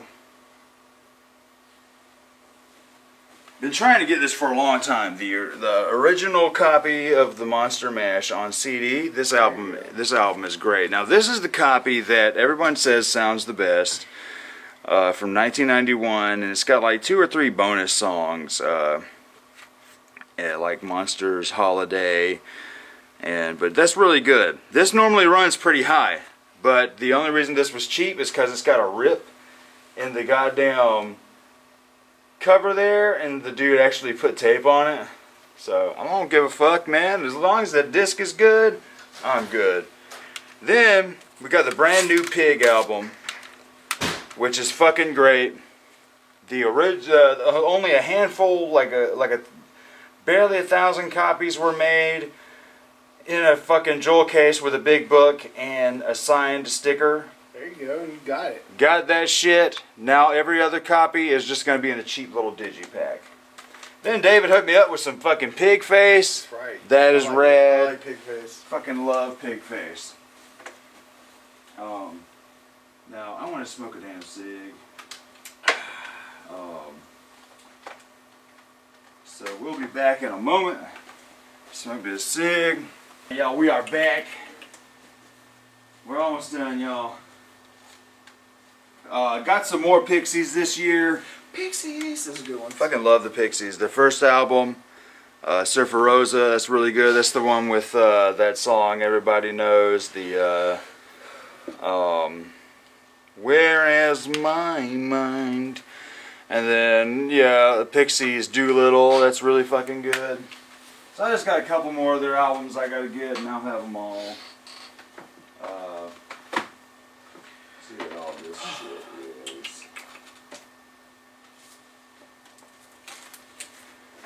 Oh yeah, this was in the mystery box. Some garbage ass POD, the fundamental elements of first Southtown. This is like their second or third album. Isn't that the first one? I don't think so. It's like they got a couple before What year? this. This is 99. That's their first one. Are you sure? Yeah. The Oh. second album was that shitty Satellite. Ugh, fucking hate That's that the so first much. album right there. I don't even like this one. I hate POD. But this, another one. I have it. The new Poppy, I Disagree, so fucking good. good. Oh, it's so good. I actually, I got the vinyl for the I Disagree More coming in. It's pre-ordered. Because those extra 4 songs, so fucking good. I'm like, damn it, why didn't you do a CD version? Fuck. But yeah, like I said, there were 2 albums this year that were like the best albums I've heard in like 15 years. This is one of them. This and the Man Man, best albums I've heard all year, I can say. I would agree. That's one of my tops. So it's gonna be. I think I do know which one's gonna be number 1, but you guys will have to sit around and wait. But I got Powerman 5000's album Transform. It's okay, and then their new one, The Noble Rot. It's all right. I like it. Then I got some Praxis Transmutation. That's really good if you like Buckethead and Bootsy Collins. Just really good motherfucking shit. She's loving him. Yeah, You she's saved following me. around. She is following me around. Oh, Freya. Yeah, her name's is Freya, but then it's also Frey, Lady Frey, Freytard. and yeah, might as well be, and Khajiit. Khajiit, because Like she's fucking Skyrim? yeah, because she's always fucking looking at me. She'll be laying down, She's man. trying to sell you She's- something? Yeah, she's just like, Khajiit has whiz if you have the Khajiit's weathers if you want them. Khajiit has whiz if you have the coin. Man, you play some Skyrim. I love that game. Fucking love some Elder Scrolls, man. Also some more Praxis, Tennessee 2004, and then their album Profanation. Really good. Hey, what up, Freya? Say what up to everybody. Oh, this is Lady Frey, y'all. If y'all see the Tool video, me and David got to get her out of a tree.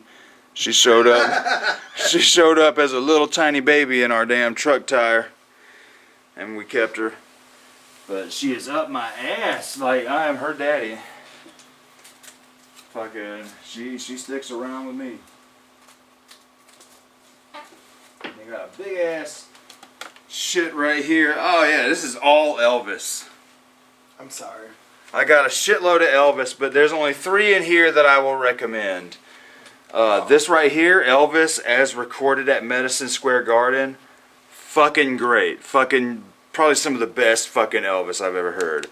Then I got his top 10 hits at Goodwill. Legendary Performer Volume 1, Legendary Performer Volume 2, and then another little double disc Elvis Presley collection.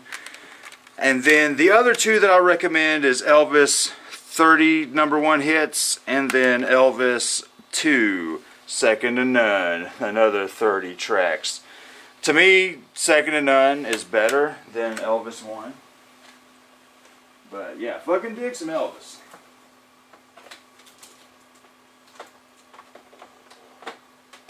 What is this shit? Ah, yeah, this was a cool Goodwill find. The original copy of Primus's Frizzle Fry. Oh yeah, best album ever. Fucking love this shit. And I've had My the. name is Poppy. Yeah, man. My name is Puppies. Puddin' Time and Mr. Put it on, baby. Know-It-All and Frizzle Love Fry. that album. That and album is John the amazing. Fisherman. Yeah, dude. Put it on, baby. Too many puppies. And this year I Too many puppies. got a ton of fucking Prince albums this year. Yeah. Fucking love Prince, dude. He's got some of the dirtiest shit He's I've got ever some weird heard. shit though. Like his vocals are just like what? It's fucking wild. But I got his album, Dirty Mind. That's really good. There's like a song about fucking your sister on here. Number 7. Yeah, you don't The want track that, Sister. This dude's got some of the dirtiest shit. But this right here is probably one of the more rare CDs of Prince I have. The double disc Sign of the Times. Now, this is how they would do a double disc CD before they did the Fat Boy cases. Back when CDs were in the long box, they would just be, you know, stacked like this in the long box. It would just be 2 CDs separate. And it is pretty crazy to find both at the Goodwill. But I had both at the fucking Goodwill. This is actually worth a shitload of money. There you go. And then I got his album, the Batman movie soundtrack. Fucking love this. That's an awesome album. It is so fucking awesome. Then I got his album, Prince and the New Power Generation, Diamonds and Pearls. That's really good. Then his album, oh, I think I got this last year, the Symbol album. Anyway, I also got his album, Gold Experience. This is great because it has the song Pussy Control. Whoa, There's a Pussy lot of Control. sex stuff. I mean, there's so Yeah, much like I sex said, he's stuff. got people be talking about WAP. Like, oh man, this song is so dirty. I'm like, bitch, have you ever heard any Prince? WAP is just nasty, though. It's not even dirty. It's just like, that's gross. Like, nobody, and she's just fugly. Like, she's not even an attractive woman. Damn. Anyway, also Prince, Chaos and Disorder. That's really good. And Prince Musicology. Fucking love some Prince. Eventually, one day I'll have them all. But that man was as prolific as Frank Zappa, and there's just too much shit. There's a lot of fucking Prince albums. Yeah.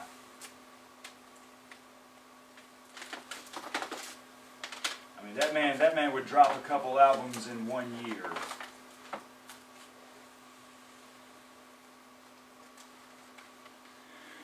Alright, 2 soundtracks I grabbed this year. The Pulp Fiction soundtrack, pretty good. Pump Up the Volume soundtrack, this is really good. You ever see that pump movie? It down, pump it. You ever see that movie, Pump Up the Volume? There's a Christian movie? Slater, yeah, he Never plays... know. Yeah, dude, that movie's cool, man. Christian Slater plays a pirate DJ. He's got a pirate radio station, and he goes by Happy Harry Hard-On.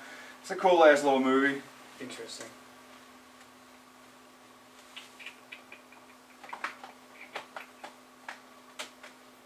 What the fuck am I damn doing? I don't know what you're doing. I don't know what the fuck I'm doing. Anyway, new Pussifer album. Yeah, that was a good one. Yeah. I enjoyed that album, man. Like, Yeah. I know we didn't get a chance to talk about Existential it. It was Reckoning. so good, actually. Yeah, It's a man. chill, like, just a good processed album. Yeah, I really, really like it. I dug it. I still listen to it here and there. Found It's a some- go-to. It's definitely a go-to 2020 album. Yeah, definitely go to 2020. Found the album Queen the Game. Sure. This is the one with Another One Bites the Dust and A Crazy Little Thing Called Love. Yeah. I have the best of album. It's about as much as I can do with Queen. Damn, you suck. I know. I'm not a huge Queen fan. Like, I like a lot of this. Their best of stuff is the stuff I like. This year I finally finished the Queens of the Stone Age collection. I got the European version, double disc European version of Rated R. Not a Queen's fan. Really, dude? God damn it, David. Then I found this one at Goodwill. Their album Era Vulgaris. Zach hit me up one day and was like, dude, man, this is at the Goodwill. Go there and get it. And I was like, alright, so I went and I bought it. Love this album. But, do you know what I found? And now, Zach's a massive Queens fan. And I found this. Their single, unopened, for the Fun Machine Took a Shit and Died. You have to clean your cats after that. You're like, oh, it's so good. Right, and it was apparently released with pre-orders of this album. There you So go. that's some rare shit, unopened, found at fucking Goodwill. Hardcore score. People don't know, man. People don't fucking know, man. You decide to sell your entire fucking thing, like, collection. I'll never. There's not enough money in the world, man, for me to sell it. For me to sell this. This is no Your way. collection's way too big. A buddy of mine asked me, he was like, dude, in this room, if your house was on fire, what is the one thing you're going to grab out of here? And I said, dude, I'm just going to die in the fire. Just grab a box before you go and just start. It's like, oh no! Start throwing your CDs in there. Take it! No! Like Stas is over there crying like in the fire. You're like, fuck your Stas! Like, I love these albums more! Oh my God. Guitars can be replaced, albums can't. So I found a Raconteurs album. Big fan of Jack White. I hope to God that you'd save Stas before your albums. Oh, that'd be terrible. Put a GoFundMe page for your albums collection. So here's a big old stack.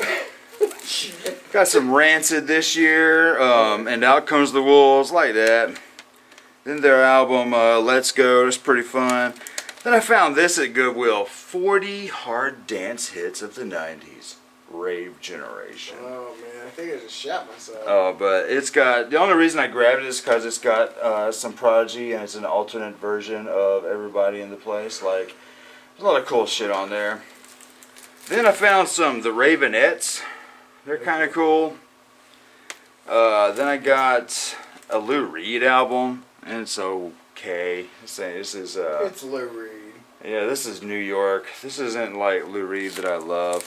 Then I got all the Red Fang albums this year. Red Fang's so good. Yeah, I man. love some Red Fang. Got their first album, and then I got their Murdered the Mountains. That's the one I had. Like, I think that was the first album I heard was that one. Then I got their Whales and Leeches. This is rad, really cool holographic album cover. Check that out.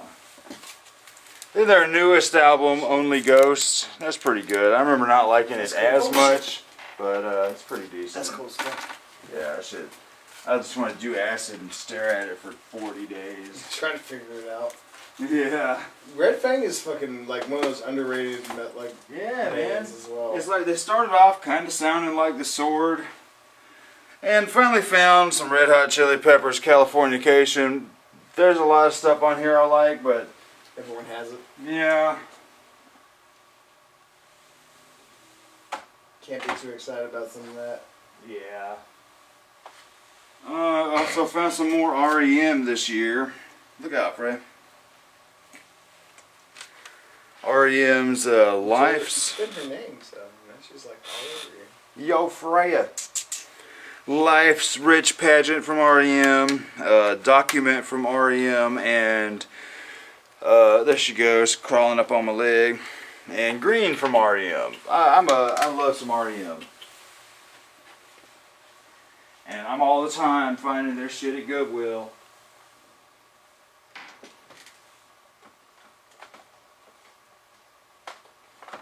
What is this? Okay. Found some REO Speedwagon.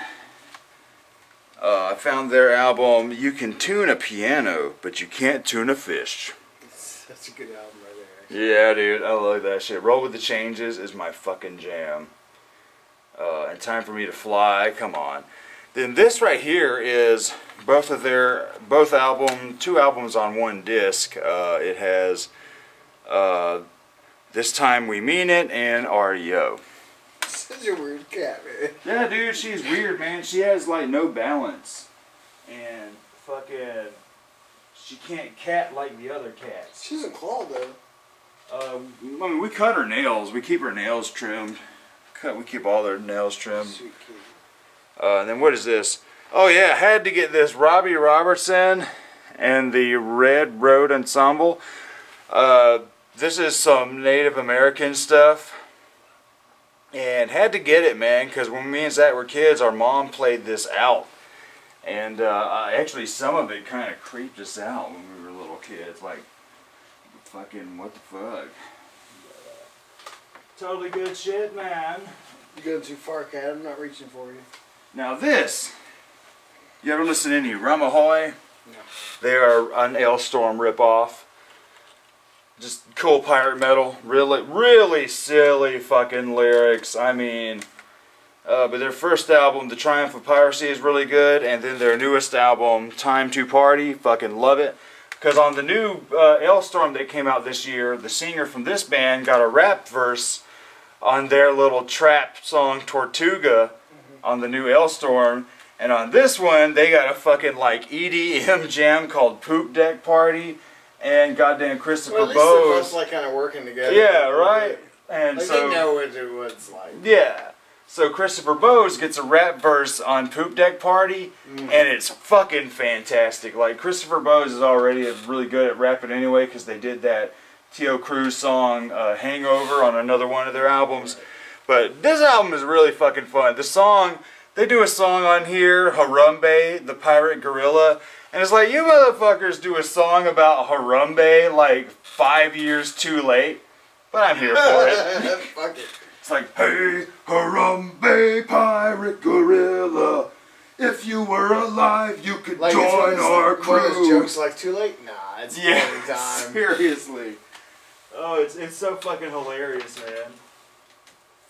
Hey, Harambe, king of the jungle, greatest animal of the zoo. Like, terrible. it's so silly, dude. I got the first 3 Santana albums this year. Legacy edition of the first Santana, really good. And this Spiegel, this German edition. Spiegel edition for the Abraxas Santana album. And the Legacy edition of Santana You're 3. a guitarist or a fan. Yeah, these albums are great, man. Like, it's fucking really, Santana really is good. ridiculous. Really good stuff. What is this? School of Fish, something from the collection. I mean, the mystery box. It's decent. I can't remember what it sounds like. Sex Pistols. There you go. Never mind the bollocks. The first Sex Pistols album, found that at Goodwill earlier this year. And then, yeah, you gave me this, The Shadows Fall. It's pretty cool. Shadows Fall's great. I saw them Um, live back with Slipknot and Lamb of God. It was such a good album. Did you really? It was pretty badass. Then I found this band called Shadows of Night at Goodwill.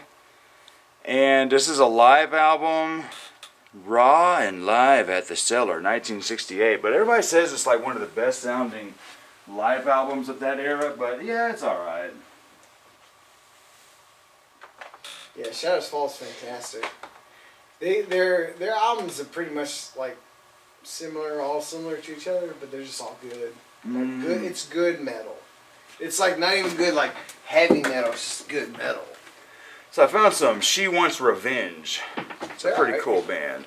And I don't know, I just love that album cover. And I love the back of that album cover. I'm a creep, y'all. Sorry. Cancel me. And I found some more Silverchair. Freak Show. Love that album. Fucking Freak Show is so good. It's such a like. So they really.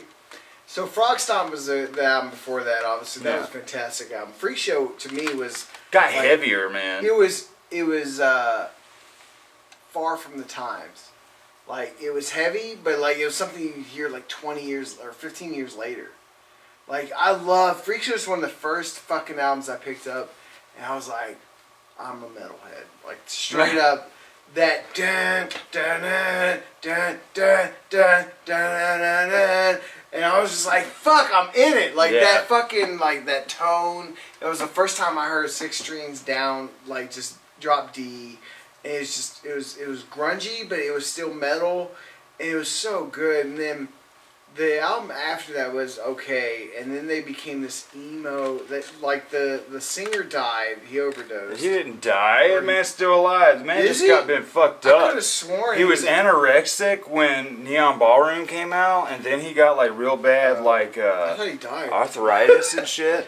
Either way, they replaced him, and then they didn't, because I researched something that was very emo. It was awful. I ain't heard no emo. Really? I must have looked at the wrong album. There's another Silverchair out there then. There's there's one Young Silverchair. As That one was emo as fuck. I think this is the last Silverchair. It was awful. I gotta get Neon Ballroom, and I think I'll have them all.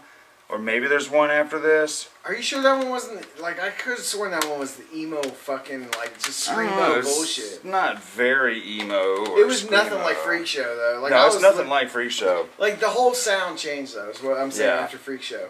Yeah. Like, Freak I Show mean, I'm was not gonna great. lie. Part of this reminded me of like I Want to Be Coldplay. It sounded like Sum 41 bullshit. Ugh, I don't know what you heard. I need to re-listen to it. It was years ago, but still, I thought he died. No. Then you gave me Cinch. Yeah, that's a weird band. It's kind of cool. It's alright. And then in the mystery box was the Singles soundtrack. You ever see that movie?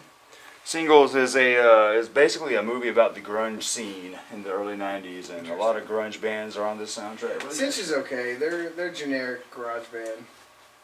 Like, I don't know. Really? I could have sworn like the last time I heard something from Silverchair though, they were just fucking awful. Anything after Freak Show was bad though. I thought I you don't know. I like overdosed. Neon Ballroom. You know they're from Australia, right? Are they? Yeah, they're Australian. Australia. Other than that shit, I got a buddy. Silverchair. I got a buddy. Australian Yeah, I got a buddy for of mine. He's a gamer dude that I watch on YouTube, and we talk every once in a while. He's from Australia. He says, "Yeah, Silverchair's from Australia." I looked it up. I was like, "Yeah, they are." Yeah. They're And Nick Australian. Cave is from Australia. Huh. Yeah. I found Sixpence None the Richer. Never heard of him. Kiss me. Oh, is that the song? Yeah. Is that the fucking like '90s love song? And that Yes, there she Oh, goes. okay. Yeah. I know now. That album's alright. Now, another new band that I found that I absolutely love that reminds me of early Hole kind of bands, Skating Polly. Fucking love this band. They remind me a lot of Veruca Salt. If you like some rock and chick I know music, who Veruca Salt is. I mean, check out some Skating Polly. besides the fucking Willy Wonka, I knew who the band is. I didn't like him. Really? Yeah. Veruca Salt is awesome, David. Yeah. Okay. The fuck is wrong with David, y'all? I have my Comment your comment in the comments. Yeah. What the fuck is wrong with David, man? Is it too bad that he has taste? And then also I got the Skindred album. Oh man, please. Is that the first Babylon. one? No, it's the one we reviewed That's earlier. the first one. Earlier. Yeah, that's I the- liked it alright. that's the I was only I had a lot of okay fun one. with it. Everything after that's awful. Like so, their last album that It's I heard. still the only one I've heard. Oh yeah, the last one you heard they have a song like "That's My Jam," and literally the song is like it's a bunch of cheerleaders like "That's my jam, that's my jam, that's my jam." It's awful, and then he's like "Let me know,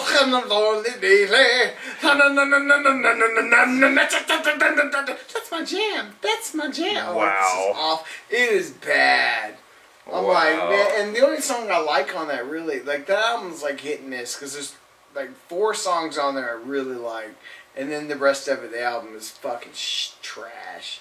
It's reggae bullshit, new metal. It's awful. Like that's the worst new metal. I would rather listen to Adema's third album, which nobody Damn. knows about. God damn. Nobody likes their second album. Like Adema's first album is the only thing that people know of. Like they have like 4 albums out or 3 albums out. It like I'd rather listen to like the worst new metal album than that album. I'd rather listen to See You on the Other Side from Core. Or to listen to POD than Skindred's like first album. But also some more awesome rock and chick bands from back in the day. Slater Kinney. Found some of their stuff at Goodwill. You ever listen to Slater Kinney? No clue. You ever watch the show Portlandia? Nope. Okay, well. I know what you're talking about. Well, the lady in Never that watched it. show is the lady from this band. Gotcha. Still never watched the show. It's a fun sketch comedy show. It's odd. That's the best. That's the best thing I could say is that it is odd. But I like it a lot.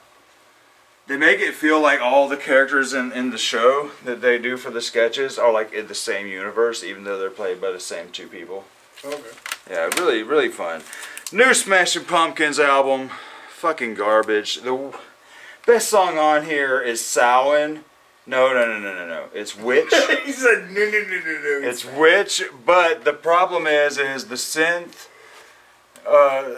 bits are too much in the forefront, but it's the only heavy song on here, and he completely says Samhain wrong for the whole song. So it's like it starts off heavy, and you're like, yeah, finally, after 9 tracks, a heavy pumpkin song, but then you get Samhain, Samhain, Samhain, Samhain, and I'm just like, oh. Do your research, my man.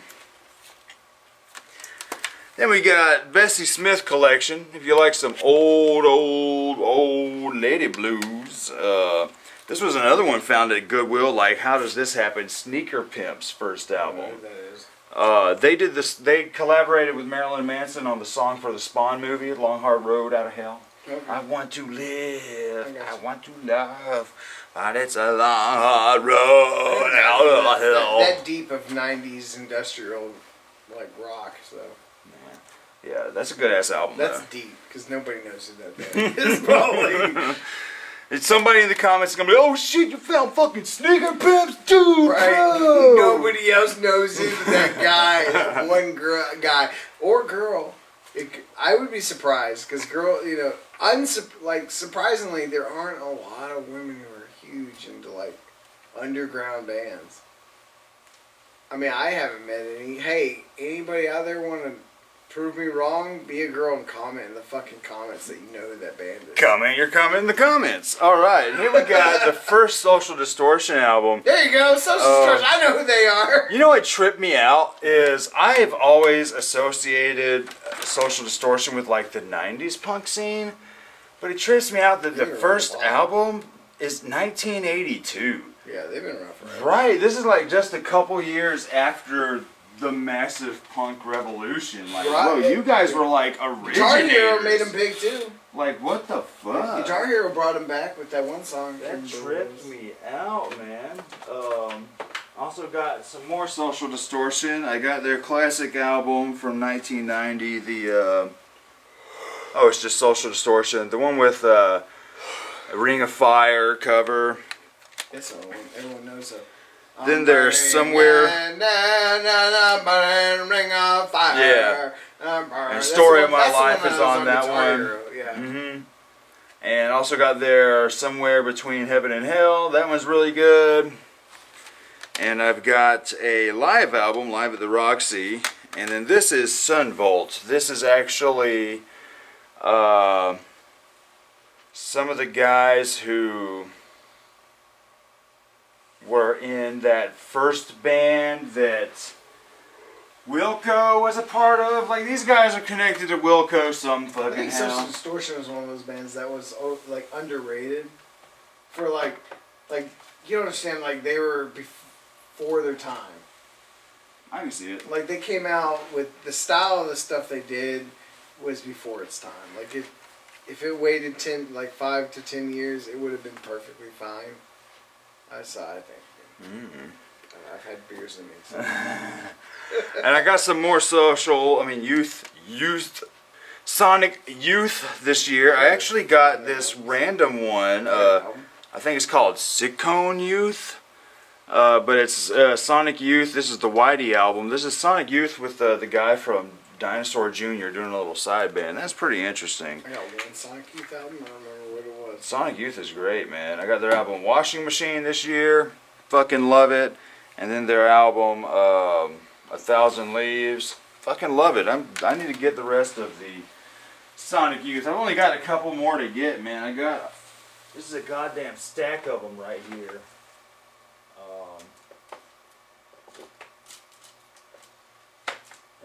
What is this? Okay. Now, I went ahead and finished my Soundgarden collection, Yep, should have. We're gonna finish it. Like which this. I've already had pretty much all of them. I really only needed to get Screaming Life and Fop and King Animal because I got a box set that has all their albums in between. But so I got the Screaming Life and Fop remaster. That's really fucking good. But I've had the original Ultra Mega OK for ages, and I'm like, well, you know what? I want to see what that remaster sounds like, because they always hated the way the original sounded, and when this came out, they were like, you know, this is how we wanted it to sound, and yeah, the Ultra Mega OK remaster sounds fucking fantastic. It really does. But then I found a original copy of Louder Than Love at Goodwill and Super Unknown at Goodwill. So I was like, fuck it, I'll grab the I originals. gave you one of those super. You did. But I have all these albums in that box set. But yeah, David gave me the original copy of Down on the Upside, which is still my favorite Soundgarden album. There you go. You're welcome. And then I've got I win. I got King Animal. King Animal is one of the best comeback albums of all time. So yeah, man, I help. That's all I care about. good shit. Like, I mean, I already had it in this box set, but now I got the original copy. All because of you. This year I also finally got Mr. Hankey's Christmas Classics on CD. Fucking love the shit out of that. Hello, kids. How you doing, Mr. Hanky here? And this is some Celtic folk shit, South Wind something, that's alright. Got the Space Hog album, finally. You know that song, ooh, what is that song called? Exactly what I In the thought you were meantime, gonna dude. In the meantime. I'll play it when we go to smoke. say. Like, I don't know what you're talking You about. fucking will. Yo, bitch ass Will. Okay, we are almost done with this show. Got the first fucking Spice Girls album. There you go. I heard this shit on the radio the other day. I was at some sort of fucking store, and I heard what was the popular song? The one song that everyone knows. I'll tell you what I want. Yeah, that one. That was on the radio or whatever, and I was just like, Turn it I up. wanna like, Really, you wanna really be wanna my sing, lover? hey. Gotta get with my fans. I was like, damn. Friendship is too easy, but this is the way it is. And they're so old and ugly now. Then I found this random ass Homebilly Groove live Spin Doctors album at Goodwill. Fucking dig it. Spin Doctors is also my jam. That's my jam. That's It is my jam. best friend. It's my best friend. It's my best friend. All right, bottom shelf. We are getting there, man. And then we got half a shelf. Then we're Yeah, good. see, we're almost done. New Static X. Oh, love that album. Fucking That Project was a Regeneration. Oh. When did that come out? 2019? Yeah, Or no, 2020, like summer, like July. Yeah, that is on the top. Oh shit! Damn, I forgot that was on 2020 as well. Right, that is so That fucking needs to good. go on my top 10 now. Now, here's a garbage album that I picked up only because I don't have one of these. This is Gwen Stefani's The Sweet. Her solo. Yeah, Her ugh. solo albums are awful. The Sweet Escape. And this has. I probably know some of these songs if I've heard it, but I don't like none of Gwen's solo shit. But I only grabbed it because it's in a super jewel case. You see these weird how it corners off instead of squares off, and like it's locked. There's a little button here that says press to open. It's odd, but it is different than your standard jewel case. Yeah, it still looks like shit. The case is nice though. Yeah, that's the only reason I grabbed it, because I was like, well, I don't have one of She looks these. like she farted in this picture. Like, show that shit. Yeah. Like she's like, oops, my bad. Like, look at this. Like, oops. Oops, I hope you didn't did that smell just come that. out of me? I'm sorry. I bet I'm a myself. pretty girl. I don't need to fart. That was my music coming out of my butthole. New album. Gwen Stefani's fucking trash. It's like, uh-oh, come on, Brad. Come on, Brad Paisley. She had Or- no doubt, and then Who the she's fuck like, she's married to? Or Brad getting married Paisley- to? No, that's not you. No, Blake Shelton. Blake Blake Shelton. Shelton. Come on, Blake. Let's smell my She got his farts. baby now. She's like, hey, I know you cheated on your wife who's hotter than me, but hey, but whatever, it doesn't matter. Also found the Starship album, Knee Deep in Hoopla, with We Built This City on my God, I Rock heard that shit, and right. Roll. We built this city. We built Well, this it's city a silly. rock and roll. It's like, alright. Then we got some Stereo Lab, Emperor Tomato Ketchup. That's some pretty cool shit right there. What did I say I was gonna let you hear when I went to smoke? I don't remember. Some trash. I gotta know. Oh, in the meantime, from Space Hog. Now, I've had 12 Gracious Melodies, or just Stone Temple Pilots, for ages.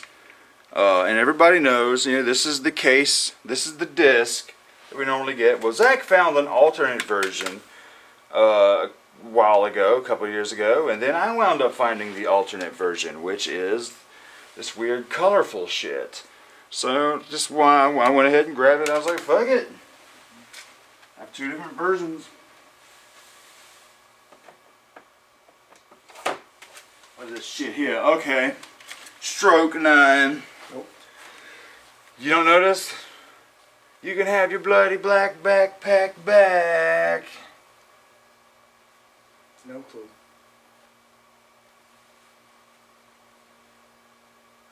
Don't want to tangle with him. I'd rather tangle with you. And I just want to bash his head in. Nope. No clue. Oh, anyway, Stroke 9. The album isn't as good as that first song.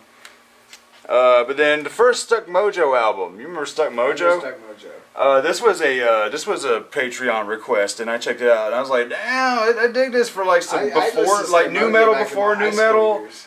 It kind of reminds me more of like Rage Against the Machine than anything. Yeah, I remember Stuck Mojo back when I was in high school. I was LimeWire and that shit.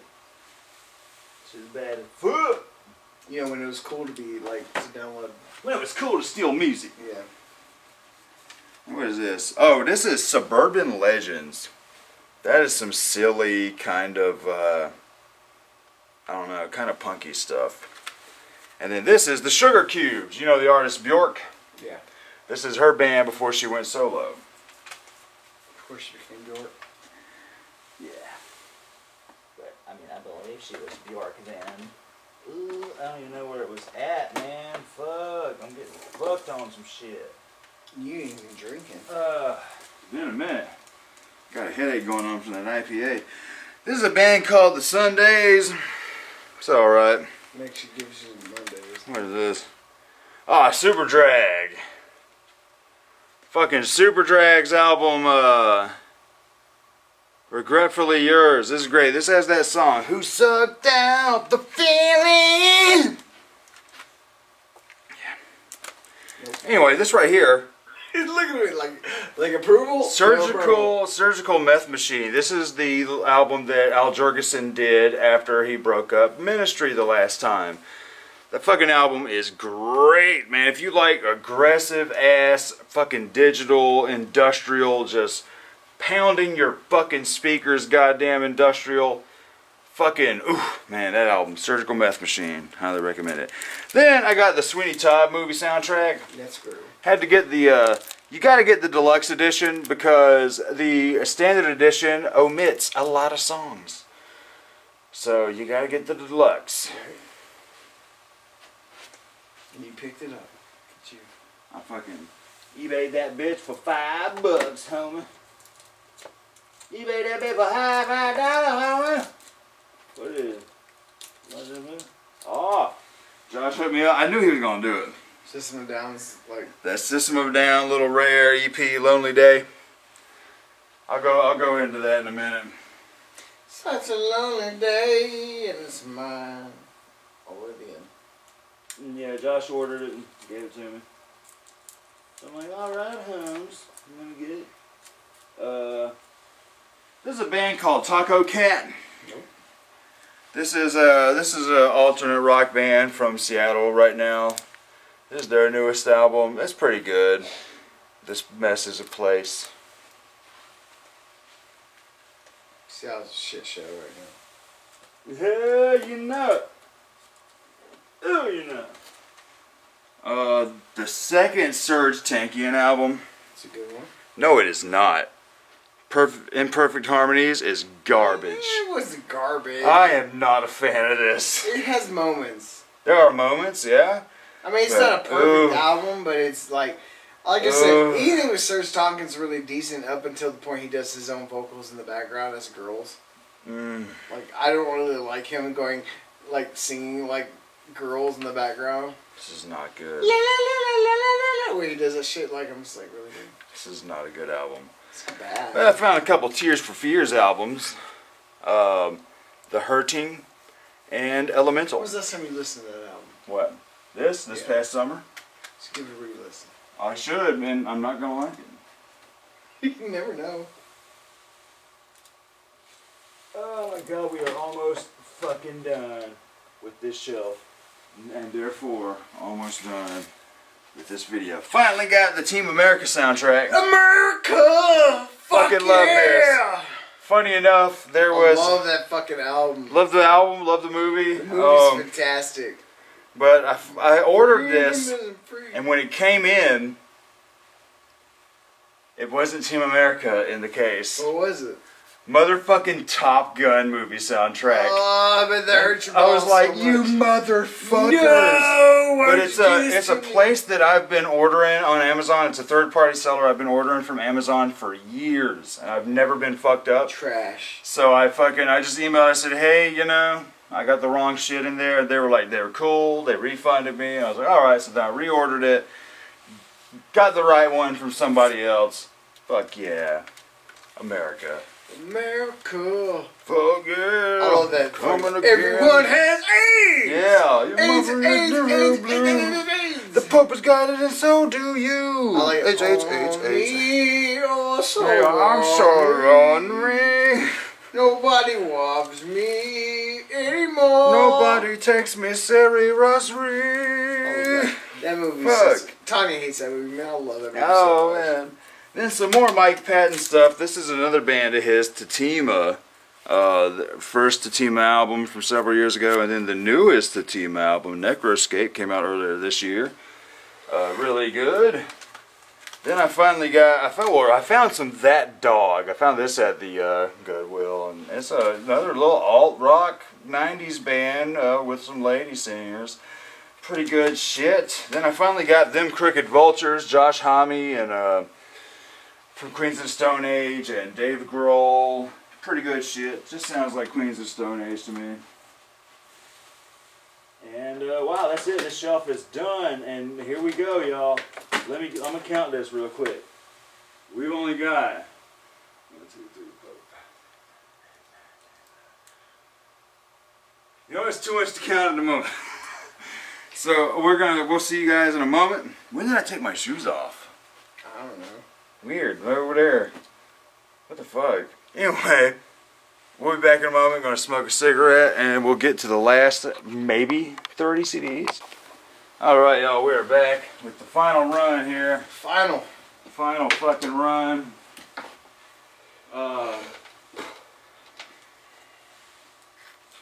Got some more They Might Be Giants. Oh man, that's a good one. Fucking big fan of that band. I got they did some children's albums, and I found this at the 49-cent Goodwill. No. And you know what? It just sounds like They Might Be Giants, just not as dark or no cussing and stuff. But it just sounds like normal, silly They Might Be Giants.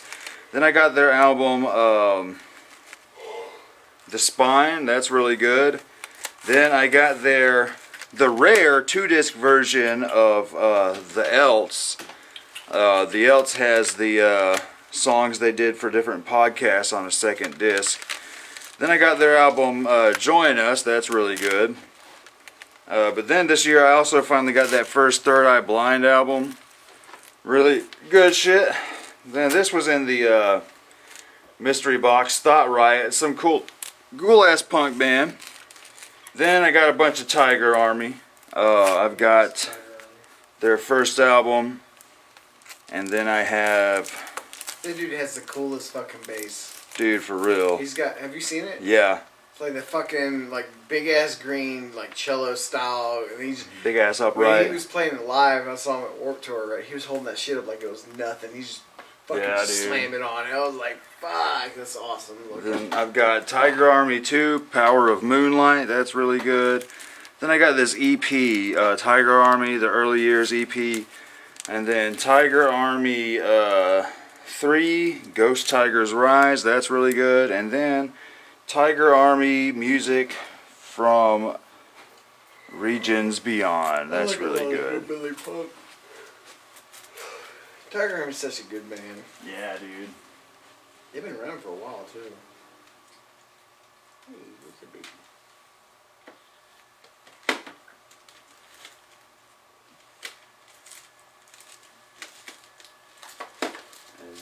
we got some fucking. Found this recently, about a month ago. Morris Day and the Time. Morris Day and the motherfucking Time, yo. This is their album, Pandemonium. Like, if you like Prince, Morris Day and the Time is some good shit. And I found some Toad the Wet Sprocket. That shit's okay. This is Fear and Delenia. I can't read right now. Anyway, more Toad the Wet Sprocket. Then I found the first Tonic album, Lemon Parade. What fucking song is on here? There's one song we all know. Tonic, man. And then the second Tonic album, that's alright. Nothing too fucking Nobody remembers Tonic. fucking fancy.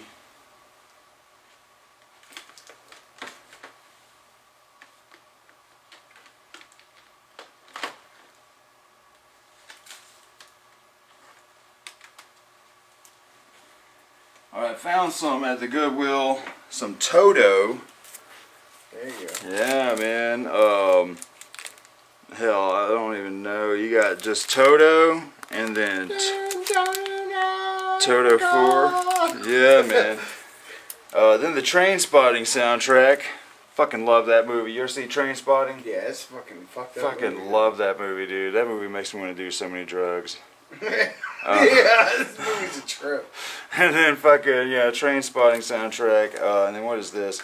Something you gave me, the Trash Can Sinatra's album, Right, I thought Cake. it was a Cake album originally. Thought it was a Cake album. It sounds nothing like Cake, but yeah, it's Trash Can Sinatra's. It was not bad. Yeah, I dug it. And then got some Traveling Wilburys. That's Tom Petty and Roy Orbison. Really good shit. They're gonna watch this and be like, oh my god, somebody has our album. I thought it was a Cake album, my bad. Don't put Cake on your fucking album, I wouldn't think it.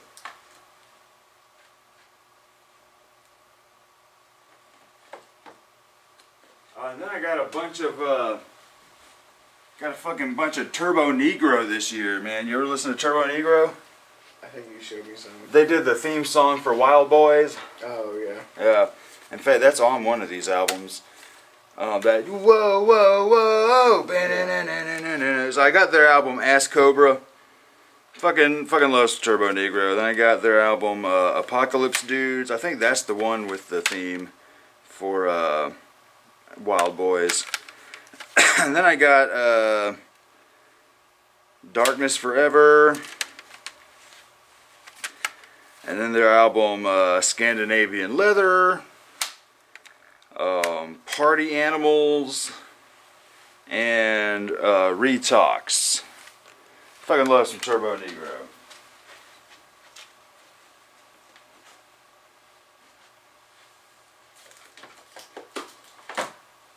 And what the fuck is this shit? Oh, yeah.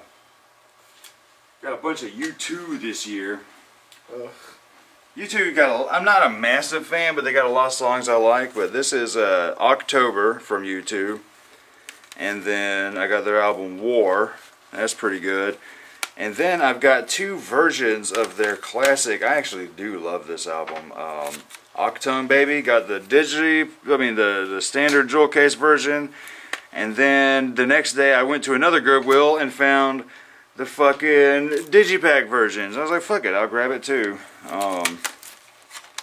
And then the follow up to that, Zooropa.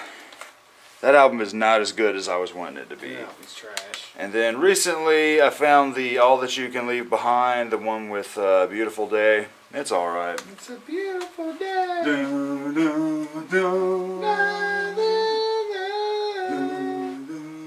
It's a beautiful day. My shitty writing songs.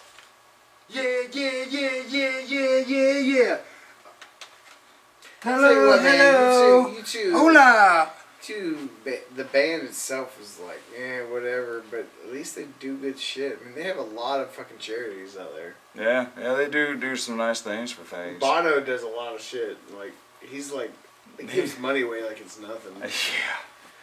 Fucking Of course he can Bono. afford it, so. But he's also a big piece of shit. Yeah, he is. South Park told us that. Yeah, he's a big piece of shit, but he'll donate to a like Yeah, anything. big Tomba and Just so he can get those tax write-offs. That's the main thing, dude. Yeah. Throw $4 million at a charity, boom, that's $4 million you can write off on your taxes. There you go. Get some most of it back. But found some more Underworld. Underworld is some really good. This is the album. Oh my god, I cannot read this. Dub no bass with my head, man. But yeah, Underworld is really good. Old school electronica stuff. Found some Susan Vega. Susan Vega did that song. Oh, okay. I know what you're Yeah, talking about. you know the lyrics? When the water hits your boot, or no, when the dookie hits the water and the water hits your booty. Something like that. Yeah, I know what you're talking about. Also found the only 2 Velvet Revolver albums at Goodwill. I actually have not listened to those yet. Zach They're will not slap bad. me. I mean, I like the radio songs, but I've never heard anything beyond that. It's like having Slash in a band. Yeah, So Scott maybe- Whelan from Stone Temple Pilots, like Yeah, you can never go it's wrong not with him. bad. It's just not great. Right, and It's then normal. Velvet Underground and Nico. This is an album you gotta hear. If you like weird shit, man, this is some old Banana stuff. on it, it's weird. This is 1967, man. This is some this is Lou Reed at his fucking best during the early fucking I know who days. Lou Reed is. Yeah, man. That's something familiar. Lou Reed, I take a walk on the wild side. I don't even remember what this shit was, man. Look through the alphabet. So right here, y'all, we got some damn Veruca Salt. I got the first Veruca Salt album, American Thighs. That shit is really good. And then the one most everybody knows, 8 Arms to Hold You. Really fucking good. And then the one, I think it's the first one after Nina Gordon left, Resolver. That's really fucking good. Love the shit out of that. And then, the Verve Pipe. Found that. You like the Verve Pipe? This album sucks. I don't mind the It's on goddamn there. Freshman. Listen to that. That's on there. Oh, I know the Freshman's on it. That's the only good song, really. When you wanna kill your baby. It's an abortion song. Penny is Poison. That's a good one. And then found some Violent Femmes. There you New Times. Freshman, though, that's a classic. Yeah, I like that song. Nostalgia and all, but man, that album is like ugh. Vowel Movement. This is really good. Kinda like my shits. Yeah, this is the chick from Concrete Blonde. Yeah, Freya. She ain't gonna move. Just step on it. Hell no, she ain't gonna move. So where the fuck was this shit at? Don't put your head in there, you'll die. Say what? Just put her head in your boot. Like, you're gonna die, cat. Alright. This was a risk. This is a Tom Waits album, Real Gone. Now, I have the recent remaster of that, but I didn't have the original copy. And then me and John, when we were doing our Tom Waits retrospective earlier this year, he had mentioned that apparently the original one is slightly different. There's like different shit going on. There's instruments that were like removed on certain songs and things were added. And I saw this at the Goodwill and I was like, damn, is this the remaster or is this the original? And then I felt that the front cover is textured, and I'm like, I don't really remember it being that way. Fuck it, it's $1. If it's the same one I have, I'll give it to Zach, And I popped it in the computer, original version, songs are different, like holy fuck. You got lucky. Yeah, really cool fucking score there.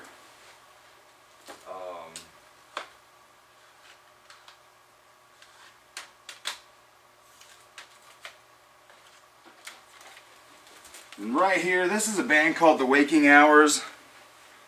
I don't know. I don't even remember what it sounds like, but it was in the mystery box. I don't know if I'm going to keep that. I don't even know. I don't think I would. The Walk Hard, Dewey Cox movie soundtrack. The movie's hilarious. Fucking love that movie, and this soundtrack is fucking phenomenal. I mean, all the songs from the movie, right in here. And then this is something in the mystery box. This is Wastegate. You might like this. This is some metal shit that is pretty interesting. Then I found this. This is Roger Waters and Ron Geeson. I never knew about this, but this is Music from the Body. This is a dude from Pink Floyd, and it's an album made with like mostly body parts, slaps and burps and farts. Like what the fuck?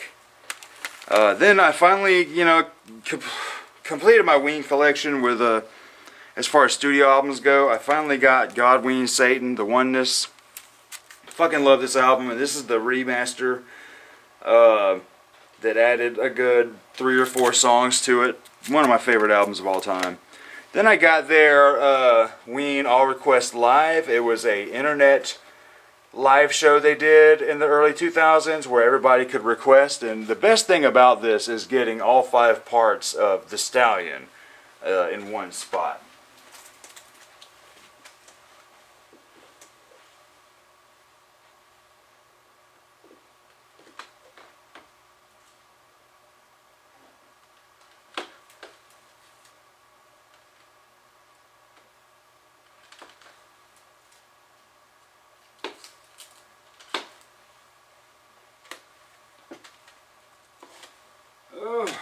We're almost there, y'all. Almost done. Oh god, found this is cool. Weeping Tile, that was in the mystery box. Some kind of cool alt rock chick shit. Josh gave me Blue Album from Weezer. And then I found some Weezer at the Goodwill. Found Pinkerton, pretty good. And then found the Maladroit Weezer album, that's alright. Then I found White Blood Cells from the White Stripes. That is good as fuck. And then I found Icky Thump from the White Stripes. Fucking love that. Then I found Who's Next from The Who. Fucking dig it. And then this right here, The Y Store. This was in the mystery box. This is pretty good. Kind of reminds me of Crash Test Dummies.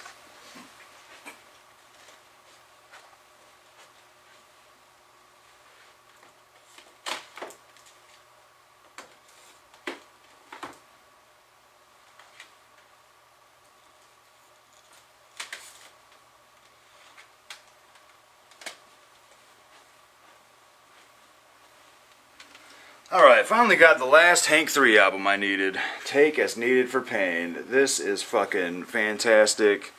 Fucking shit. Then I got some Witchfinder General. You ever listen to Witchfinder General? It's good early doom metal, but the guy's got a shitty voice. But this is their first album, Death Penalty. And this was in the mystery box. This is something you might want to hear. It's called Wire Neck. And it sounds like Korn, but a bunch of young dudes from fucking Georgia, Statesboro, Georgia. A bunch of young kids fucking sounding like Korn. It's not bad. Yeah. Wire Neck? Yeah, Wire Neck. And then here is another favorite album of the year, Witch Tanked, Sons of Midwestern Darkness. This album is fucking hilarious. Just look at these fucking guys. This band is great. This album, it reminds me of Turbo Negro with like a Tenacious D kind of vibe. And then you gave me this, Woe of Tyrants. Yeah, that's pretty good shit. And then I was at Goodwill. Here's a great score.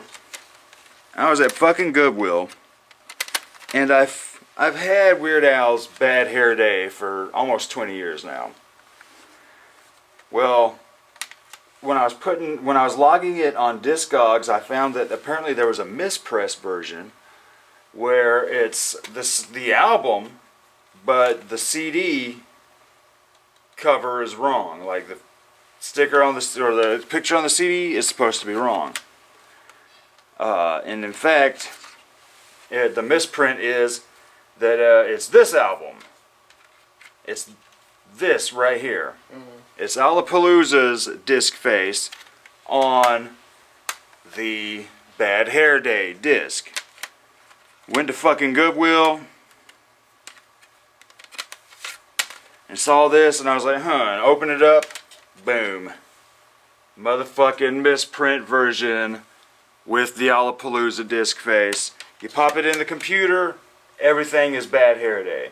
But that fucking disc face, Alapalooza. I was like, oh shit, what a cool fucking score. I like misprints and shit like that.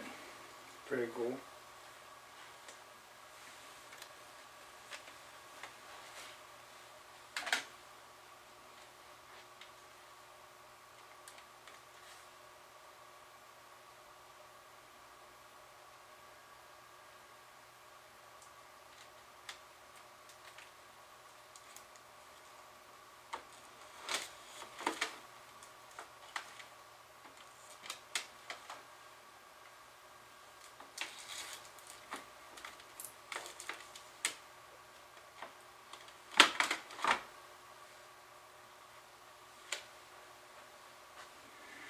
This wasn't a mystery box. This was rad. This is fucking the Wise Guys. They had some big songs during the big beat, Fatboy Slim era of electronica music. It has the song I said ooh la la, say sue, I said ooh la la. You'll know it if you heard it. It was in like every car commercial from like '98 to '99. Then I found a Yes album, Yes Union. I had that one back in my dad's day. Man, this one is, ooh, it is not a fucking good Yes album. My dad had that album I think every dad had that album. back in the 90s. And, oh shit, we're actually down to the last CD. What? The last CD, y'all. 500 CDs made. This is it. Single for Rob Zombie's. There you go. Found at Goodwill of all places. Rob Zombie's Never Gonna Stop, the Red Groovy fucking little single there. And I grabbed that. I was like, man, you know, a massive fucking Rob Zombie fan. Gotta fucking get it. So that's it, y'all. That's the fucking collection. The updated version. Yeah, for this past year.